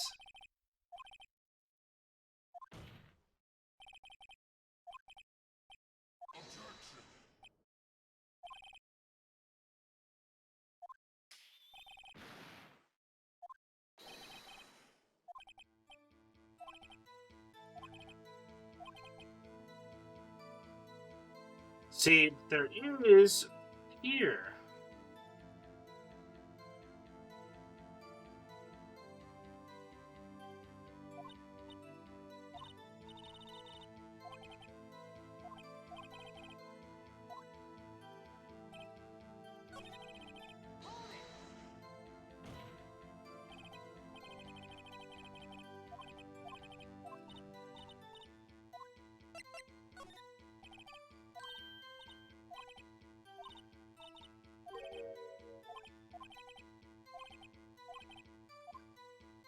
It actually does. Because the date of the incident was on 12/28, December 28th.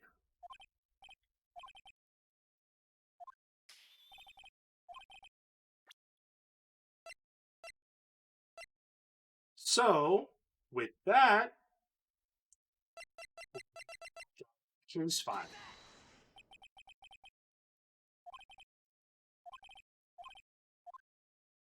Yes, the case summary.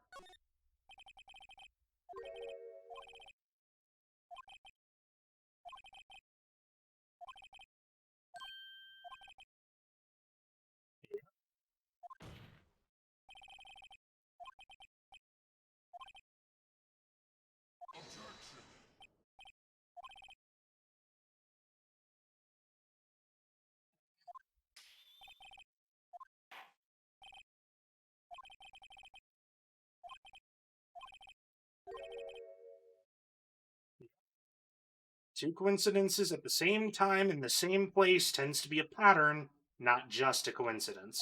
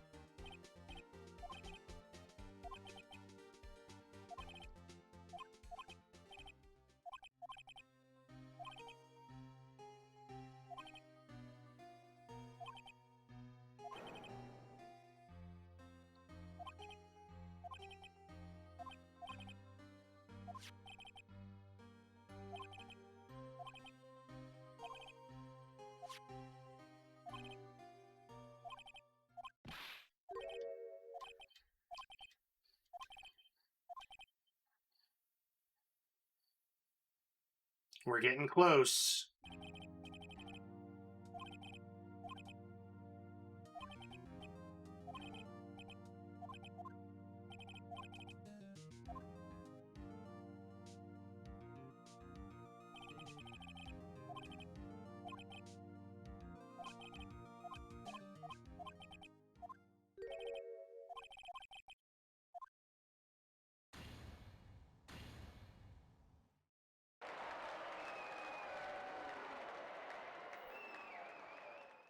So,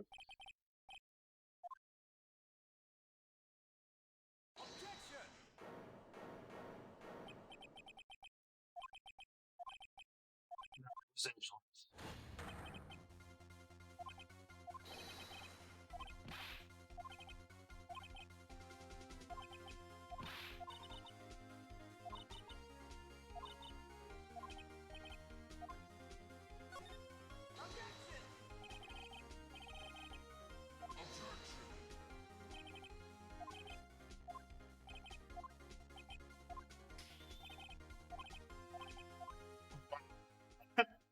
There's still a bit to go.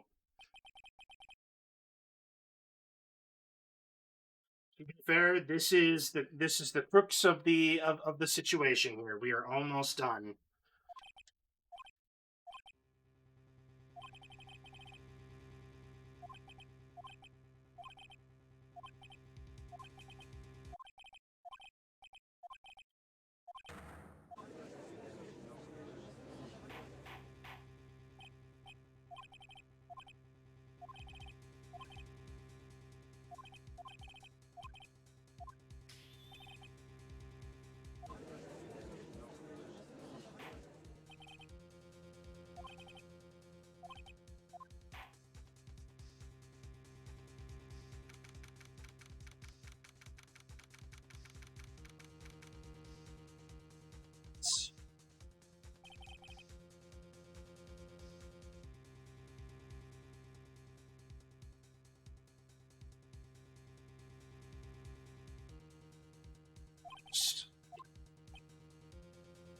Because he feels that he had killed his father. He believes that he is the guilty party for his father's death 15 years ago.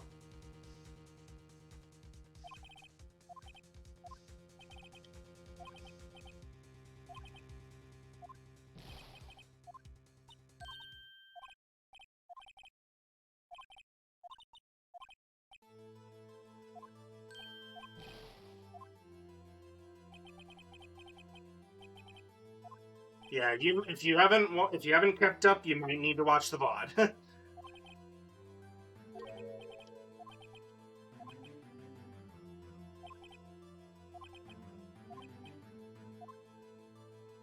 Oh yeah, this is by far one of the best cases in the game.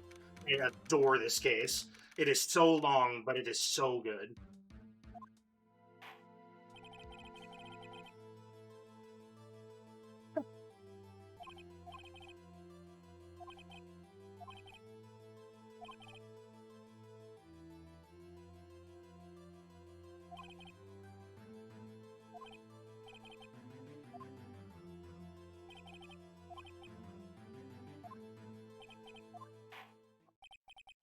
This is the final battle.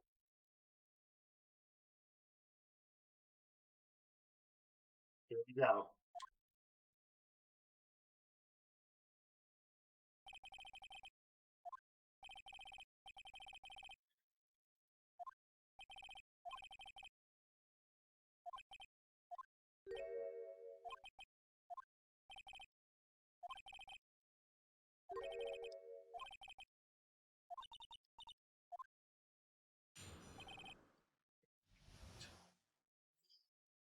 Particular statement. In this that we'll be able to fix. That day, I had gone to the courtroom to observe one of my father's trials. As we went to leave, an earthquake struck, trapping us in the elevator. My father and Mr. Yogi lost their composure and began to argue. Just then, something heavy fell at my feet. I picked it up and threw it at Mr. Yogi. I wanted them to stop fighting. A moment later, there was a single gunshot and then a scream. It was a terrible scream. I remember it to this day.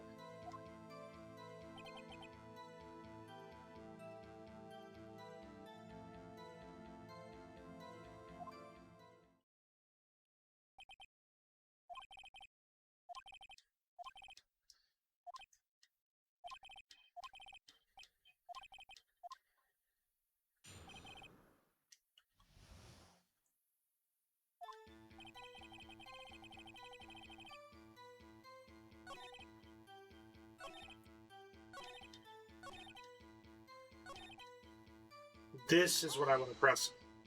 The singular gunshot.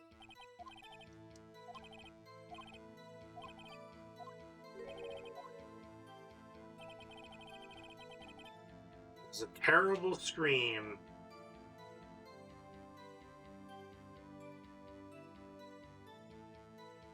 The thing is, though, he was found dead, the pistol nearby having been shot twice. So here is where we begin.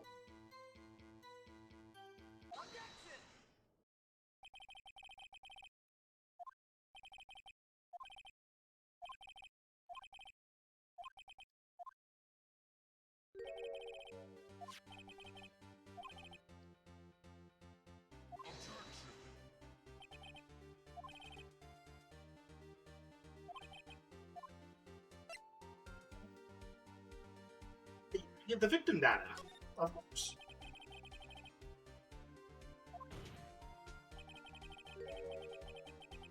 It was fired twice.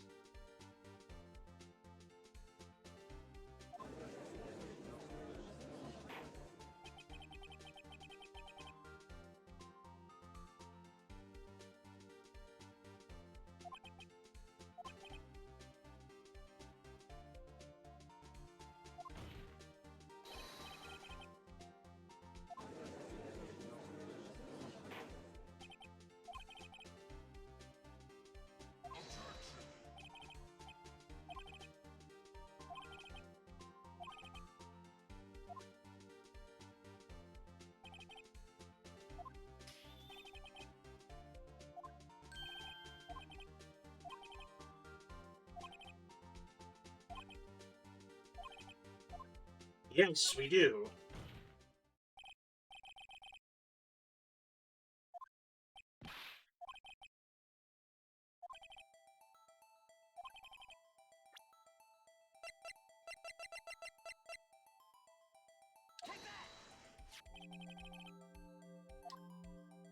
The incident photo.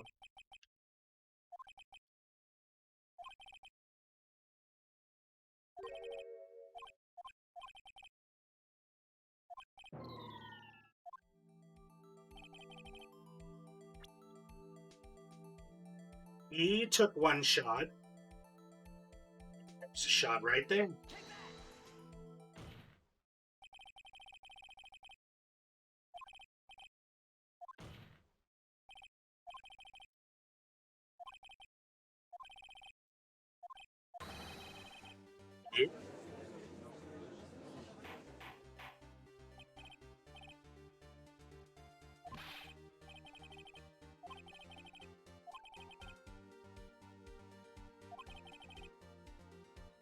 To Gregory Edgeworth's heart, the other hit the elevator door.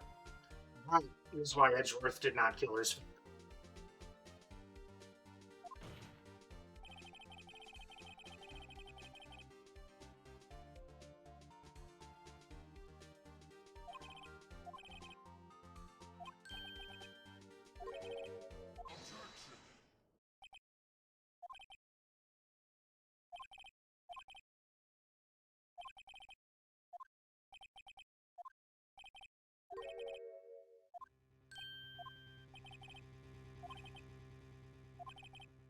See, but we have the second bullet in our collection.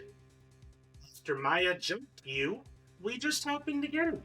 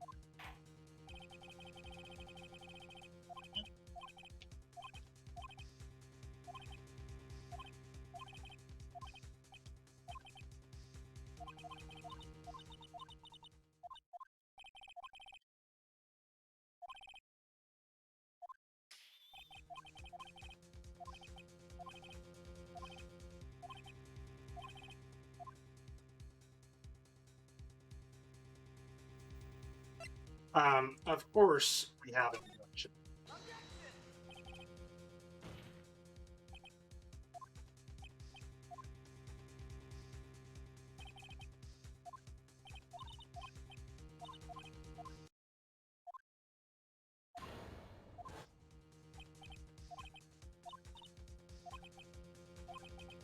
Of course, we have it.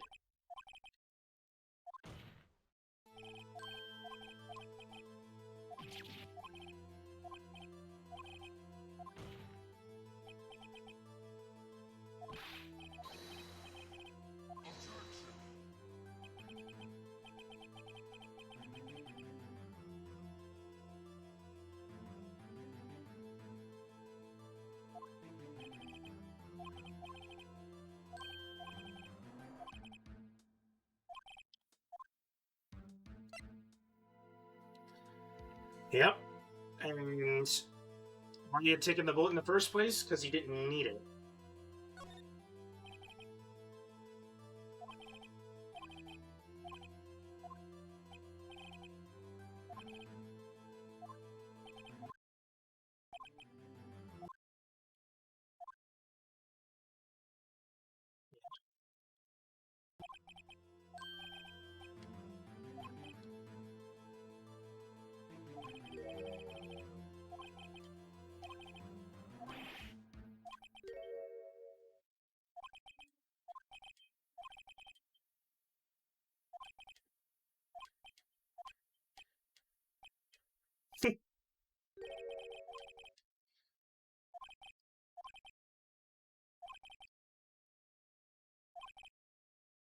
Mm-hmm.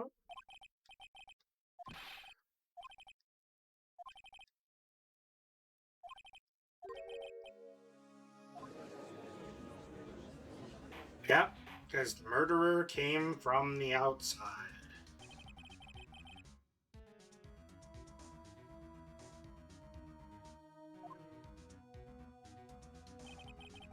Why? Because the murderer was not the one inside the elevator. No, he was outside of it.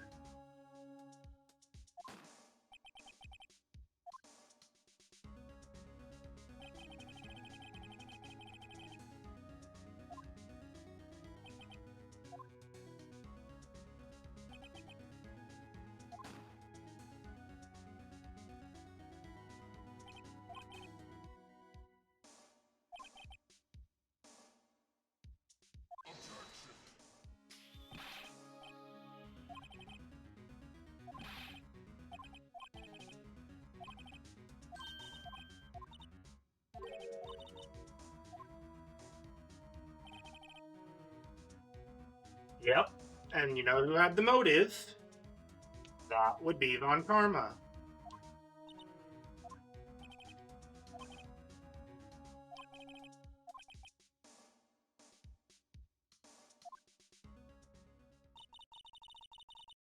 He didn't take the vacation from shock, he took it from needing to go to the hospital. Yep.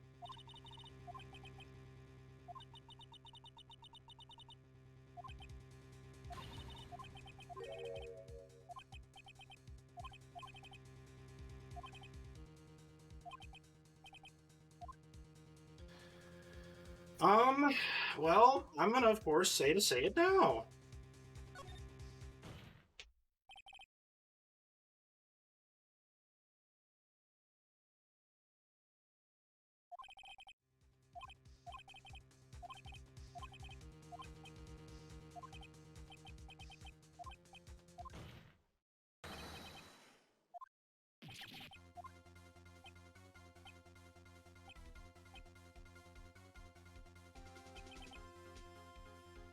Yep. That would be our true suspect. This case.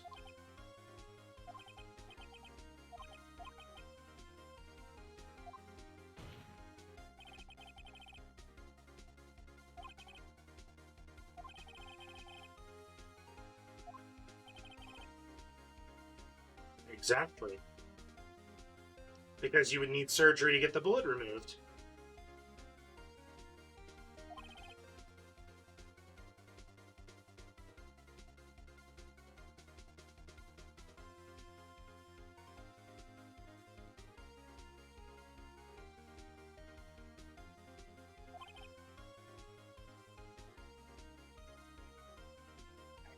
what's gonna be fun about that?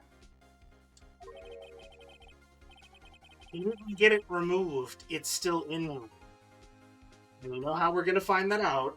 Do you remember the one item that we selected literally hours ago that we were given as a tool from Detective Gumshoe? The very lovely metal detector.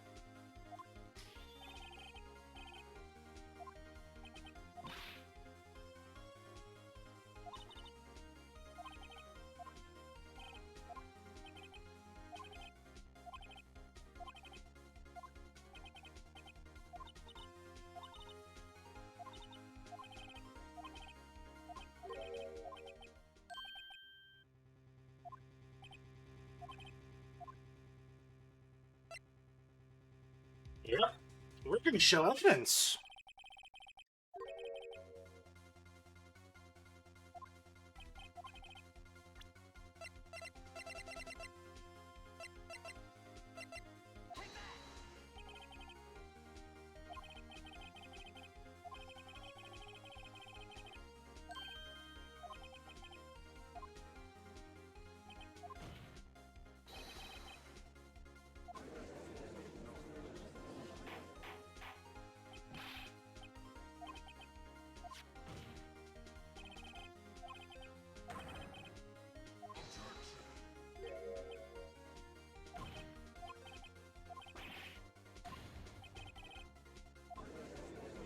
Yep.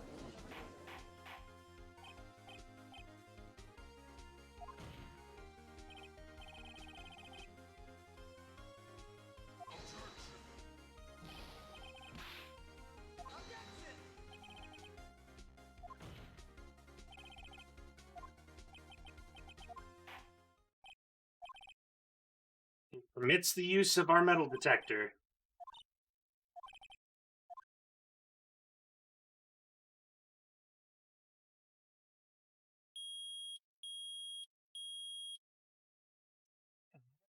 Guess what we found a match for? Lit his right shoulder.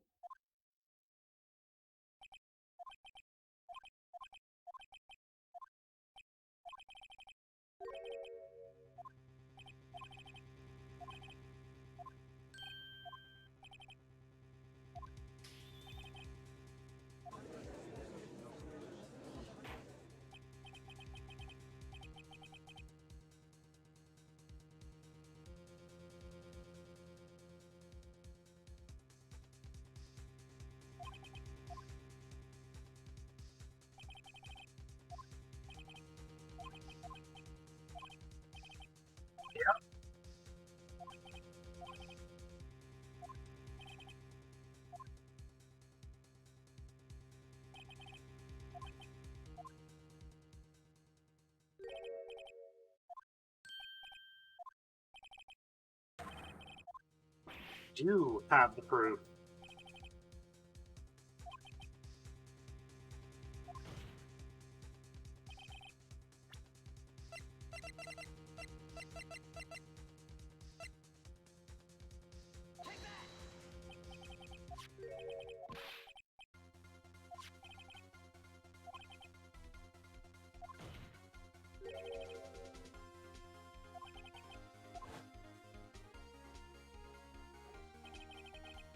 Mystic markings intact.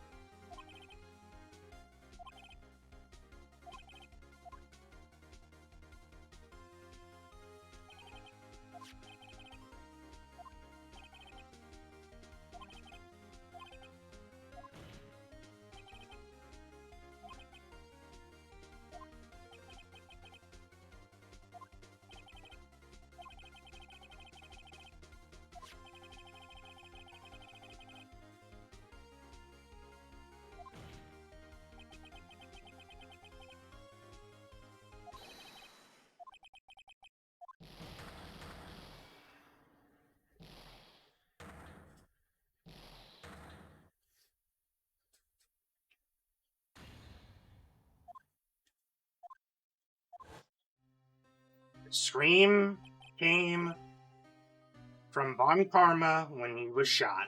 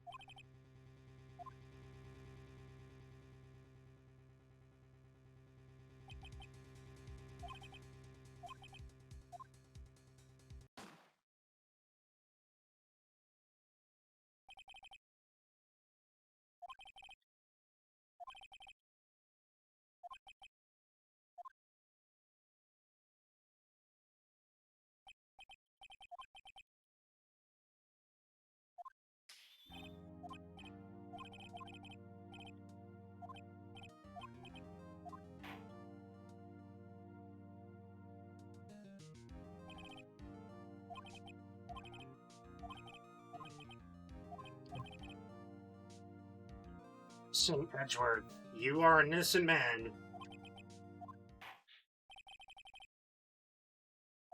Sedgeworth, not guilty.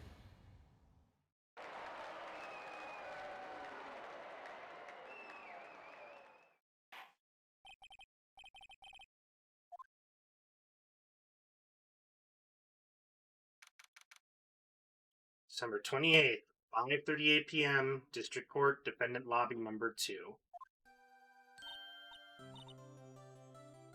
We finally did it.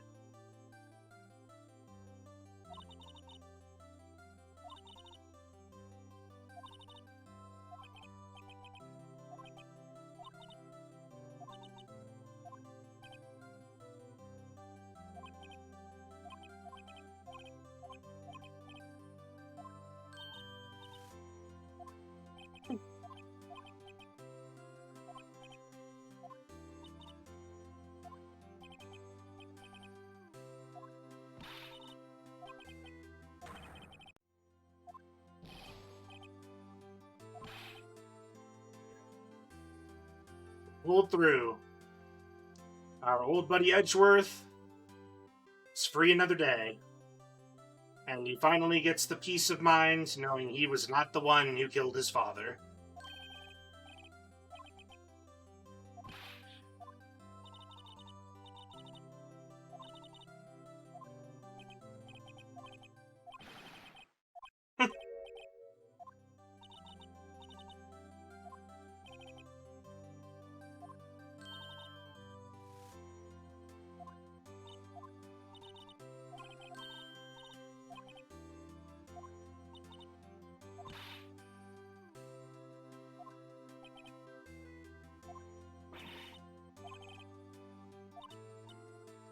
That's what we like to see.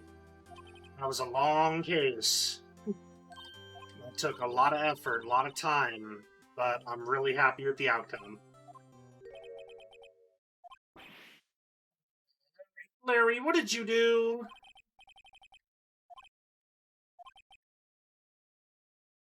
God damn it. Larry, stop dating models.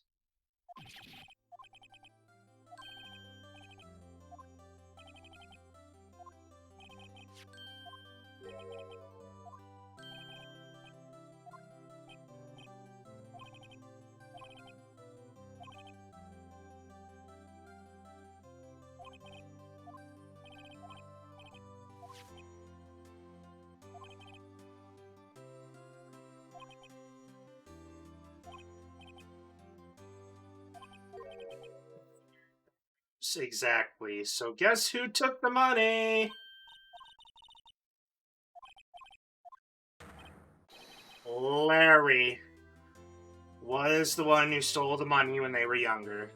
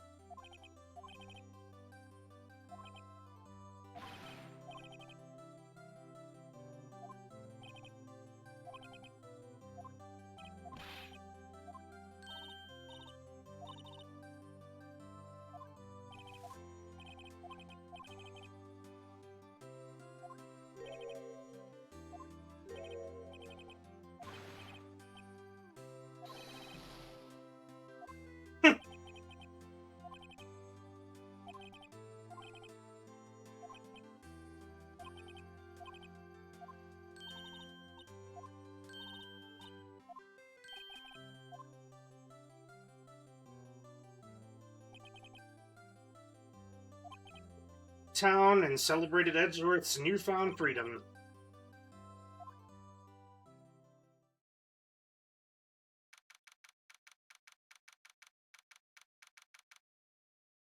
December 29th, 5:02 a.m. I wouldn't necessarily say everyone's friends, but this particular group that's together, um, Larry and Edgeworth were friends with Phoenix for a long time. Um, Maya is a new friend to them after Mia had been killed. Lotta's not necessarily a friend, but she was part of the case, so she kind of showed up. And Gumshoe is a friend of Edgeworth's, but not necessarily anybody else. It's a bit convoluted. If you watch the VOD though, if you weren't able to pay attention to most of it, the VOD does explain kind of the background behind most of them with that. Oh, looks like we got plastered. What is this?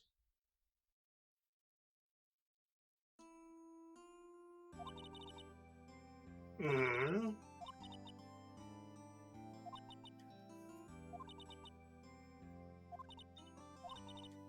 You're not useless.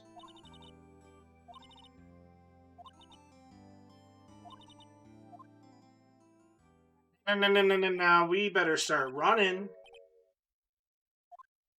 Get your ass to the station, buddy.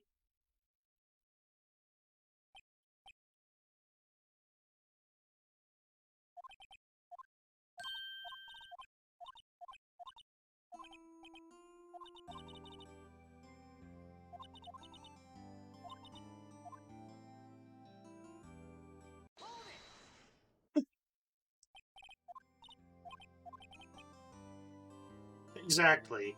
We couldn't have done this without her help in the first place. The case early on would have failed.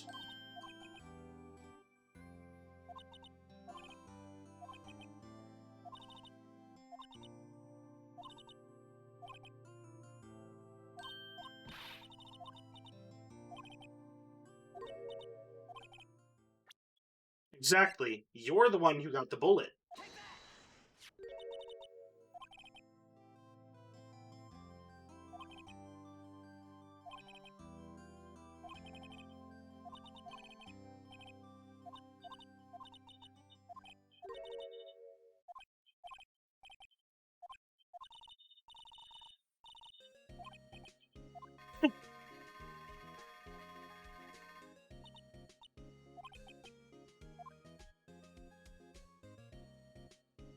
Go complete your training. We'll see you soon.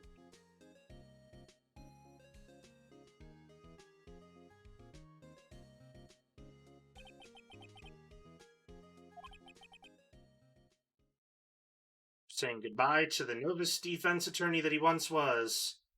And a new story begins. Same old crazy cast.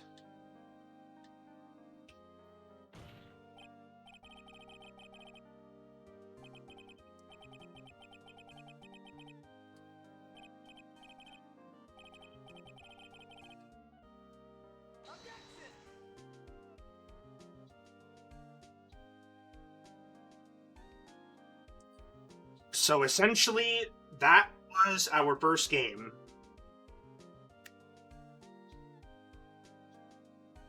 Can consider that the very beginning, and then we will lead into game number 2 when we come back with episode 5. Well, in a technicality, you can consider episode 5 more like, I would say, first 4 cases were the original Game Boy Advance version. So GS1 was the first game that was made for the Game Boy Advance. It only had 4 cases. When it came to the DS, a new 5th case was made. So technically, you can consider case number 5 to be post-game DLC. So we are now technically beaten the very first game of Phoenix Wright.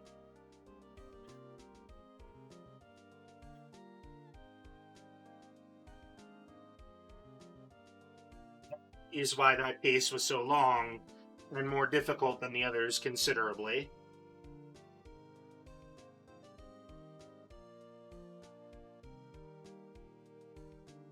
What a really fun game, though.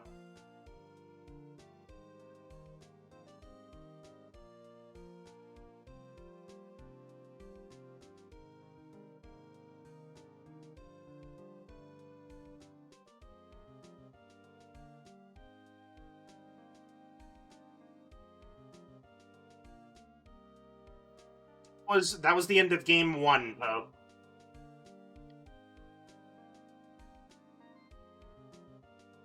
There are technically three games in this collection, as well as some extra cases. Oh no! No. Game 1 had 4 cases. I believe Game 2 had like 5 or 6. And then same with Game 3 is 5 or 6.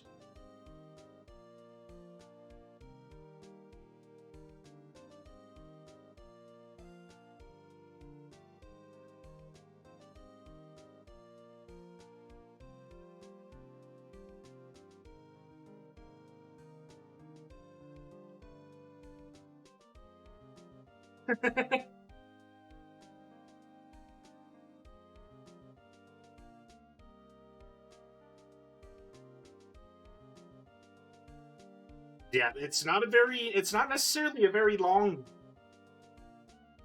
You really got to know your stuff.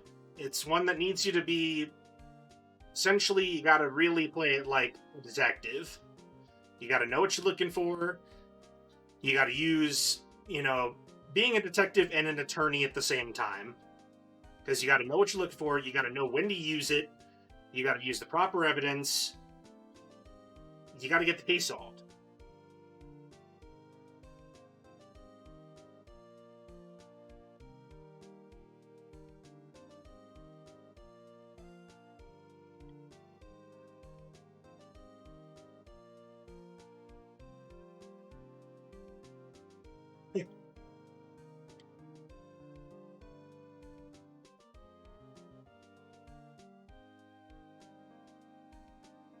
It's not a very long one, but I like to think that the quality of game shows for itself, even despite the length.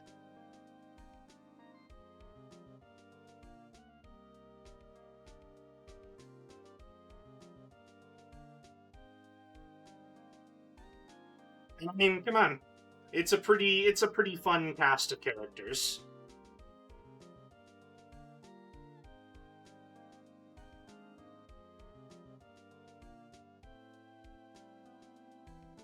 For together and our victory.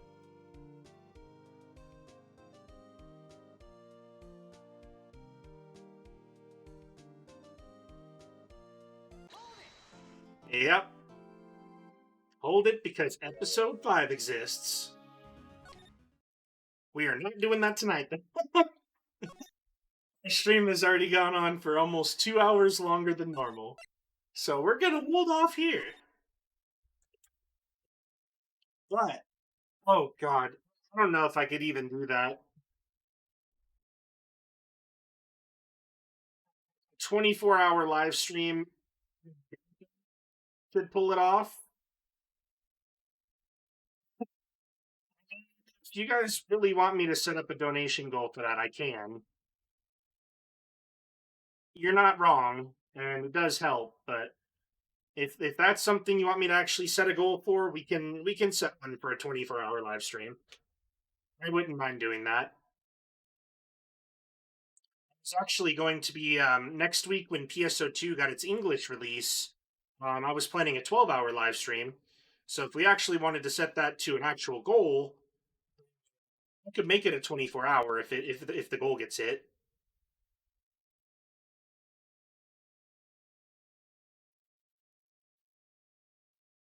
Yeah. On the 27th, the English version for the PC will be releasing. Yeah.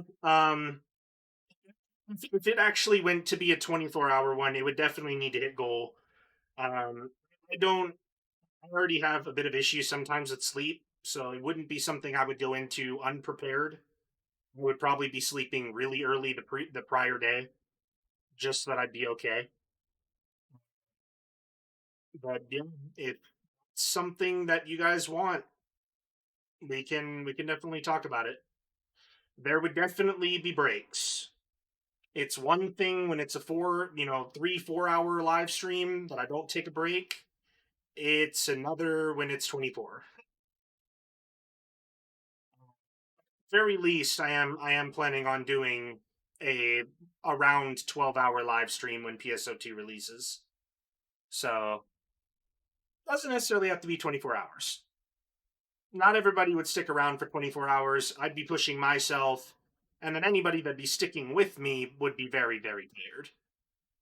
So it's something we might be able to talk to way later down the road, but I think for now, the 12-hour live stream will give me a feel of what I can really do in regards to streaming.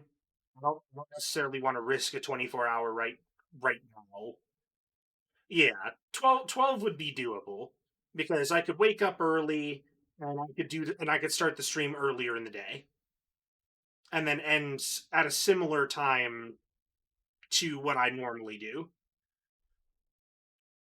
So that would be doable.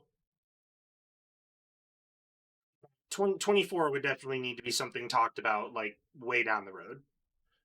I don't want to risk that. Yeah, that was game one of Phoenix Wright. It has been quite the interesting game, and we still have plenty more of it to come down the road. Oh, yeah. This point, definitely getting a good break in.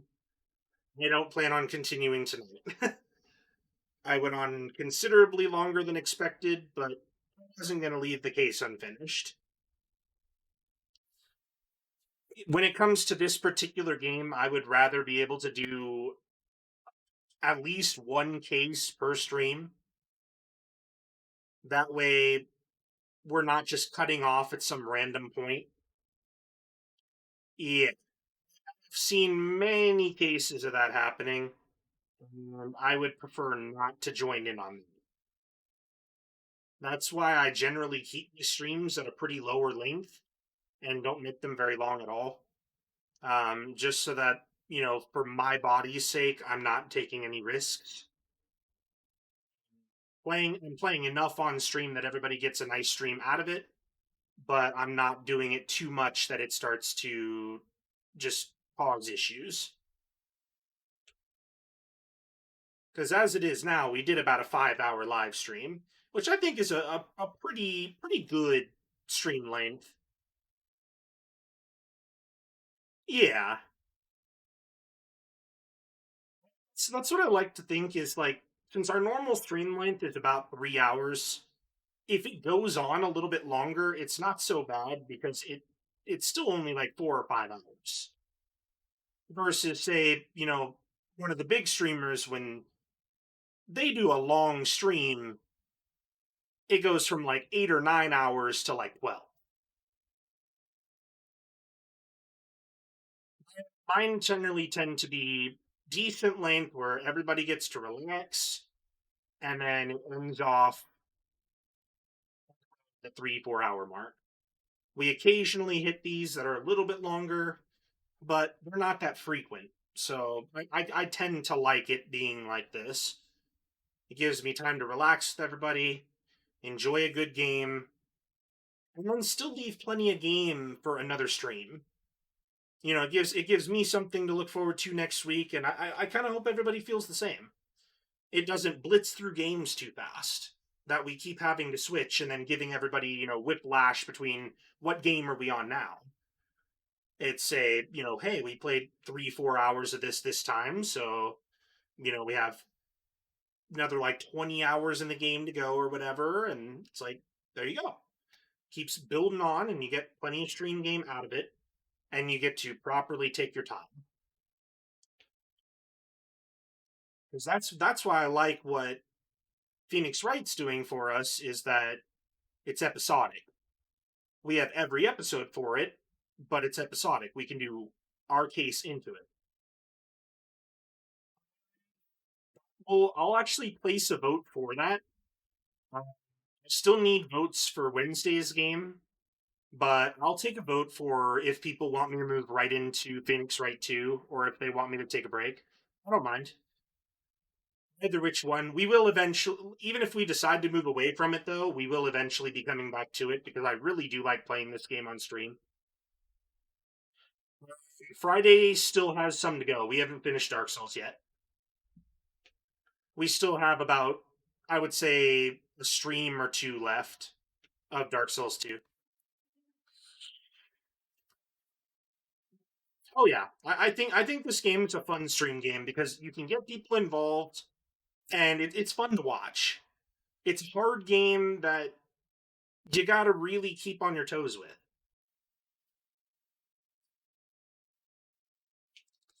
And then we have already changed our Thursday game, which is going to be Visage. So expect big spooks. But yeah, it should be Wednesday and Saturday that we'll take votes on. Saturday, if we want to move on to another game temporarily, or if we'd like to continue with Phoenix Wright.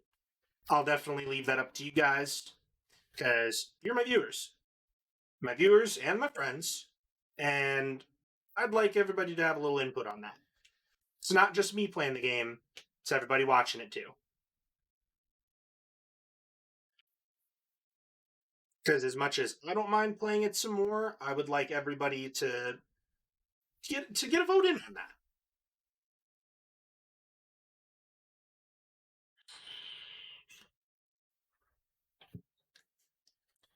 Because there's 3 Phoenix Wright games in this set. Um, so if you want to do like one Phoenix Wright and then jump to another game, and then after we finish that game, come back to Phoenix Wright 2, and then same thing, swap to another game, then come back for 3. We could do that. So what?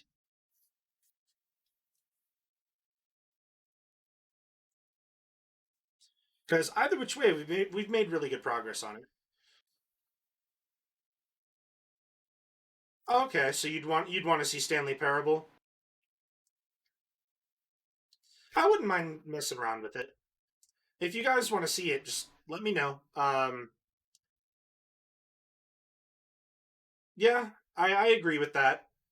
I want to do a stream for Crow and Mocha because they're going through a lot right now. So I'd like to make something that they'd want to watch and be able to relax with. Even if they can only catch the VOD, I would still like to have been a stream that they would enjoy watching. So that particular case, then I'll just make the executive decision. Come next Saturday, we will be playing Stanley Parable. That will be our Saturday game until we finish it. Then we will jump back to Phoenix Wright and get into game 2.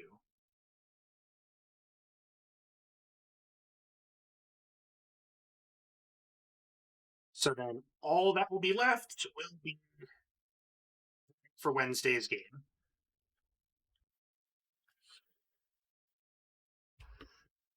Because we still have yet to get a game for Wednesday.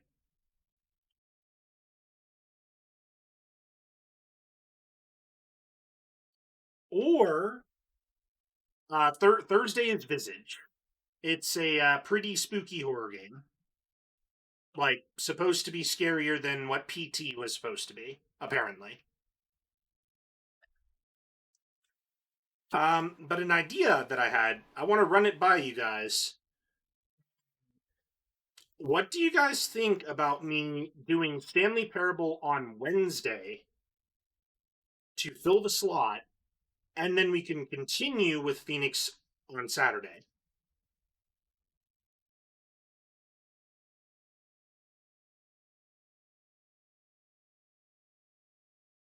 Get the stream for Stanley Parable in a little bit quicker. And since it's short, that would then open up the slot again pretty quickly. And then it really works out well because we don't have anything planned for Wednesday yet. So realistically, it would open up a good spot. It would get a stream in. We would still get to just continue with, without missing anything with Phoenix Wright, but still get the stream in for Mocha and Crow.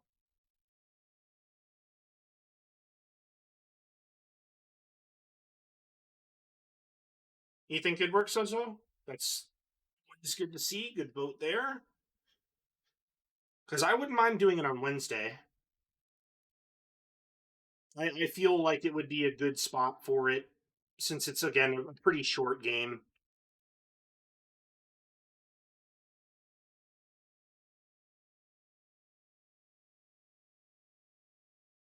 Then, so come Wednesday, we will play Stanley Parable, and then we'll continue with Phoenix Wright on Saturday.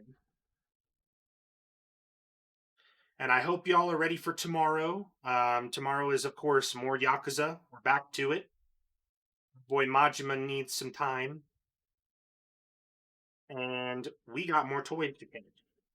So, tomorrow, we're back to Yakuza. That's Monday. But then we're back with Chrono Trigger. Then Stanley Parable. Then Visage. Then Dark Souls. Then more Phoenix Wright. More Yakuza. So, starting next week, we're already looking at 2 new games. So it'll be pretty interesting. But that concludes our stream for today. I wanted to say thank you and shout outs literally to everybody here. It's been awesome. Our view count's been really, really high today. I've been really, really excited to see that. And everybody's been awesome being in the chat and chilling with me today. I hope everybody had a good time, and we'll have a good night ahead and a good day before stream tomorrow, and then we'll chat when that comes around. It's definitely been a fun one today. I am looking forward to seeing everybody tomorrow for the stream. If you can make it, awesome. If you can't, of course, as we always do, VODs will be on my YouTube. They're on the Twitch and they're on YouTube. So anyone you miss, they'll always be available. And from there, I just wish everybody a good night, and I'll see y'all next time.